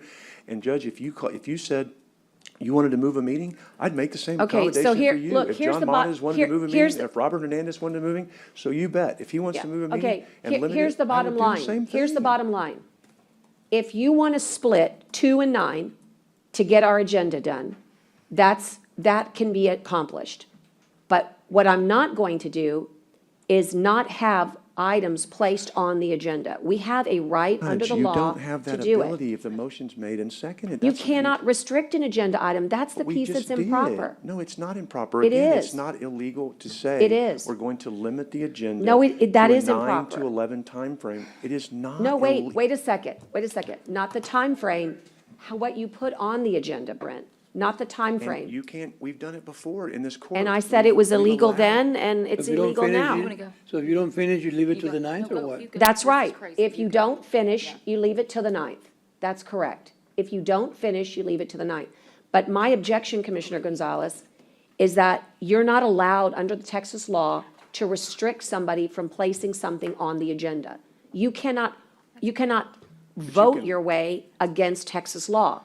And that's what happened last I'm not time. restricting anybody. Judge. No, No, you can. you're but you not. can. You You're can- not. You know, Chesney is purporting that. You're the one that said last time when we had a meeting, it was your idea to do nothing but bills. Then all of a sudden you included 35 other items on that agenda. You're the one that said, we're gonna have a meeting, all we're gonna do is bills. And No, by the time we that's knew not it, what I said. There was 35 more items on the agenda. Okay, I realize nobody here wants to go back in time, so let's not do that. The point of the matter is But you know that you're it's right. against, it's against Texas law to restrict a commissioner or a judge from placing an item on the agenda. Of course it is in a normal stop. agenda. Of course it is on You a didn't think normal of that agenda, when you but. did it. It's I don't not. know what you're talking about. Yeah, you do. But it's not against the law to limit an agenda It to an is. amount of time and a certain agenda only. It's not. It It is is, absolutely not. it If is, it's a if all specific of us motion. agree, Brent, that's fine, The but I majority disagree. agrees. It's not, it doesn't have to be, No. it's never, Judge. No, Come on, you can't Brent. honestly say it has to be 5-0 vote Brent. to make a motion and pass. Come on. Brent, you can't say cannot that. motion your way out of restrictions. You cannot do that. You cannot restrict yourself by a vote. You can't say, Judge, I'm only going to allow you to put on one item. No, I'm not saying you. I'm saying the I know, but court. I'm not saying you. I'm saying the motion was, yes, you can. You can make a motion to set a specific agenda. No, And if the specific you agenda can't. is If everybody bills agrees on a and special. whatever else he said, drainage, then that is a specific, you can make that. You absolutely can make it a specific agenda. We do it all the time. Okay, For if specific all of agendas. us agree, but I'm No, saying it's to not if you, all of us agrees, if it's the majority of the vote. no, because it goes against the You'll fact. never get a 5-0 It, vote on it stuff. goes against the whole premise that I have agenda items that I'm trying to advance on November the 2nd. And if I have an agenda, or if Commissioner Modis has an agenda item, you cannot restrict it. And that is can my, if we that's my specific- objection. I cannot restrict it if there's not a specific motion that the court has passed. I would agree. We're still arguing about the same thing. No, we're You not. think that, I think you can make a specific motion you with a think you can have an specific agenda that's Specific voted agen- on. Correct. And I do. say that is wrong. Okay, You then let's can't do make that. let's take the vote, then you can challenge it however you want to challenge it legally, but let's take a It's vote. We silly. just want to take a vote. It's silly for you to waste the court's time It's a to do motion. that. You are restricting my ability and every commissioner's ability to place an agenda on all why, setting a because he can't specific get his agenda. doctor's appointments done at a certain time. We're All of setting- us do it. We're setting a specific All of us do agenda. it. We're setting a The specific. problem you will run into in setting a specific Agenda. purpose for an agenda is you then place on the court manager the possible job of inquiring with every commissioner whether their urgent item is urgent and why. He did, there wasn't, that wasn't Excuse me, the but you're agenda. not even a part of this conversation. I am the clerk of the court, You're and not I a keep part the of the minutes. con- I am You're not a part actually. of the conversation policy, Kara. I keep minutes. Okay, and- that's fine, but you don't debate that. Ma'am, I'm sorry you're upset, but you don't need to be rude to me. I'm not okay? being rude You're to being you. very rude. You're interrupting the court's proceedings, and you're not a part of them. I was telling the county so do you attorney that she was speaking on, that wasn't part of the motion. They didn't put emergency in the motion. That's it. And again, I'm sorry that She's you're talking upset. about something that has to do with legality. Our Okay, you can- policy has don't to yell. do with You don't have to urgency. yell. I can hear you. You don't have to yell. Okay, I'm not yelling at you. You'll know when I am.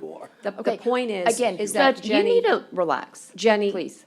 Kara, No, really. enough, please. So we do two. You're not a part of So we this. do 2 mornings, that would suffice, I guess? You're not a part of If it. you do 2 mornings, like. If the court agrees to that, I think that is absolutely great. But and the reason I mentioned the emergency one from before is that I believe the inquiry would be the same. If you set a short meeting and then you have a commissioner or a court member who wants to put an item on, and it goes over that, you could run into a problem with keeping a court member from having an item on the Not agenda. if you set a specific agenda.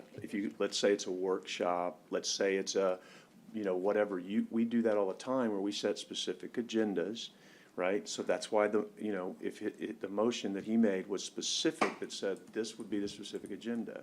So again, I'm happy to do it on the 9th. That's great, but 9 to 11 with the specific agenda and then put the rest of it on the 9th. I mean, I don't understand. I mean, The objection I have, okay?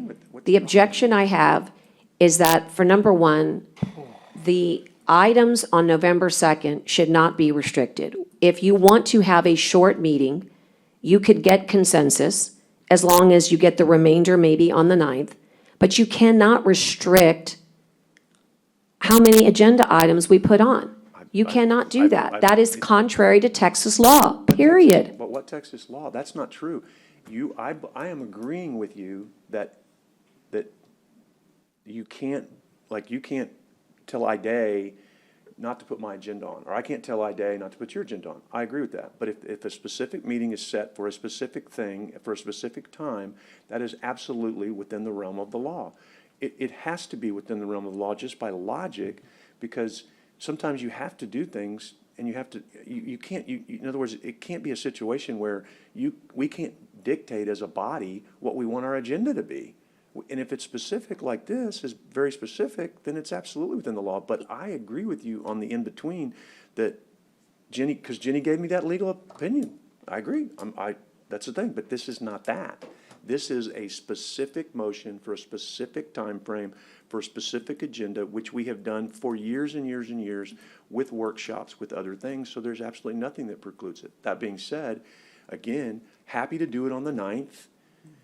He's made his motion. Let's do the drainage and the bills, which are the ones that need to be done, and then do the rest of them on the 9th. I don't really get it. I agree. Let's I mean, do that's that a that week way. later. Sounds good. I mean, don't we have, I mean, I would hope that this also, a chance that, you know, to figure out what the agenda is, because we may not have a full agenda. I mean, there may be plenty of items, but we may be able to have something that's smaller or more manageable, to do it in 2 parts over the course of 2 weeks, and then our full meeting on the 17th. I mean, I was looking at the 2nd because I know that there's some items that I want to put on there.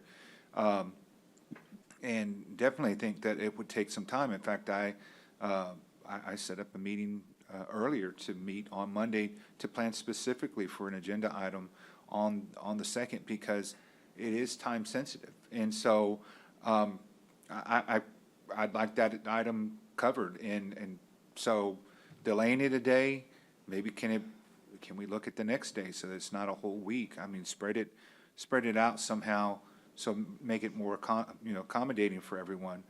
I feel like at some limit we have to curtail our agenda, because if not, we'd be here to midnight if we just threw a bunch of items on. There's some way to balance it out. And so, you know, if we can remove presentations that are not necessary, items that have to absolutely must have a deadline or must be complete because we have you know, a grant that we need to apply for, or some sort of paperwork that has to be approved by the court. I mean, those are things that hopefully IDA can work with the court and with the judge on to pinpoint how do we try to streamline it a little bit. I mean, I think it's doable. I don't know if any of us have a whole bunch of items, but we're still talking about a meeting that's potentially, 3 weeks out from today, right? 2-3 weeks out. So I think there's time to work through it. So we hear the commissioner's not going to be here. Let's try to work through it. Like I said, we had several presentations that were great today, but if they were on the 2nd, could we say, you know what, let's hold them to the 9th, let's hold them to the 17th, because it's not going to impact anything. The decision doesn't have to be made. So that's what I hope that we could do, is that there's plenty of time to still work it out. I appreciate that agenda item's on every week so we can plan, but we do have a calendar. You know, I've missed days, you know, from medical needs. I've gotten sick once that I was in the hospital, and so I missed a meeting. So it happens, right? But out of courtesy, if there's something that is big that we need to hold off on for Commissioner Gonzalez to be there a part of, but if it's something that could be a 4-0 vote that you think, hey, it's not going to be very controversial, then let's put it on and let's do the business of it. And I think we can be done. We've all missed a meeting here or there for one reason or another. We've participated when we can in person or virtually as that option happens, but sometimes we just can't. And I'm not going to ask Commissioner to justify or not, because he has a reason, and that's good enough for me. But if we can get IDA, along with our county attorney and the judge and the court, to figure out what our agenda is, we have plenty of time to do it. Let's work it out. We got time. And then if it becomes a problem, then let's work it out, because we're going to continue this debate, and I just want some clarity. If you can get us something, an opinion that clarifies that we shouldn't limit or we can't limit, then define what does that mean to limit. Does that mean pushing it a week back? Does it mean curtailing the agenda to be done around the 12 o'clock time frame? What does that mean? So if you could put something in place pretty soon for us, that would appease me, because I hear what everyone's saying, and I want to accommodate everyone's needs. We do need to get work that can be done, but I do want to see if we have items that could be held a week or two, then let's hold them back. But presentations, yeah, let's push them. Let's push them to the next available meeting. We don't have to have those come before us. So I think that can shrink down a lot, and then depending on how many lawsuits or executive session items that we have to review, that's a whole nother issue as well. So Right, that's always my concern, is that between the time that we're talking now and November 2nd, that is a lot of time for things to happen. And what happened last time is there were multiple litigation-related items that needed to come before the court that really didn't even take very long. But there was this idea that somehow they couldn't be processed. that is, in my opinion, thwarting the business of the county. The reason that quorums exist is so that you can have somebody miss. But it's, the law says, hey, you gotta have at least 3. But now with virtual technology, it's fantastic. You can literally be here with us when you're not here. And because of that, we even go one step further and we say, hey, if it's an emergency, we're all going to concede that that's important enough where we hold off. But that's not what's happening here. And what I think is really very critical is that we do work together to figure out how we can both accommodate a commissioner's schedule, although albeit it's here at the end of the day. It would have been a lot nicer if you've known this to have brought it forth way earlier. But we have conflicts that already are set because we're relying on our normal schedule. And that normal schedule should be for the purpose of the business of the county. We can totally limit presentations, no problem. We can limit, I don't believe one item was tabled to the second. Am I right or wrong about that? Correct. So we have no tabled items. You know how many times we carry over? A ton. We can do no presentations, okay? And we can say no, there's no items coming to be tabled. But you cannot say that something won't come up between now and the second where you're boxing yourself in here. Allow the court's presiding officer and the court manager to do our job and to bring an agenda that we believe can be tackled in the time frame. And then if it doesn't, we have the ability to recess till the next day. Okay? I mean, that is how it's supposed to be done. And to go to the 9th and just go, oh, everybody else change, I don't think is smart. And I could try to rearrange things, but that is not doing the business of the county. Now you're asking us to go for 3 weeks. How about, Judge, if would we, and I don't know if Commissioner Gonzalez can do this because I'm trying to do that, could we do it to where it's that because I still hold that we can set whatever we want to set. And you can go back and look that up and provide that because we can set it however we want. But if we want to say 9 to 12, so that if he can go till 12. Or and then just 8:30, we normally do 8:30. Yeah, 8:30 to. That no 30 late, minutes But I mean, buys us. literally cut it off, but I can do no recognitions, no proclamations, okay? Because you still have the month of November. no unless there's recognitions, no something. proclamations, no presentations. Right. I mean, we I'm know not how gonna to use do the it, believe it or emergency not. thing again. Well, I've done 1,000 agendas. I know exactly how to do it. But what I don't like is for somebody to come in and say, for example, it happened just the other day, we had an HMG situation, it needed to get on there. They're unforgiving at the state and the feds if something has to be corrected or done. So I think it's really important. We can totally tighten it up and limit it. But I have one, I emailed them earlier today. I have 2 items that I need to put on, and they're not gonna take long, either one of them.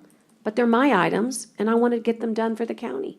And I think Modest just said he has 1.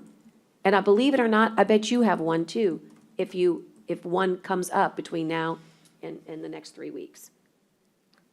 Do we have to have public comment? We have to have public comment, yeah. Yes, you do, by law. Yeah. And, as they say, also, I can ask the auditor to hold on any audit. I can ask HR to hold on any HR unless something monumental happens. But like, for example, today we had to ratify the public defenders. That wasn't even expected, okay? So there's weird things that come up. Don't box yourself in to help the people do their work. Judge, if he's willing, I mean, I'm willing to amend the second to 9 to 12 if we can limit no presentations, no. No recognitions. No recognitions, no, all of that. I don't know if we need to state it all. No restroom breaks, no nothing like that? Yeah, no restroom breaks, no food, no water. So, okay, so we're saying, just to be This reminds me clear, of the Goonies, no con las presentation, cucarachas. no presentations, no recognitions, no executive sessions unless, I won't use the, I hate Don't- to use the yeah. word, unless it's, Unless, I would say, unless the county attorney deems it needed. okay, what else? No whatevers, what else? it'll take care of it. I'm just trying to be specific so that we don't.